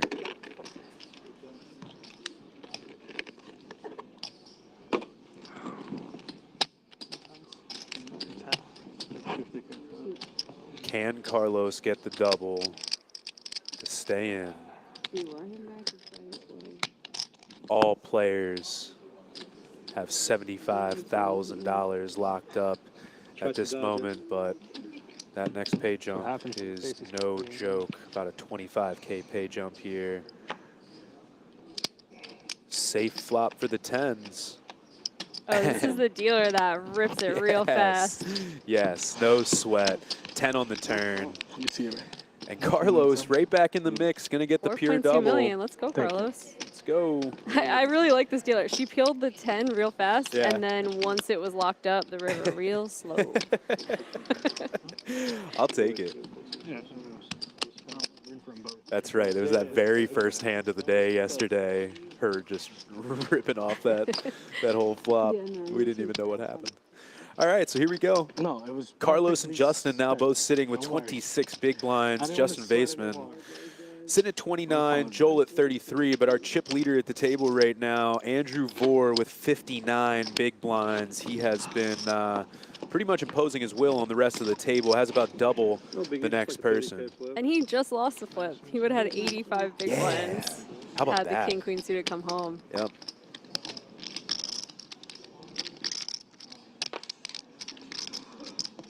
You're big, Joe. All right.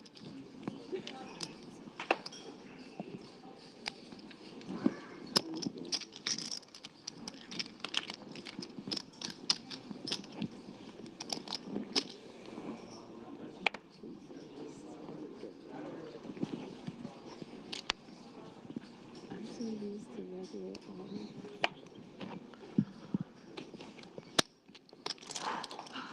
I'm not leaving again. You and Carlos is real, talking him down. All right, man. I'm cool. Deep breath, everything's good. It was terrible, though. I should have made it like 1.3 and mucked. He knows. Carlos knows. He knows the sins that he committed. Knows, yeah. Keeps raising it. Like we said, I think he's going to want to have taken that one back, but It would have been worse, but I would have made the move if I opened. Street run checks. Two players. It's different if I open because then I move in. I don't know what he does. 5. 10-10 deuce, 2 spades on this limp pot, blind versus blind. Right now.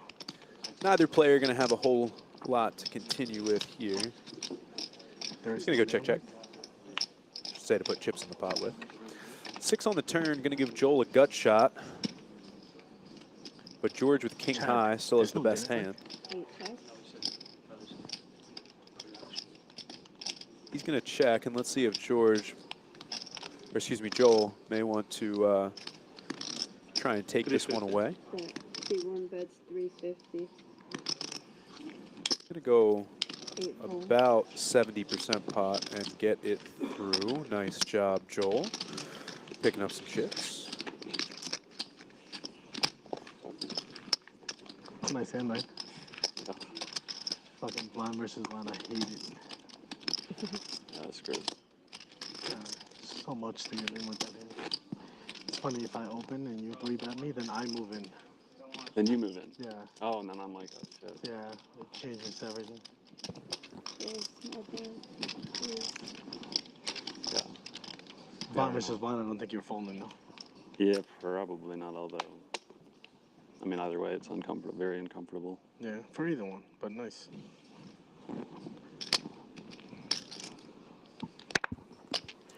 I think it's kind of funny that George can finally have a conversation with Andrew about that now that he got the double and he's back up in reasonable spotting. Kind of say, oh, you know, if I would have done it this way.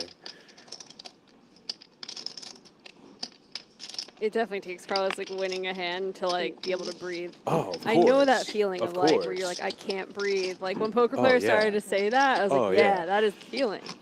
No, I really just it's like nice to see that he can, you know, take a breath for a second and kind of recap that hand with Andrew because so yeah, that was a tough one, but he's back in the mix. We're doing good. You're like just over 4 now, right? Really? What's up? Like you're like a little over 4 now then? Right? Well, let's see. I had 1.970. He's giving the entire history of his stack. Wait, what you said? One what? And then what happened? I had 1.97. Oh, so yes, I would have a little bit over 4. Just practice. Like, Do it enough times. Everybody has that friend where you see them in the hallway of a tournament on a break, and you're like, "Hey, man, how you doing?" He's like, "Well, I had 400,000, and now I have 120." And I'm like, "Okay, I don't need like the history of your chips." How do I have kings and they flop Broadway Yeah, there? I'm like, it was just polite small talk where I just go, "Oh, you're good luck," Yeah. but instead you get trapped the whole break. Again, we can fix all of this with the bad beat kiosk in the Yes, hallway. exactly. You just go right to the kiosk, you tell them your bad beat story, you pay $5, and Yeah. for $10, I'll tell you played it perfect. Sure. And honestly, people may say a lot about like, oh, is it easier or harder to be a woman in poker? That is one spot where it's definitely harder. I've definitely been told more bad beat stories than you have. Oh, I bet. Like by orders of magnitude. Oh, I bet. Because a lot of times, like a guy's looking for a girl to be like, aw. I know. But I'm not doing that anymore. I'm gonna go. You deserved it. Yep. Tell them they played it poorly. Maybe you should just play your hand better next time, Yeah. buddy. Maybe your karma's bad because you're a jerk who There tells you bad go. beat stories. I agree. So we got somewhat of a hand matchup right now. Joel raising the button with ace-8 offsuit. 3.6. And Justin is going for the 3-bet. From seat 4. Looks like for most of his chips.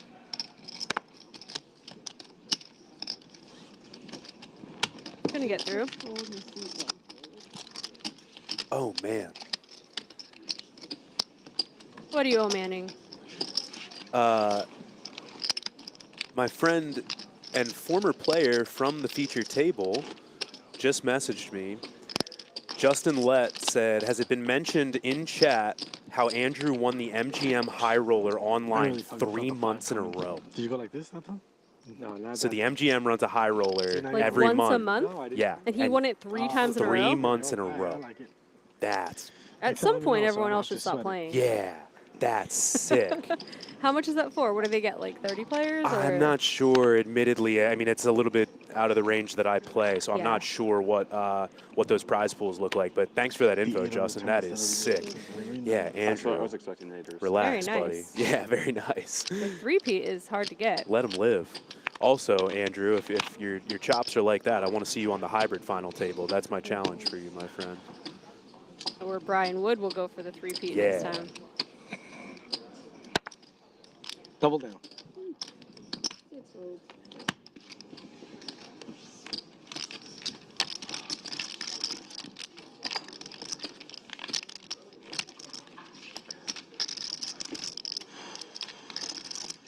A little bit of a chip redistribution. Carlos at You still don't get 24. it. Really, 180, bro.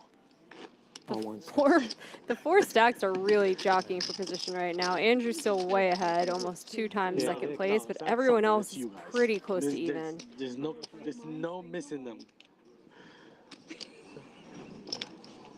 I'm just putting yellow out there. Just making sure you're on your A game. Andrew's sitting with 10 million even. I will never complain about having that in my stack.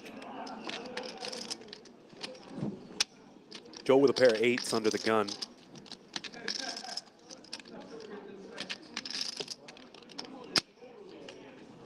It's currently sitting middle to top of the pack, and 320. 320. gonna come in for a raise. 325. No, 320 is good. Oh, we do have it. Yeah, we still have. 320. Yeah, it's all good. 320. Okay. But I want seat 4 forward. Carlos with a pretty hand on the button here, king queen suited.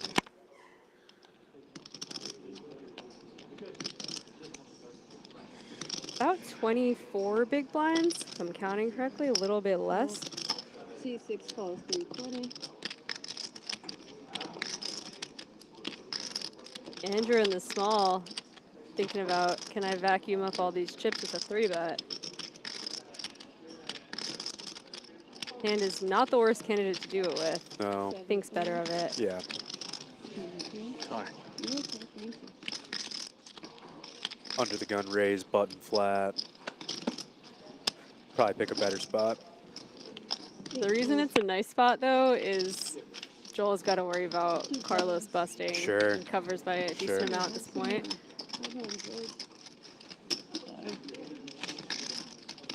Two players. Jack, deuce, deuce, rainbow. No diamonds for Carlos. Pocket eight's still best. But he's going to check it over. C3 checks. Hoping that Carlos C3 checks. bluffs at it, but he doesn't. Nine of clubs on the turn. Carlos picks up a gut shot.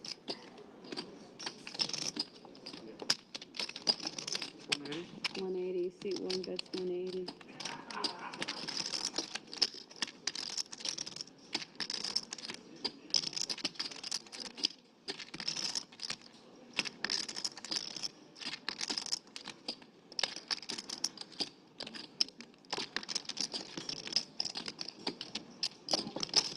Six calls 180. We're gonna see a river.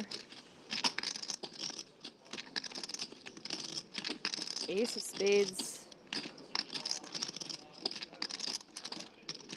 A little more likely to have an ace as a pre-flop raiser.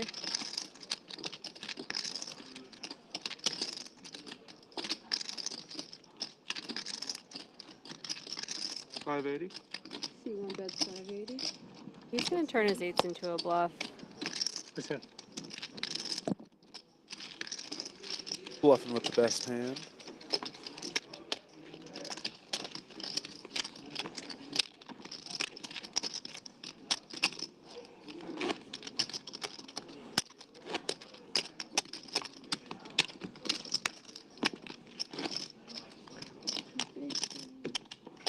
So big.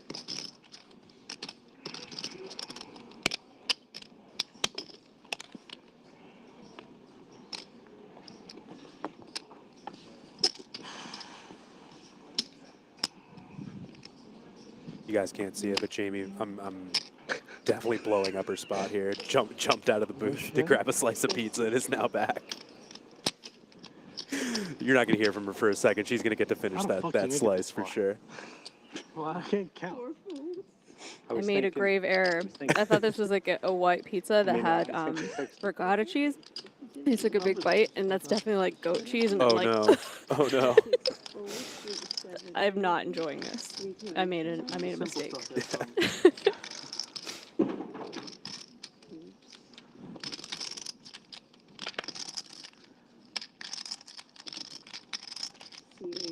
I thought I was being all sneaky, but you called me out anyway. I wouldn't have missed a beat. Yeah, so not much of a hand here. Andrew's going to raise the button, but you were asking about what he won in those 3 months in a row. And please mind you that these are the smaller player pools in Pennsylvania. We are geo-locked in Pennsylvania where we can only play with other players. So we don't have the biggest prize pools in the world. But he won a $2,500 for $45,000, a 1K for $30K, and then another 1K for $30K. So he's just ripped off close to $100K on one singular online operator in Pennsylvania in the past 3 months. That is To big. be totally honest, I would never have thought Pennsylvania pools were that big. I mean, that's the thing. They're not. Kudos to BetMGM for putting some good guarantees, but yeah. And they must run a lot of satellites Right. to those events. It's awesome. Yeah, that's my friend Justin said, he's like, I wasn't sure whether he was just on a sun run or whether he's the GOAT, but I think he might be the GOAT. Could be both. 8 folds. That's when goats run good. Yeah. That's when they just become millionaires. And while we have a moment here, guys, if you're looking for all the coverage of this event and all the other ones from the Borgata Spring Poker Open, please head over to poker.org and check out all the coverage. Don't do it, guys. From my man Matt Hansen and Paul Orstein, who have been out there getting it done, doing It's the a trick, hard guys. work. Jeremy's just trying to get you to look at the company he works for. Don't do it. Don't do it. You know what? I deserve that. I blew up your spot about the pizza. Yeah, exactly. No, that's I'm fair. Retaliating. That's fair. That was not what I wanted from that slice. I just ate the crust and abandoned.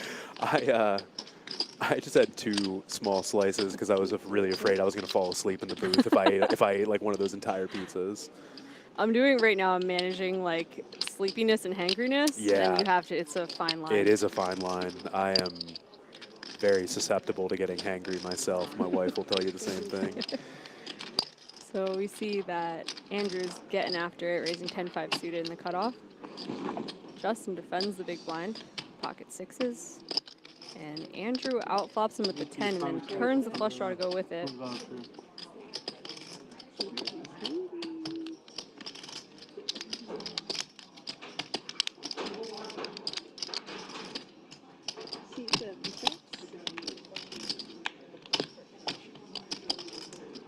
Have the spades. Pair of 10s for Andrew's good.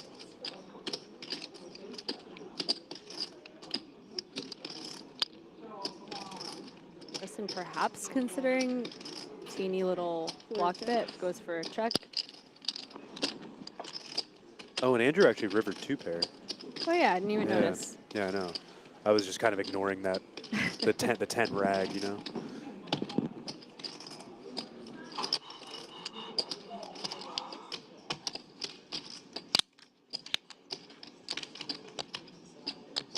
Seven bets, 400. Gonna go for value.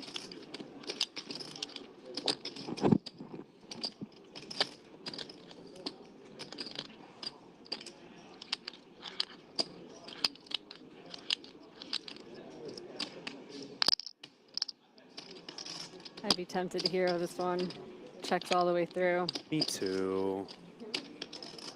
Chips are just so important at this point, you know. Saving those I chips get is really it. important. Yeah, I understand. But I would be tempted that too. That feeling but of like the chip leader getting away with murder is so annoying that I feel like I just put on a cape a little too often. Yeah, no, I'm the same way, and it's rough. All right, one thing I want to give Borgata credit for, lots of things I want to give him credit for, but one of them is massive overlay in this tournament. Yeah. It hurts for them to give away a bunch of money, right? Over $200,000. They still do the nice thing of like giving away a bunch of free dinners. Yeah. Like when the room was full. I mean, what is that? That's a few $1,000s worth of dinner vouchers right there. No, the patented Borgata Min Cash. Yeah, you get your $10 dinner voucher. Yeah, man, I look forward to that for sure. But is that the pair good there? yeah, on top of it, you know. No. This is I don't believe this is such a good event. What about King really High? good structure and everything, and you know we've seen some operators over the past couple years here kind of welch on some yeah, they made guarantee not mean what it was supposed to mean. And the Borgata made the guarantee mean what it meant, and they ponied up, and these players are getting an excellent tournament because of it, and we really appreciate it. And next series, they're going to just cut Jeremy and get some of that money back. I can't blame them. Come in and just half a booth. This is awkward, Jeremy. Sorry about that, buddy. It's okay. I'll just call the action in my room like I usually do anyway. How did you know that I do that?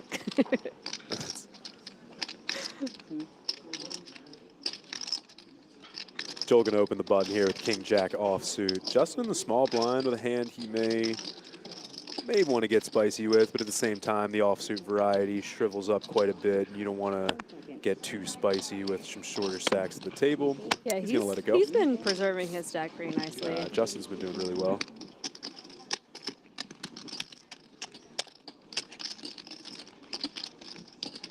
Yeah, I didn't know till the graphic that Justin and I live in. I wonder how close we live to each other. We're both from Phoenixville, Pennsylvania. Well, he's about to move into a bigger house. That's true. You're right.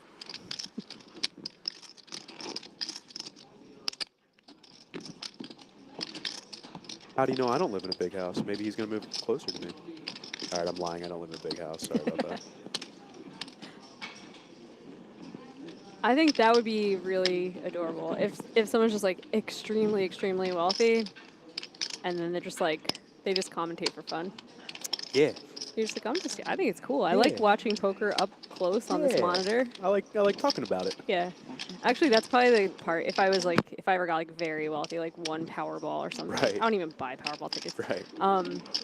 I still think it'd be fun to do this once in a while. Oh, yeah. I would have abandoned you at midnight last night, Oh, though. There's no yeah. shot at 3:30 in the morning. I'm still hanging around. I'd be like, Well, listen, man, I'm too rich for this. You reserve the right to do that when you're that rich, you know? I'm bored now. I'm gonna head out. See you guys. Have fun, Jeremy. I'll just pay like Phil Ivey $50K to fly in and take care of the rest. Please? Promise? Promise? Joel in the cutoff with a real one. Ace queen gonna go upstairs. 350,000. And Carlos in the small blind with a dominated hand. King queen offsuit. Sitting on just under 20 big blinds. Yeah, this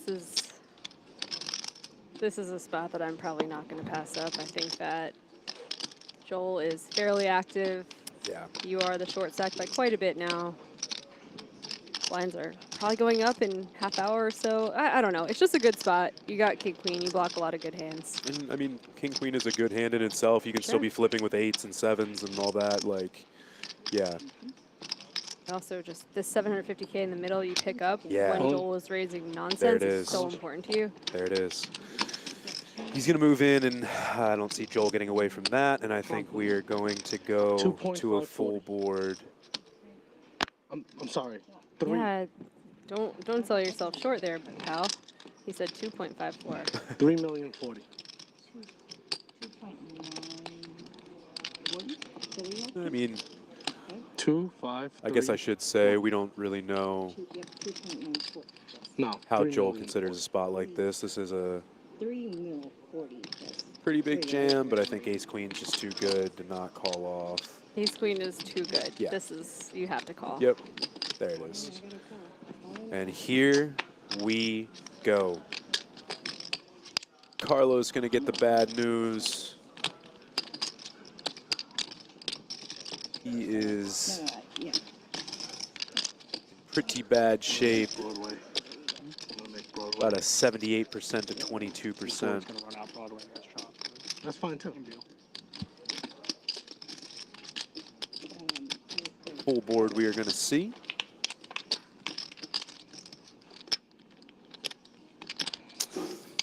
Little bit of life though.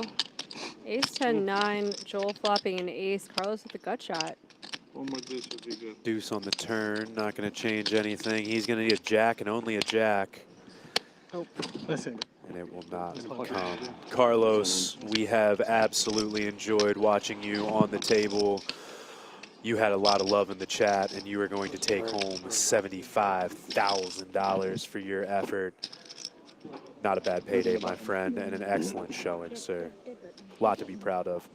Good game. Nice to see Tried to help you out there, just a long-time Borgata reg take home a big chunk of this prize pool. Let's go, man. Let's go. Just like that, Joel, who I believe came into our day as the chip leader, I'll give you a walk in the C note sometime. is probably going to be back up around that range. I'm going to think that Andrew is still probably the chip leader, but Joel definitely gaining some ground there. And we now have a couple of smaller stacks in George and Justin. Just profited an additional $34,000. Wow, what a pay jump. I'm pretty sure it's 160. Andrew's like, whatever, that's just one of the high rollers I won. We were playing with five for a while. Like there was like a little bit of like tension where it's like you just. And here we look. Okay, yeah. So Andrew's still sitting with the chip lead, 66 big blinds. Joel now moves all the way up to 58 big blinds in second place. George Kane and Justin Vaseman, both sitting right around 25 bigs. I laid down an ace queen to him earlier. Just bad read. Just a min click. Like I opened ace queen, he min clicked me and I folded. Kind of why I don't stray that far from baseline. Like whatever your play normally would be with ace queen. That was my read.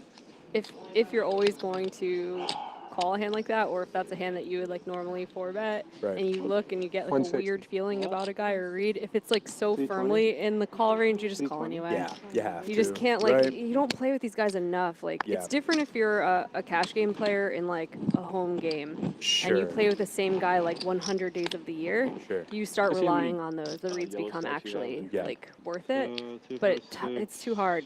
Yeah. Just, you know, 8, you're reading stuff you 8, don't know a guy 9. yet. Okay, thanks. So Joel going to wake up under the gun with king queen offsuit. He's going to put in the raise, and Andrew is going to see What do you got? a couple of I jacks think I have a little over 10. in the small blind. He's going to just call. Interesting.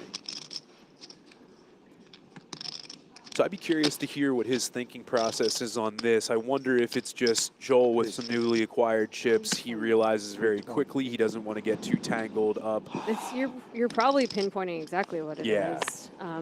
Jack's obviously four-handed, really good hand. Yeah. If you 3-bet from the small blind, and let's say Joel 4-bets, you start to hate jacks. Like, Right. It's not going to be 9s or 10s. That wouldn't make much sense. So he's going to under-rep those jacks instead. Not going to work out too well for him. I like that George defended George his big blind with 3 deuce. George has a very interesting boredom really range. does. It's 6 deuce and 3 deuce so far. Yeah, Whenever he's yeah. been out of the action for like half hour or so, we turn up with one of these. I've seen him fold like queen 5 to a single Yeah. raise in the big blind, but He folded you know. A7 offsuit from the button and 3 deuce offsuit in the big blind. He's like, oh, let's see. George, you're not predictable. I'll give you that, man. He's a Rigby fan, man. Yeah. He's like, I got the dirty diaper. Oh, I ain't that is folding it." true. Yeah. Now raise this and call out Rigby on stream. No, Yeah. no, too bad. I'm really asking for too much here. But. So Joel gonna continue here. Andrew gonna make the call. Oh, wow. wow. Crazy, man. That this is quite the turn card. Where'd they find that, Jack? Where did that come from? So Joel goes ahead and flops top pair. Andrew And continues. they check it through. Oh my gosh. Jeez, this isn't real. Wow. They check it all the way through, too. They the check turn. through on the turn set for Andrew, and the ace rolls off on the river, giving Joel Broadway, but it puts a 4-liner on the board. Man, this is wild. He's going to block. This is prime block bet situation. Yep. Snap call, and he is going to get the bad news. Wow. So a lot of ways that could have gotten a lot uglier for both. Yeah, I can't believe the man. turn went check, check. That's Wow. really crazy.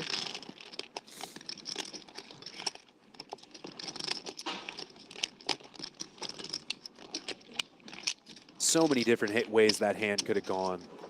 Andrew could have 3-bet pre-flop. He didn't. You know, he went for a flat. Could have led on the turn. I mean, there's just a lot of different ways. Yeah, Joel could have bet. He could have check raised turn. Yeah, very interesting. But Joel takes it down. And honestly, Andrew doesn't take a huge hit to his stack, but he does fall back into second place as Joel becomes our new chip leader on the table. A spot he was very familiar with yesterday. Big blind? I took the hand. Wasn't that just big blind? No? Okay. You just raised last hand. It was a dead button.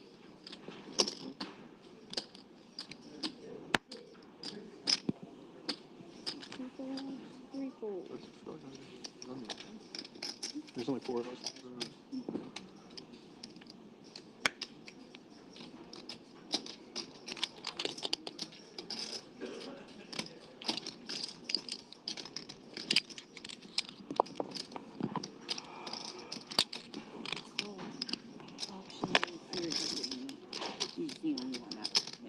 I got you on here.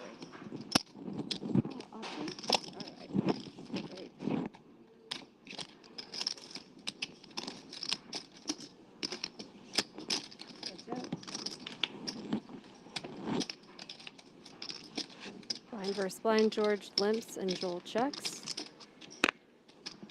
King 10, 6, 2 diamonds. Each player catching a pair, but Joel with top pair.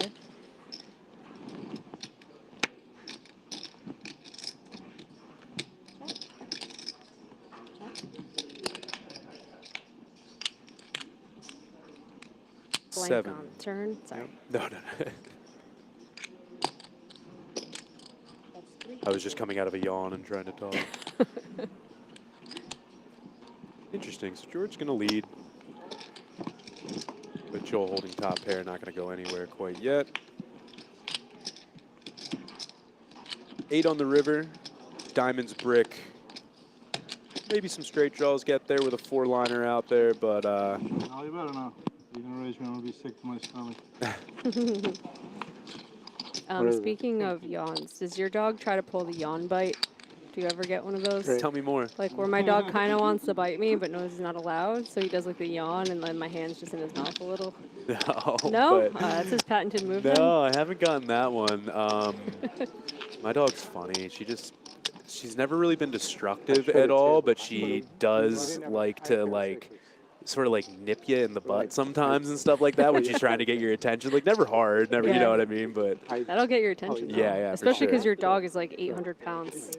How dare you? She's a svelte girl. I didn't say she was. She's just a little She's husky. just a big lady.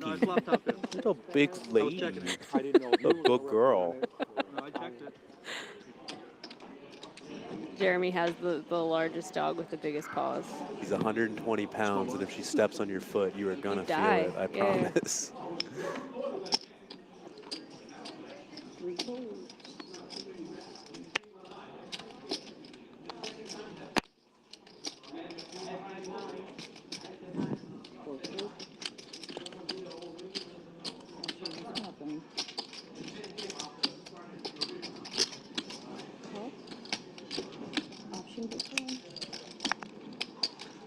I am getting hungry now, I'll tell you that.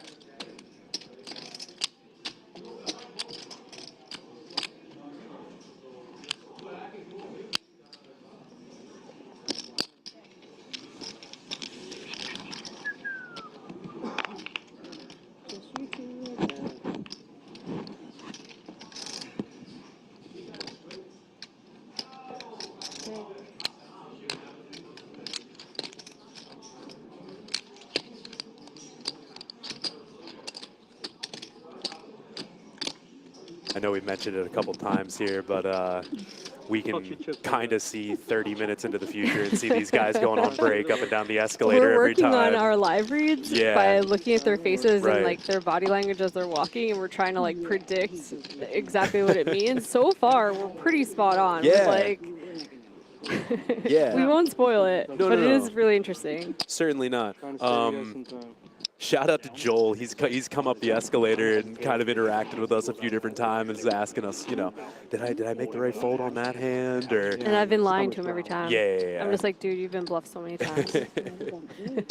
No, he's been a good sport about all of it. And he's got some chips right now. He is back up in the chip lead.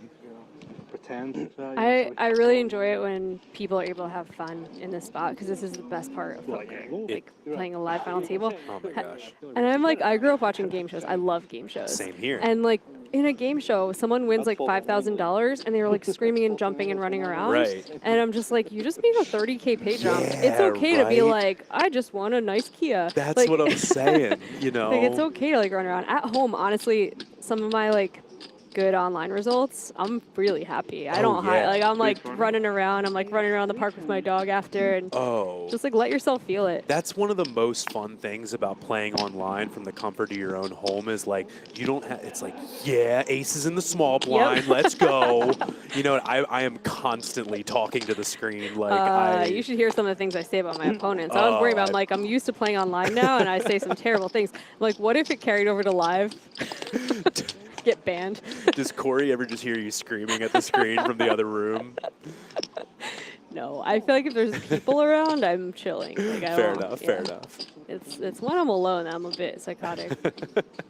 I'm sure that's not true. So not much for either player here on the Jack 6-3-5 double flush draw board. Andrew sitting with ace high is still going to be the best hand. Joel going to need to catch a king and only a king on the river if he's going to want to receive these chips back into his stack. Andrew says, what river? Yeah. And man, this has been his MO. I'm telling you what, he just, like, I get he has the best hand right now, but he just continues to find these spots where it's like, I'm just going to take down this pot. I think I have either the best hand or I don't think you have a good hand. He's just really been, had good intuition about picking those spots. But Joel's still sitting at the top of our leaderboard there, 67 big blinds. Andrew Vore, 62. Justin Baseman with 25 in our short stack at the moment. George Kane sitting with 20 bigs. Once again, he has really just kind of been dealt out. He just has not had a ton of hands to work with. He's picked a couple spots, but admittedly, he just has not had a ton of hands that really went his way. I'll tell you though, he has quietly, you know, been able to see some players bust, get some pay jumps, and he is currently sitting with a 6-figure score, as is everyone else at this table. That's got to be pretty cool, man. I know both Andrew and Justin are both, you know, guys earlier in their career, you know, on the way up, and to be looking over at that screen and see a 100K score there must be pretty sweet. Nice. Yeah.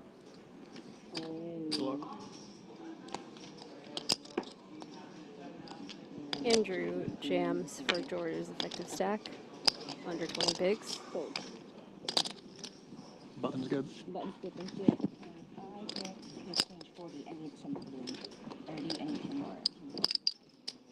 You know how they like talk about, you're saying people like on the rise in their career, they have like the rising stars of poker. We really should be like the people falling off a cliff in poker too. Oh man. Like I'm one of those, you know, it's like, ah, she's declining, obviously. Like it'd be funny if it, like GPA had that as like an award. Man, it's like over the hill. The worst downswing of the year got a GPI award. We talked about that a lot. So I used to write for Doug Polk's YouTube channel, and we would have like funny ideas like that, where it's like, should we just do like a poker awards, like almost like the Razzies or whatever? And just like best. I had some good categories. One of them was best scam. Oh, so you really are like, oh, was that a believable scam? Yeah. Whatever. Interesting. Some of them.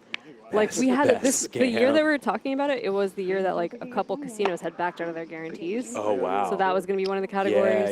Yeah. Borgata would not win that category because they just paid $250,000, no problem. They're the best. Oh, it's them. They're telling you to get. That's really funny. We listen, huh? Oh. Worst value for their markup was going to be one of the trophies. What are you reading about? I'm so nosy.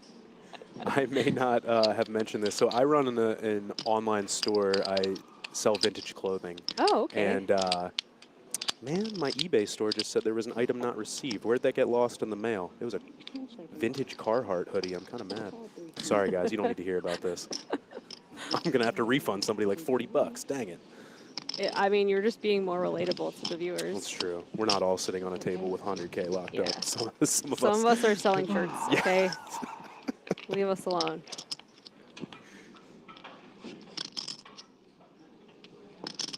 There's something. Why don't you plug your store while you're here? I'm making you. You didn't try to do it. What's your store name? I'm not going to. It's a very small store online. It's barely even a store. I just go and find, you know, vintage clothing and stuff like that. All right, fine. It's Crispy Fit Vintage on That's a cute name. eBay. I like that. Yeah. Hear that, guys? He really needs you to buy a T-shirt. I have a lot of inventory that I don't have up on there right now. I feel like it's a little sparse at the moment. His dog hasn't eaten in a long time. Seriously, guys, do it for Lily. Yeah, buy a shirt. For real.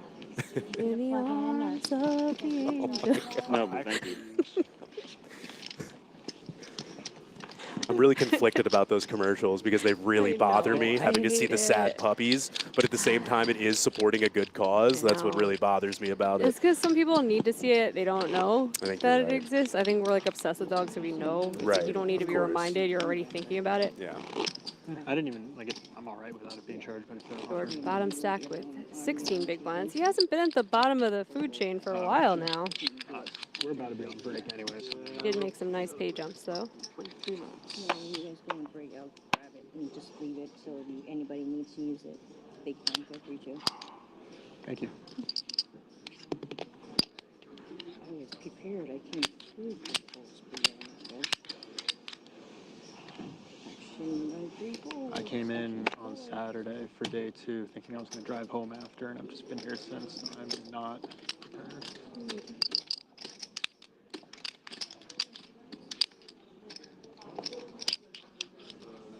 George with a pair on the button.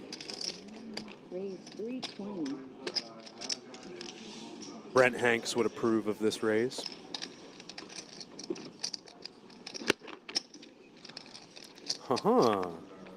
Joel gets out of the way in the small blind, but Justin in the big blind with a covering stack and a pretty, I would say, jammable hand here. Two lonely watermelons. All in. Raise. Player all in. And he does. He moves it in. Justin finds the jam, and we have a call.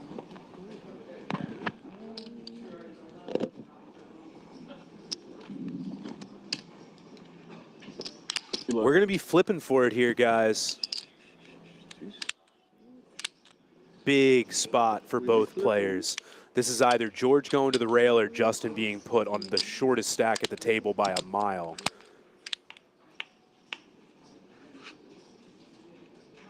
Oh. Does not hit a pair, but gives himself a lot more outs. And even more counterfeit outs.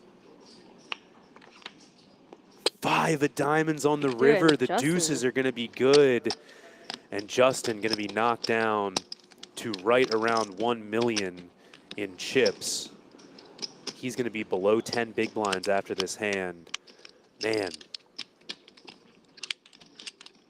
I'm not even necessarily calling that a misstep, just a hand that didn't go his way. He was just playing so solid for so much of this final table. Justin Vaseman has played excellent, but he has taken quite a big hit to his stack here. And George Kane going to move up to that 34 big blinds there.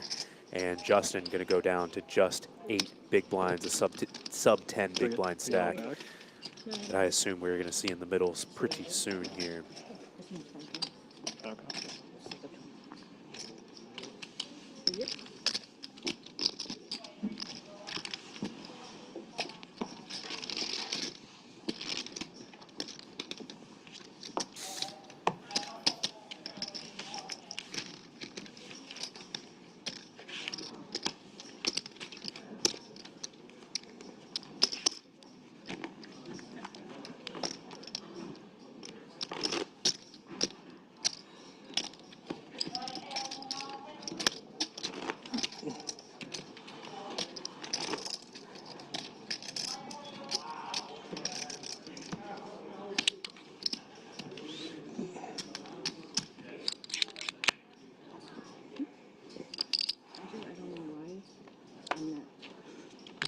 Don't ask me why I can't push it off a little bit. And push the cards? Yeah.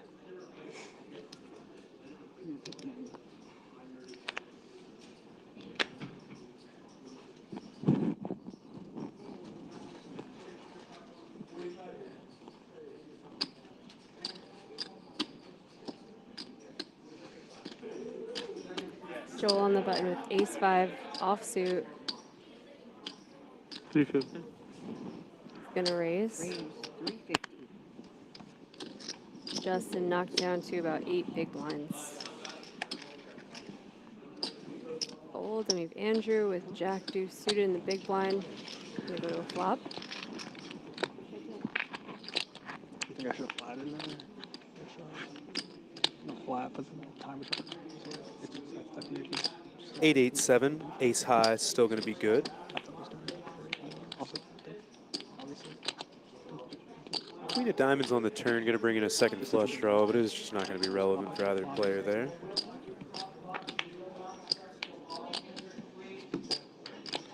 Nine of clubs on the river. Joel's going to get the check mark here. If he gets to showdown, he will have the winning hand.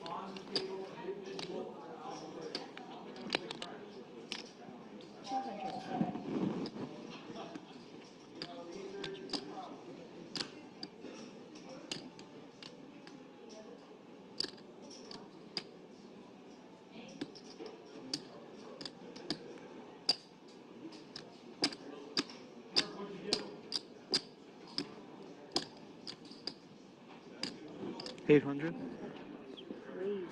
Very interesting.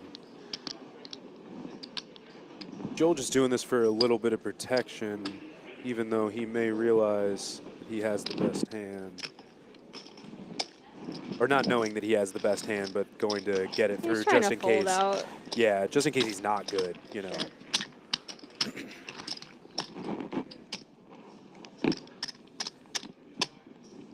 Looking at Justin's stack right now, I just have this feeling like he deserved a little bit better. He picked really good spots. He navigated really well, and now he's sitting there with 8 big blinds. Where poker can be cruel like that sometimes.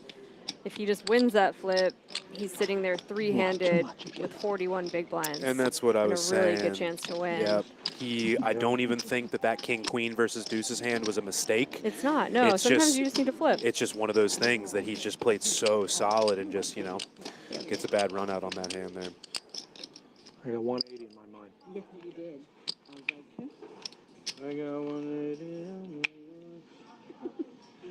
With the wrong lyrics.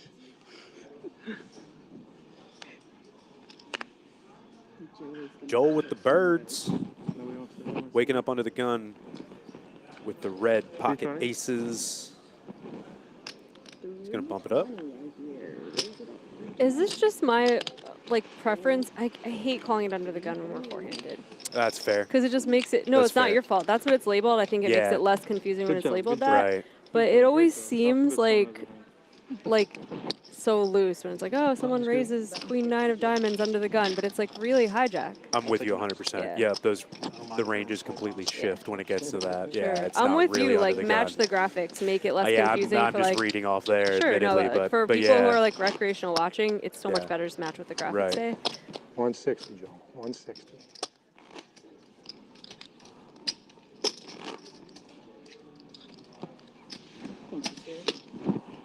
Players coming up, back up from break. We're going to give you a sneak peek on, okay, Joel coming back up. He's got a brown paper bag. Yeah, so does George. I think he may have pulled a donut out of it. Don't quote me. Wait, I'm going to see here. Looks like a salad of some kind. Okay, Joel's going for the salad. All right, I have salad reads. Okay. I always want to like eat healthy when I have like 100 big blinds in a bag. Yeah. When I like bust end of the night, I go donut. Of course. So he's eating a salad. He's thriving right now. Okay. All right. Yeah, that's my read. Good read. Good read. We will tell at some point, if not that it matters. That's not a comfort food. You don't need comfort when you're like crushing the competition, you know? If he came up here eating like half a cheesecake, I'd be like, man, I think he's giving us a head nod. Oh, wait, he might be coming over. Okay, let's take a look here. Let's see whether he's thriving or not. We're getting some reads right now. Let's look take at a that look. face. Like, that dude is thriving. Yeah, let's see here. Okay. Joel confirming that this is actually just brain food. Avocado, walnuts, sort of a, we'll call it a healthy salad, chickpea. Yeah. He must be thriving right now. Look at all this brain food he's eating. No wonder this guy's chip leading right now. Threefold.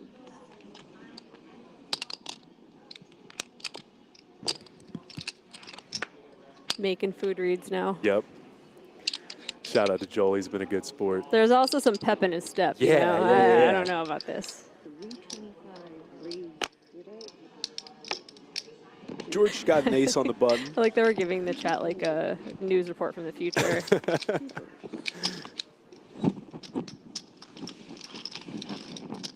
Yeah, George can open the button with an ace and just get it through real quick.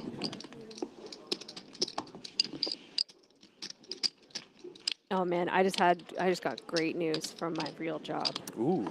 That something that was tomorrow that was going to be very stressful got pushed back to the 21st. I'm so happy for you. The same feeling. Do you remember the feeling when like your professor would be like, "There's an exam on Friday," and then Friday rolls along and they're like, "You know what? No, some people have been sick. We're going to make it next week," and you're just like, weight of the world is like lifted off your shoulders. And you can't cheer out loud because you know he's going to know that you didn't study. Exactly. But in your head, you are just shouting. It's so funny that those things are so imprinted in our brain that like when this thing happens like a work thing, I immediately go back to like, yeah, the project's postponed. Ooh, that must be a good feeling. I love that for you.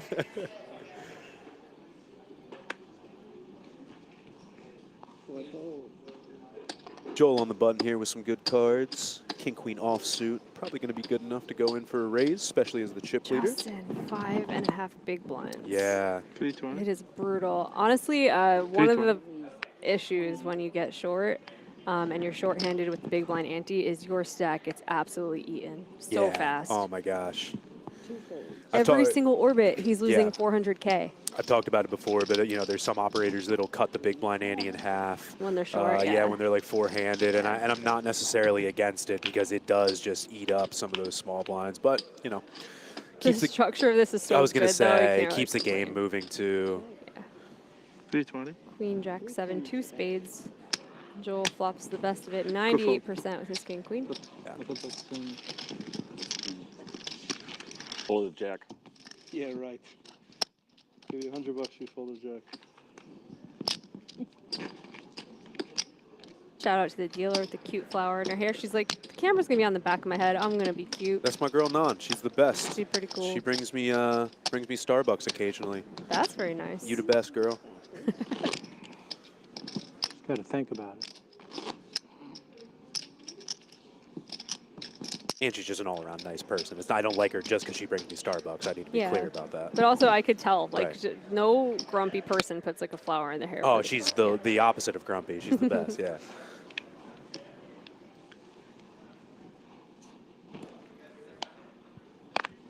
Yeah. I love it here.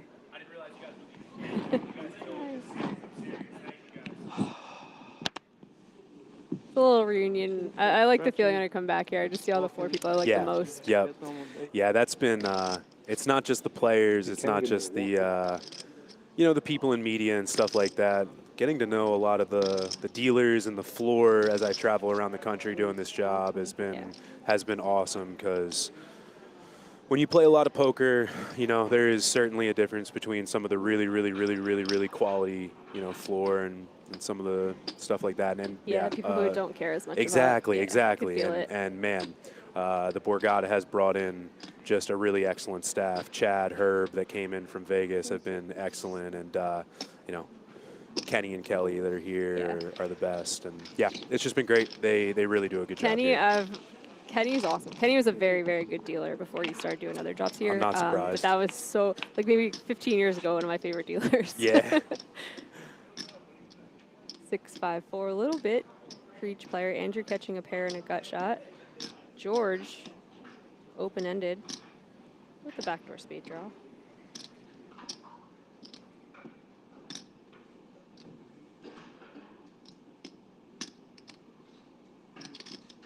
That's 350.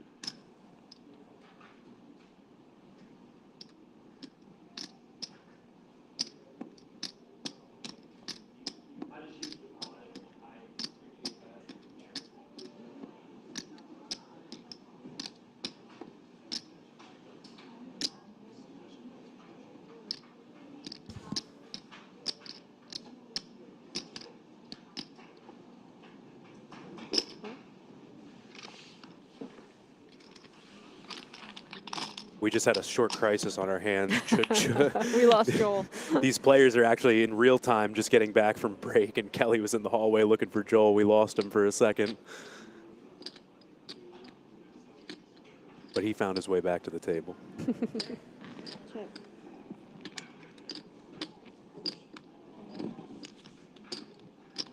Deuce of Diamonds turn.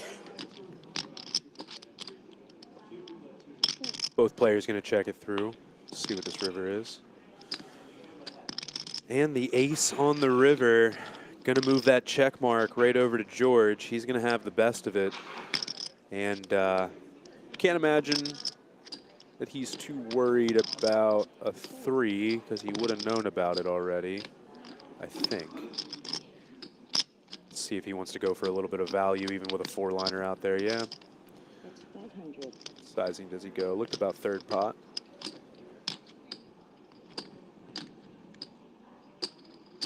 Quarter pot-ish. 500,000 is the wager. Andrew has a pair, but I mean, George can have all the 3s, all the aces. This could be a lot of Always things. thinking about it though. Yeah. Turning into a bluff, perhaps. Always.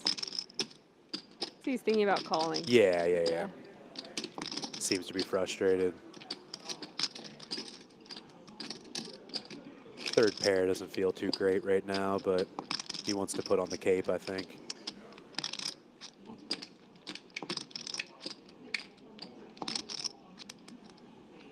Oh my God.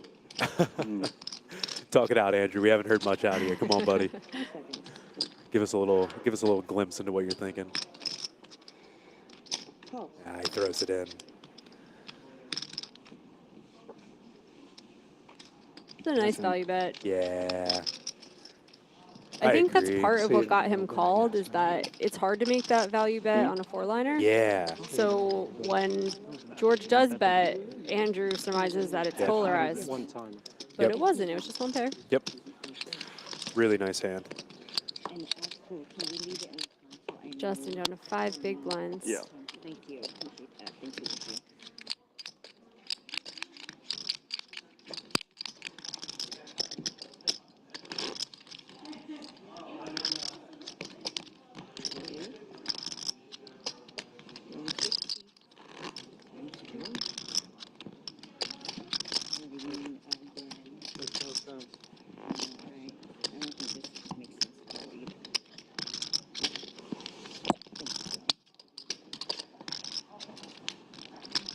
What do we got left now? Oh, 4 minutes. 2 more hands. 2 more hands.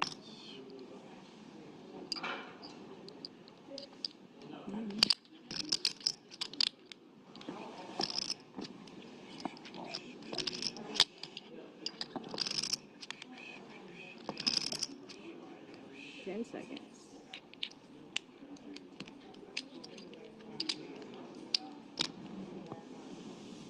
Hey, nice looking hand for Justin. It's just 5 big blinds, but he makes the shove with the 9-8 suited.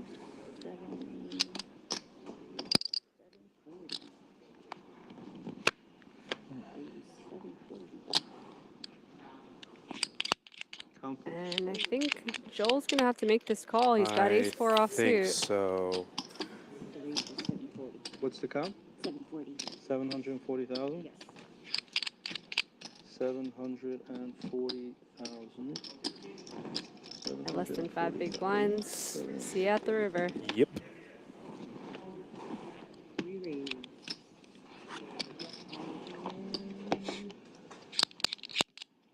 I can't stand. Let's try this way. Oh, 8, 9.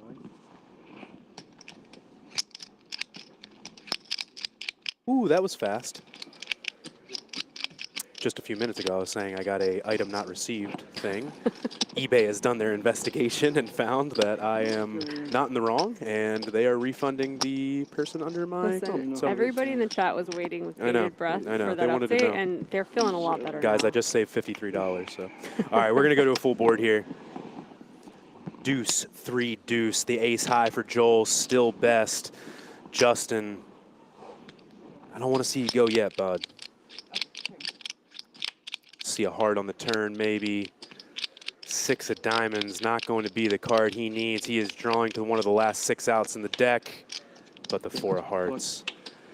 Not going to do the job. Justin Vaseman going to bow out in 4th place. He played fantastically, and he is going to get a 6-figure score in the process. Excellent job, my friend. $108,000. $57,000 pay jump for these 3 players remaining. Yep. And I happen to know that this is Justin's biggest score by a long shot, at least in live earnings. So congratulations to Justin on an absolutely fantastic showing. That is a great place to be able to be going into WSOP with a nice little 100K score. And like that, we are 3-handed. Guess what? You got a chip that's laying up. Like, oh, awesome. Oh, look at you. Thank you. Yeah. There's about $750,000 left to play for. Don't you dare bring up that chop number. I didn't say it. It's more than 2nd place money. I'm just saying. I'm just saying, okay? we're going to have our first hand of three-handed play.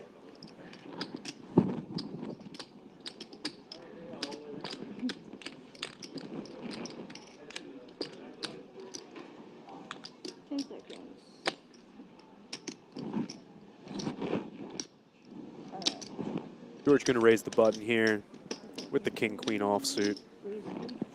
Maybe it's just me, but I feel like we've seen king-queen offsuit more than any other hand on this table. I feel like we've seen it constantly. Check that deck. Yeah. Count how many kings and queens are in there. I think Stanton Tentonowski 3-bet out of the small blind with king-queen offsuit like 17 times yesterday. I think this looks like the I'm waiting for the clock to run out kind of Right, right. Yeah, guys, we are about to hit our modified dinner break, I believe it is. These guys are, I think, agreed on just a 25-minute break that is going to be coming up here soon. There may be one more hand, I'm not sure. I'm going. I just want to take a picture of my stack. Just this hand that's in play, I believe. Okay. George raises the button, king, queen offsuit. Andrew defends the big blind, 8-6 offsuit. King 3, deuce 3 hearts. Okay, but then don't start the... Nobody with a heart?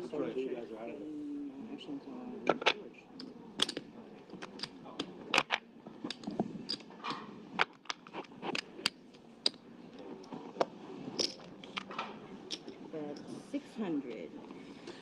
That's going to get the job done. Behind the blue. All right, look at that leaderboard one more time before we go. 81 big blinds for Joel and kind of a dead heat for second. Andrew and George, 49 and 45 big blinds apiece. We're going to go on a 25-minute break ourselves. Don't go anywhere. We will be right back. A lot of poker left to be played, guys. We'll see you soon.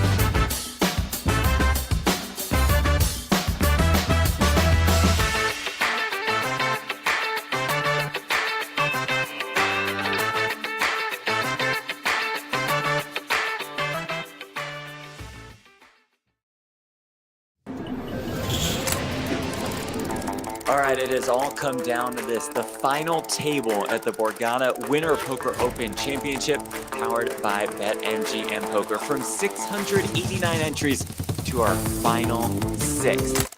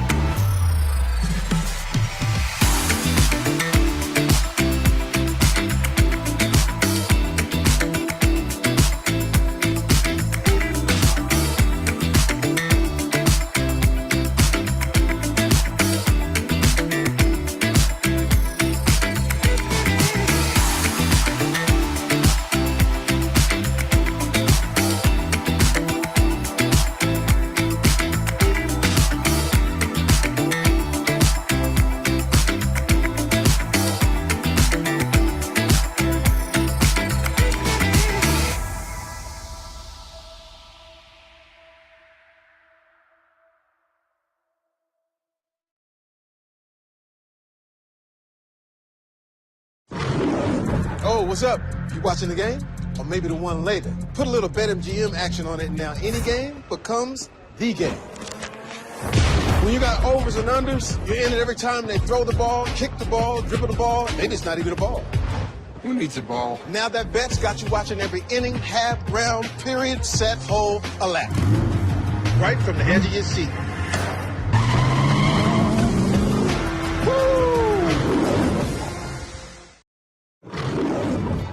Tap into BetMGM Casino, and you're entering a huge library full of exclusive games.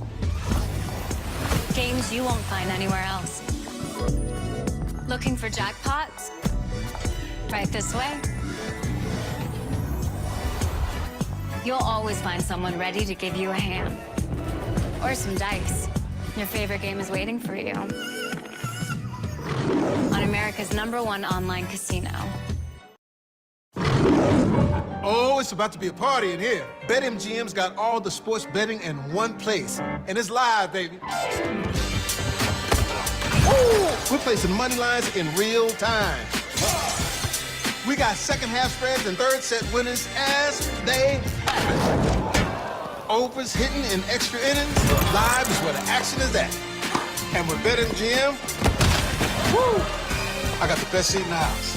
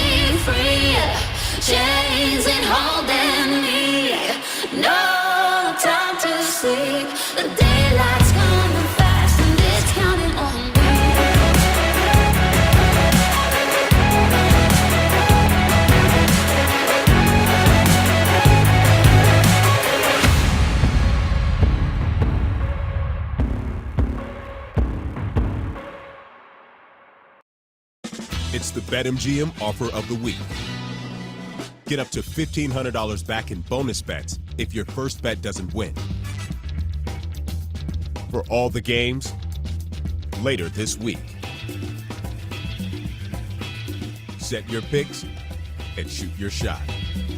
And turn any game into a must-watch. Download the BetMGM app, and it's on.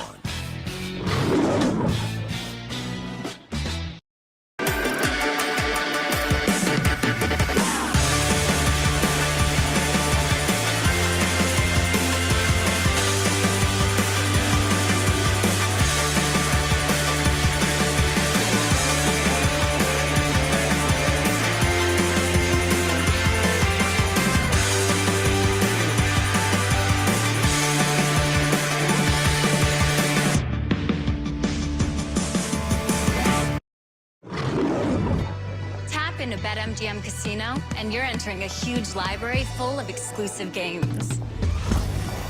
Games you won't find anywhere else. Looking for jackpots? Right this way. You'll always find someone ready to give you a hand. Or some dice. Your favorite game is waiting for you. On BetMGM Casino.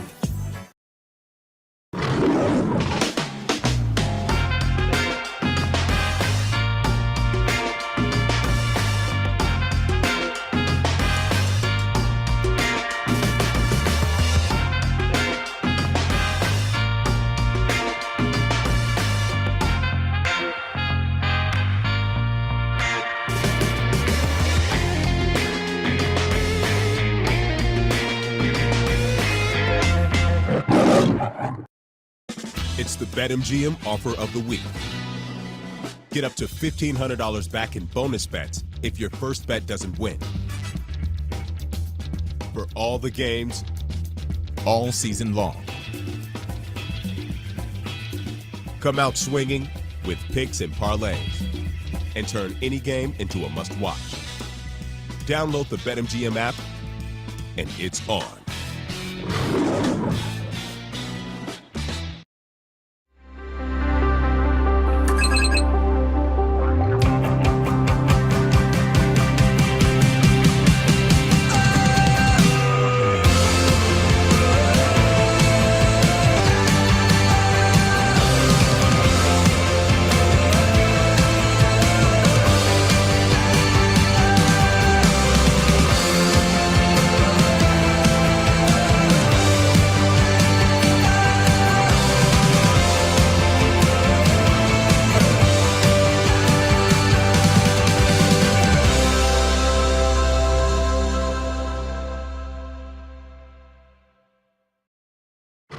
Fellas, 5 minutes. Appreciate it, man. Oh, okay, you getting that bet in before the boom, huh? Yeah, LA all the way. What? Oh, come on, man. You know it's Boston, baby. KG, I understand why you said it, but it's LA. Jay, are you serious? You know what? It's LA. Why are you standing up? Because it's LA. You know what? You ain't scaring me. Let me tell you something. That ain't enough. Boston, Boston, Boston. It's LA.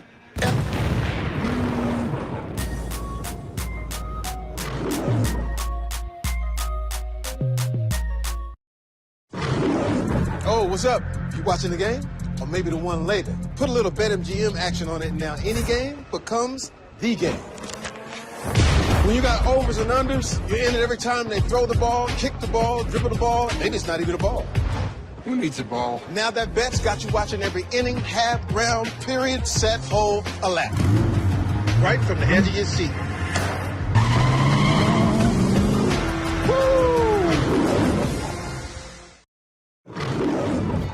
Tap into BetMGM Casino, and you're entering a huge library full of exclusive games.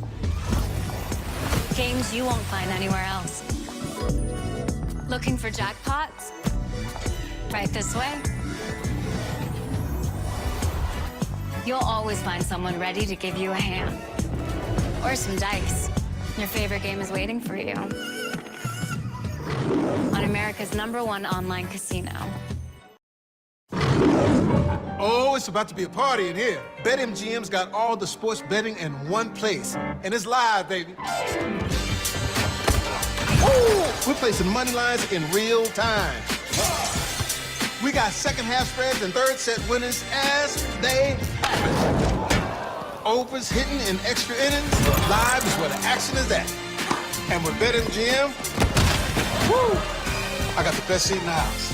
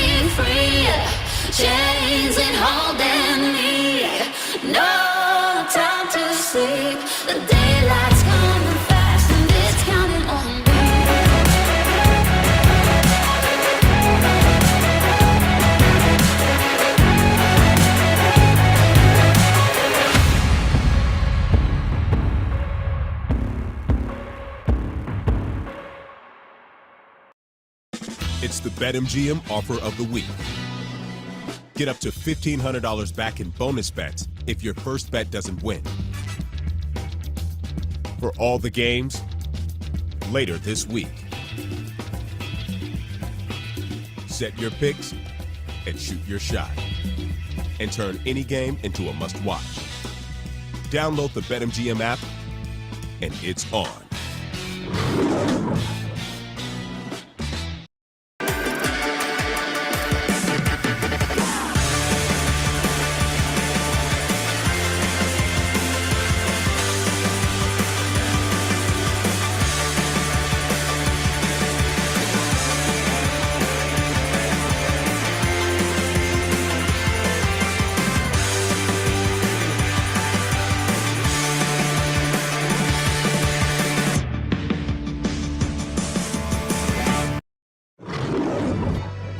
Into BetMGM Casino, and you're entering a huge library full of exclusive games. Games you won't find anywhere else. Looking for jackpots? Right this way. You'll always find someone ready to give you a hand. Or some dice. Your favorite game is waiting for you. On BetMGM Casino.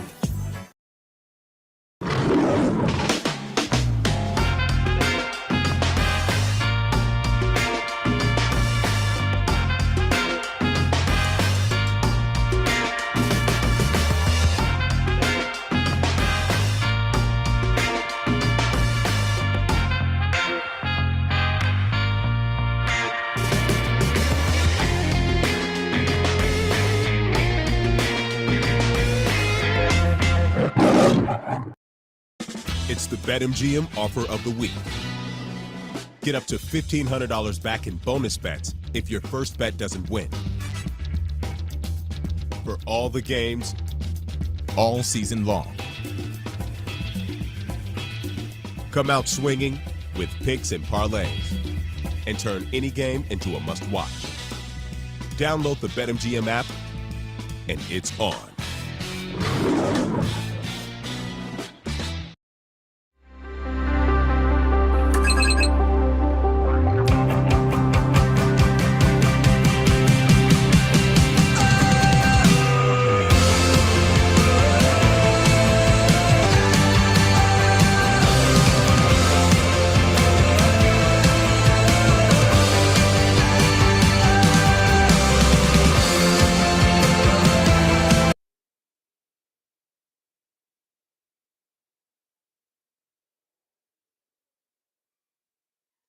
And we are back.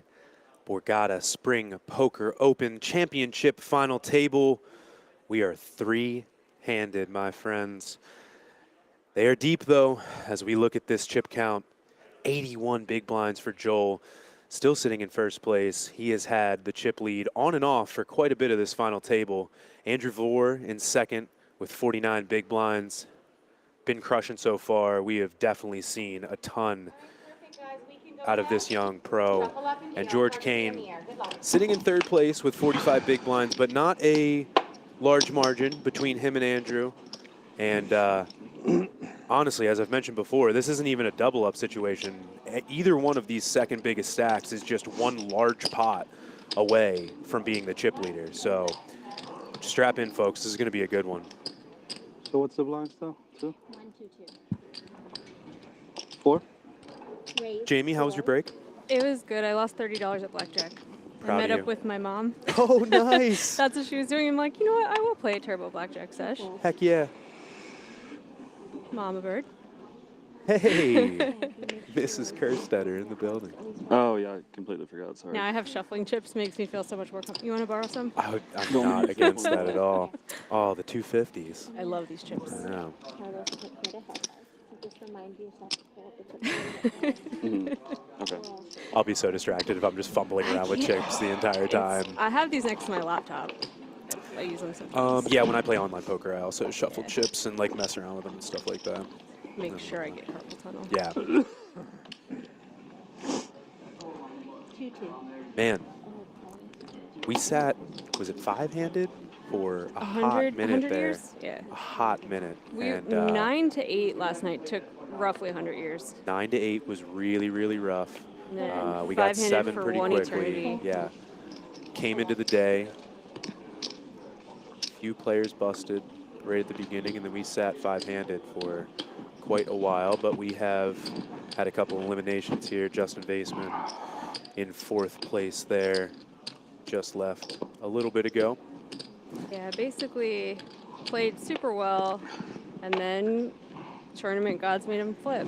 So lost the coin flip. Yeah, on break, I actually was able to catch up with him for a moment, and he kind of echoed the same sentiment. He's like, I felt like I played really solid, Sure. you know, the entire time. And I said, you're going to hear it on stream, man. We said the exact same thing. You played excellent. You just basically had one big spot that didn't go your way. And it'd be like that sometimes. So he's in good spirits. 100K score will feel pretty good tomorrow, you know. Oh, that's the best. It's the best feeling when you like win something and then you go Yeah. to sleep and your brain hasn't like fully accepted it. Right. You wake up and you're like, oh yeah. After that adrenaline dump wears off Yeah. and everything, it's like, all right. It's hard to Okay. feel it like when you're so focused in the moment. It's hard Sure. to feel it. Oh wow, Andrew, greater Just than 99% with his trip 5s. drilling it.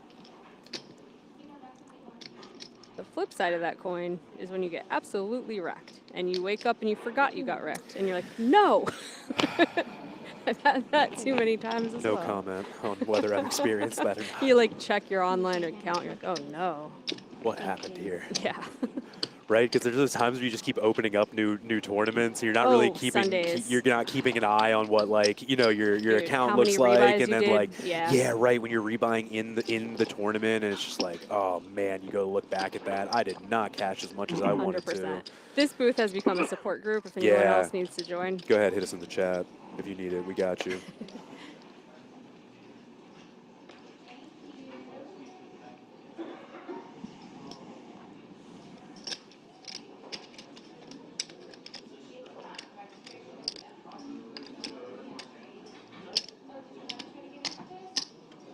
Four?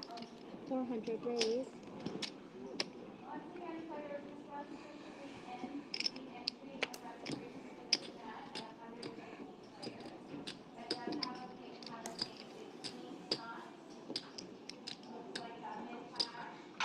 Somebody in the chat asked, are they chopping? I can tell you that there has been absolutely no talk of a chop whatsoever. I was curious because sometimes like a slightly longer break will indicate chop talk, but I saw them all come back with food. Yeah, no, So I think that was the believe- reason. I believe this was supposed to be the dinner break, which Yeah. is technically supposed to be an hour, but I Oh, think they thank just God they negotiated didn't, it down to yeah. 25 minutes, and that's why we saw we saw Joel come up the stairs and give us his brain food update. That's what was going on. What do you have behind?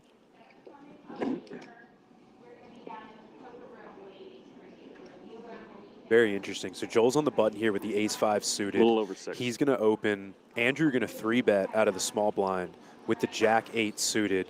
Three-handed, I think this is fine. What do you think? Yeah, sure.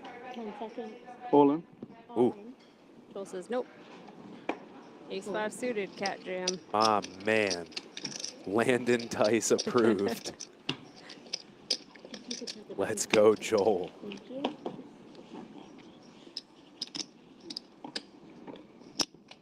We'll be seeing Landon Tice in action in just a couple weeks at the final table. Along with a player that we saw on this stream, Alex Queen will also be there. He is a Borgata regular and silent killer. And good dude. Mostly silent. Sometimes he's humming a song. Yeah, yeah. Promise?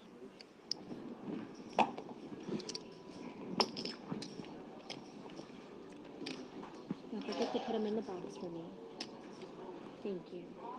Yeah, when Alex won the Winter Poker Open, you know, he was very stoic on stream the whole time, and I wasn't really sure what he was like. And afterwards, he was like doing real fun pictures with us He's like a and lot stuff like sillier that. than Yeah. you would think was from his table presence. He's like one of the nicest people. Like Yeah, no, it was really funny. He completely came out of his shell as his wife was coming in to do some of the pictures and stuff. It was really fun.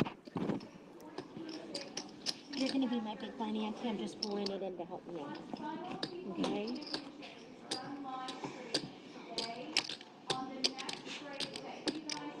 Some serious pay jumps here, guys. Up real quick. There we go. They got him for you. My man. 74K. Yeah, $74,000 pay jump here. The next one was about 100, a little over 100, I believe. Yes. Yeah. Okay. I'd take that. Like when these guys get heads up, like, hey man, you want to play heads up for 100 grand? Sure, let's do it. Yeah, this is the hardest way to get one of those matches. The easiest way is to start a Twitter beef with someone you think is bad at poker. And then you get a heads-up match for 100K without having to go through 700 people. Boy, that entire situation of playing people heads up recently has gone very good for some people and very poorly for others. It's really insane because it used to almost be a running joke where people would say heads up for rolls. Right, and they'd right. have all this macho crap that was never really true. You go on 2+2, there'd be all this like bickering back and forth. It never happened. Almost never happened. Right. And then recently, all the time, we're just going Negreanu versus Doug Polk. We have Berkey versus Airball, and let's just pause that thought because Andrew's got a set of threes. Yes. And George is leading it. George is going to need a lot of help. Running straight cards, his only hope. This is such a dry board. I really think that we need to just put in a savvy smooth call here. Yes or no? Yeah, I agree with that. And you unblock the top pair. 10 seconds. Raise 1 million. It feels a tiny bit greedy, like it's a check of like, oh, do you have a king? Are you going to be sticky? Can I get all of it? But If that 4 was a spade, you know, maybe then, but it's just such a dry board. King 4-3 rainbow. 10 seconds. Ooh. But what do I know? Andrew playing the player a little bit. Yeah, what do I know? He's going to get that value. As the player's just holding ace high. Pot going to the turn's a lot bigger than it would have been for either of us. Fair enough. This is why Andrew's here, not me. 9 of diamonds going to roll off on the turn here. Because you weren't the president of your high school poker club. That is an accurate statement, yes. I was out playing sports. Me too. Dumb jocks in the booth. Yeah. 10 seconds.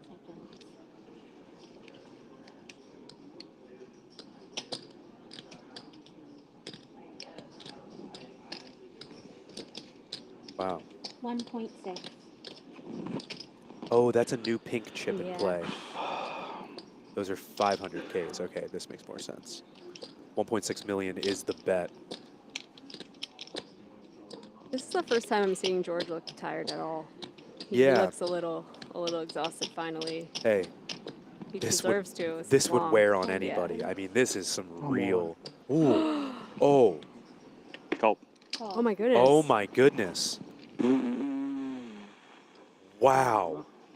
Are we gonna get heads up right now? We Right. are. That's it, He's right? drawing dead. Yeah, he's drawing dead.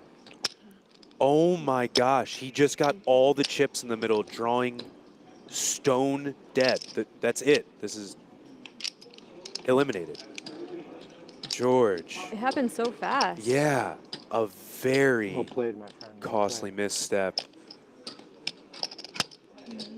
George. He played some awesome hands. George I mean, let's played get the some highlight reel going. awesome hands. That was just a very sudden. I just really wasn't expecting the all-in.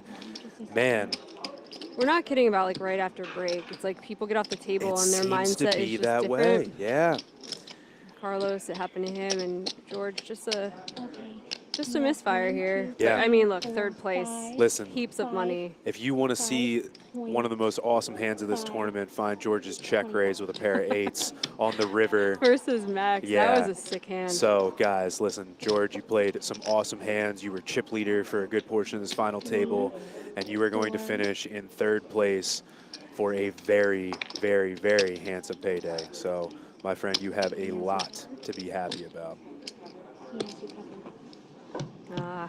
It's kind of brutal though to have like the slow elimination too. Like he didn't know if he had chips left. It's a little aggressive. Yeah. All right. Still nice payday. A bit deflating, but honestly, he earned that payday. He played some really sick hands yesterday and today. Can hold his head up high. Congratulations, George.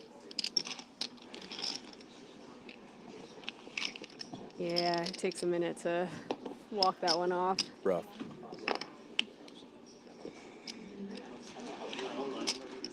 Just like that, we're down to heads-up action.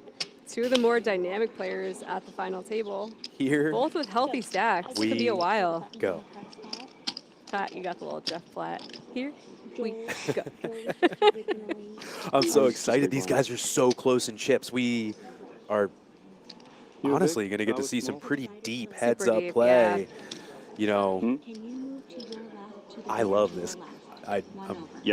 This is where stuff can get so creative, and I just Show me that feel trophy. like, yep, show me that trophy, and yeah, I just feel like both of these players are so capable of coming up with some creative lines from what we've seen so far, and in heads-up play, that's where that can happen so often. I'm just really excited That was to a see these crazy guys go hand at just it. now, and That was honestly, I would have wild. played a set of three so much differently. I would just have been trying to get another bet out of my opponent, hoping that he bluffs a little bit, but he ended up getting all of it by playing it fast. We both were, you know, thinking the check raise might have been a little greedy. Yeah. And gets there and just, wow. Am I okay? So George, third place, $165,000. And look at this, almost even. 73 big blinds, 67 big blinds. That's what I'm saying. They're so close. Joel just a little bit ahead. So much to play. Okay. You're my small blind. Perfect. How much you have? Let's see, 45, 65, 85, 10-5, 11-5, 12-5,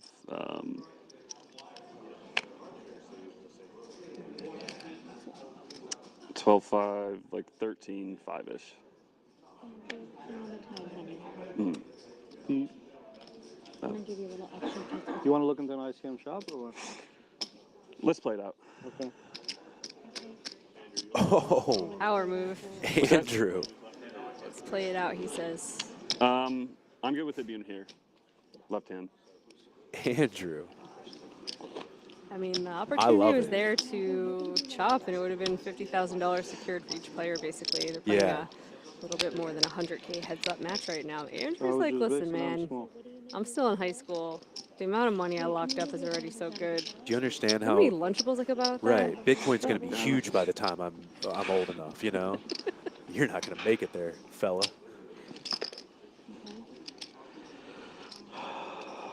Want to get so many Pokemon cards?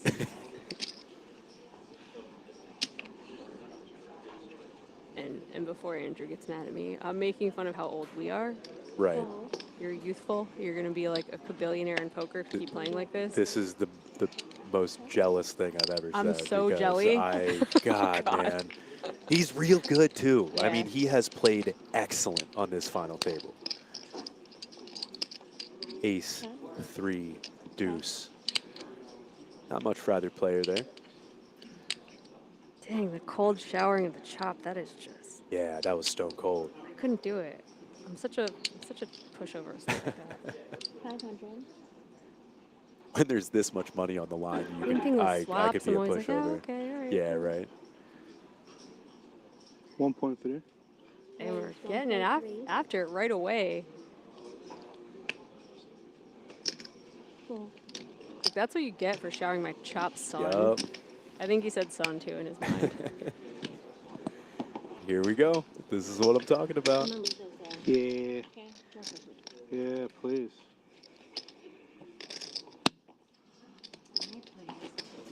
There we go. Thank you, Kelly. Will decrease to 30 minutes. I'm going to move this level down to a full 30 minutes, and then all remaining levels will play 30. Is that heavy? I flew Spirit and I just have that. So with a slight advantage now.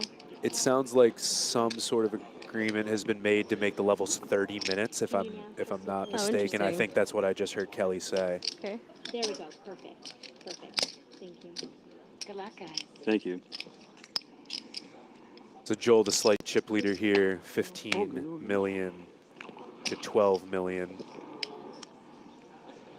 Got our glass Borgata. Where is it?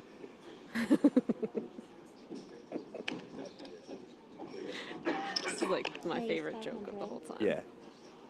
I just see the base. Where's the trophy? Right. Where'd they put it? Joel with a pretty one.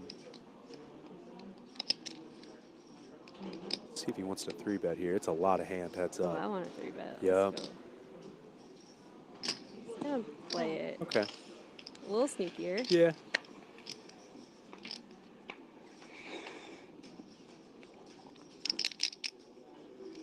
Ace, Jack, 9. Check. Andrew flopping the best of it with just bottom pair, but Joel got a gut shot.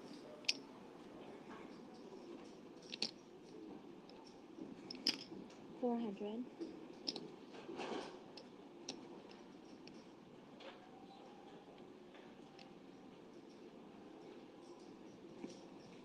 Call.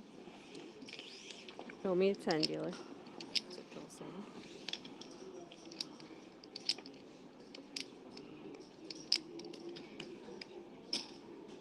Six of clubs on the turn. Shouldn't change much. Expect this to go check, check. Third pair not super excited about this board when he gets called. Oh, baby. Whoa. 10 comes home for Joel. It is a diamond. Not the nuts, but it's got to feel like the nuts right now.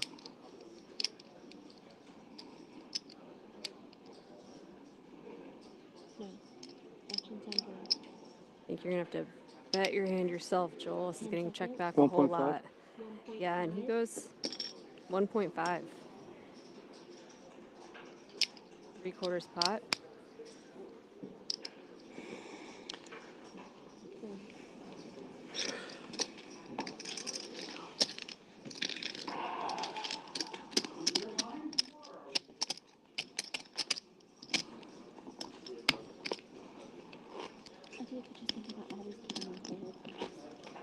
Oh, pushing these forward? Thank Yeah. you. Okay. Appreciate Hopefully I'll get the hang of it. Yeah. Carlos baby through the whole race. Where's Carlos when we need him? You're not kidding. Look at the high def on these cameras. I know. I mean, Shout out to, you can almost see the trophy. it's crazy. I can definitely see the base, like, but shout out to Gorilla Gaming. They're putting on just a gorgeous stream here. Make sure you guys go check out Gorilla Gaming. They have put on an absolutely awesome stream for us here. So a little bit of competing clubs here. It's the battle of the puppy paws. Battle of the puppy paws. Call.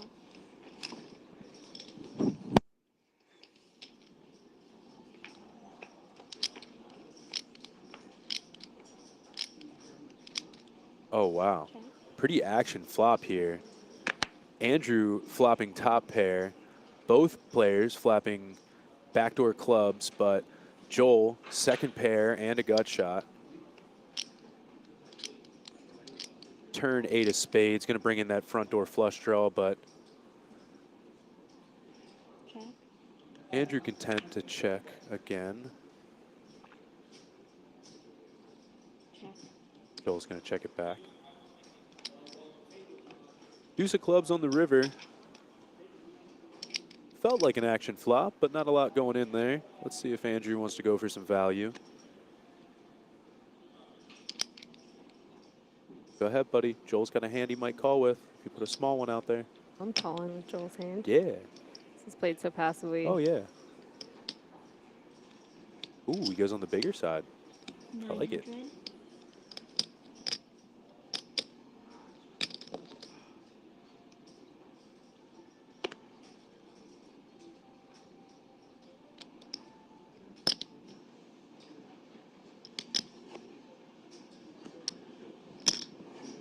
King. King's good.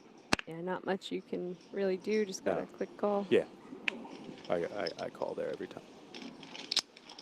Nice hand.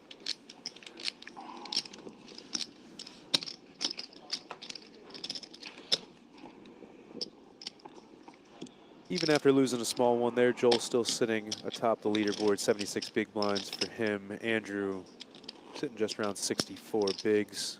You guys still very, very deep. This is close.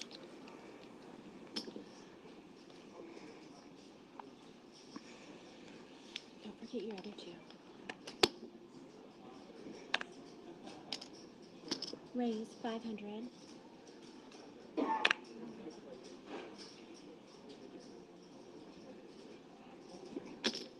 Call.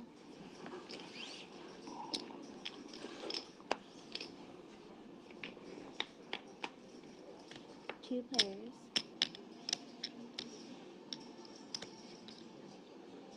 Not much for either player on the 10-6 deuce board. Andrew with ace high still has the best hand.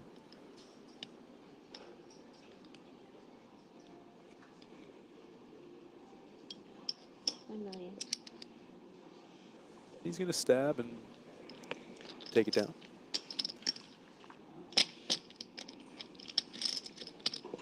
No, read it first so I can read it. No, I got you in. Oh, thank you.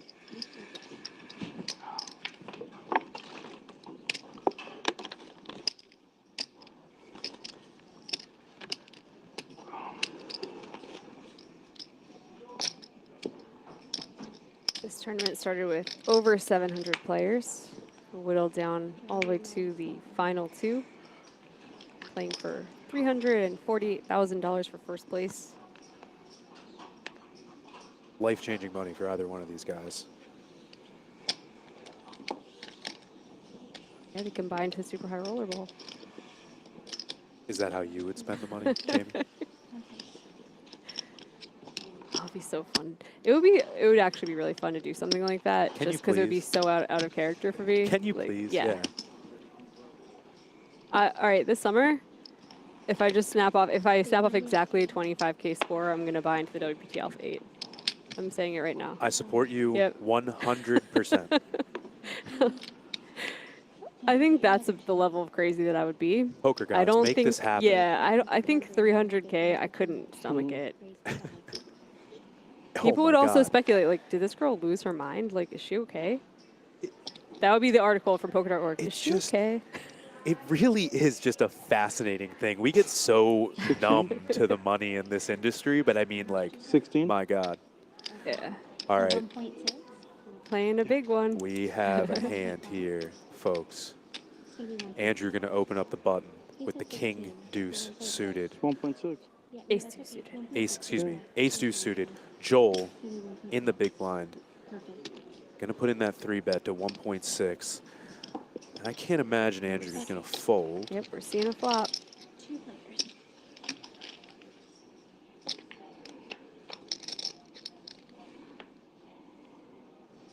What a flop it is. Flop. King 6-6 2 hearts.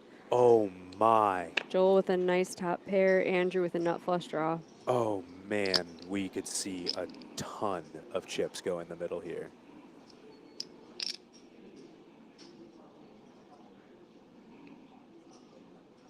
Seconds. 3.5. 3.5.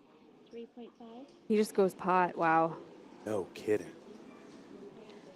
Joel just laying down the hammer right away. Says, it's like he knows he has. 3.5. Wow, that's kind of crazy. It's like he knows he has the nut flush draw.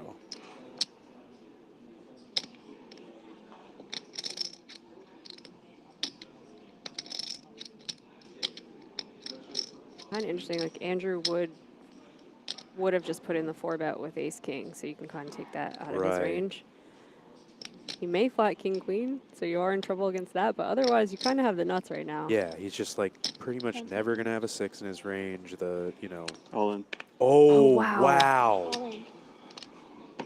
Yeah, and he just snap calls. Oh my gosh. Is this gonna be it? This is for the tournament, guys. If a heart peels off. It is equity's running decently similar. Andrew's going to win this hand 40% of the time, but right now, Joel Jack turns 2 pair, really doesn't change much. Card would be nice. Oh my gosh. Wow, that's it? 4 on the river. Stunning how fast it went from 3-handed to a champion. Joel is your new champion. We're going to get a confirmation on this chip count here, but wow. I was buckled in for a nice long heads-up match, Me 70 too. big blinds deep. How crazy. It But just I mean, all it happens takes like is this one sometimes. big matchup like that in a 3-bet pot. Wow. I do think Joel had him by about 5 big blinds. Yeah. And this is it. That is your new champion, folks. $347,000 richer. Good day. That's a good day. Mr. Joel Deutsch. Let's go. And I believe it's $239,000 for our runner-up finisher, Andrew. Yeah. And listen, Andrew played lights out for so much of this final table. He gets the chips in with a big draw and an over. And, hey, it bricks. Had a misstep. Well played, man. Congratulations.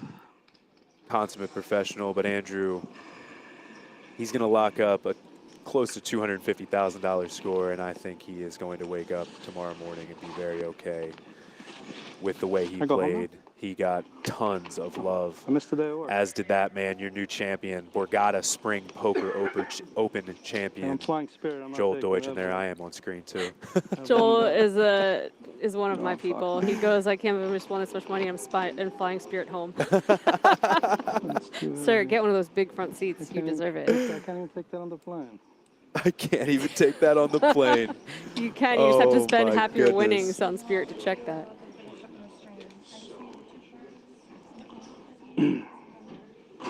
Congratulations, sir. Yeah. You know, he's got friends from Florida sweating him in the chat this whole way.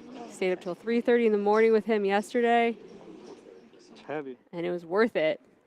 Our champion, Man. $347,000, taking home the trophy to Florida. So there you have it, folks. What an awesome final table. What an awesome full day. I mean, we just saw so many wild hands over the course of the streaming these past couple days. And Joel Deutsch is going to come out as your new champion. So yeah, I think they're just gonna get the chips already and the trophy for some nice winners photos. I hope we get the Birkin Crocs in there, some feet on the table maybe. But yeah, that should wrap it up for us. I'm Jamie Kerstetter with Jeremy Geis. This has been a lot of fun. I hope you guys enjoyed it, and congratulations to our Borgata Spring Poker Open champion, Joel Deutsch. Congratulations, Joel. Thank you guys so much. Take care.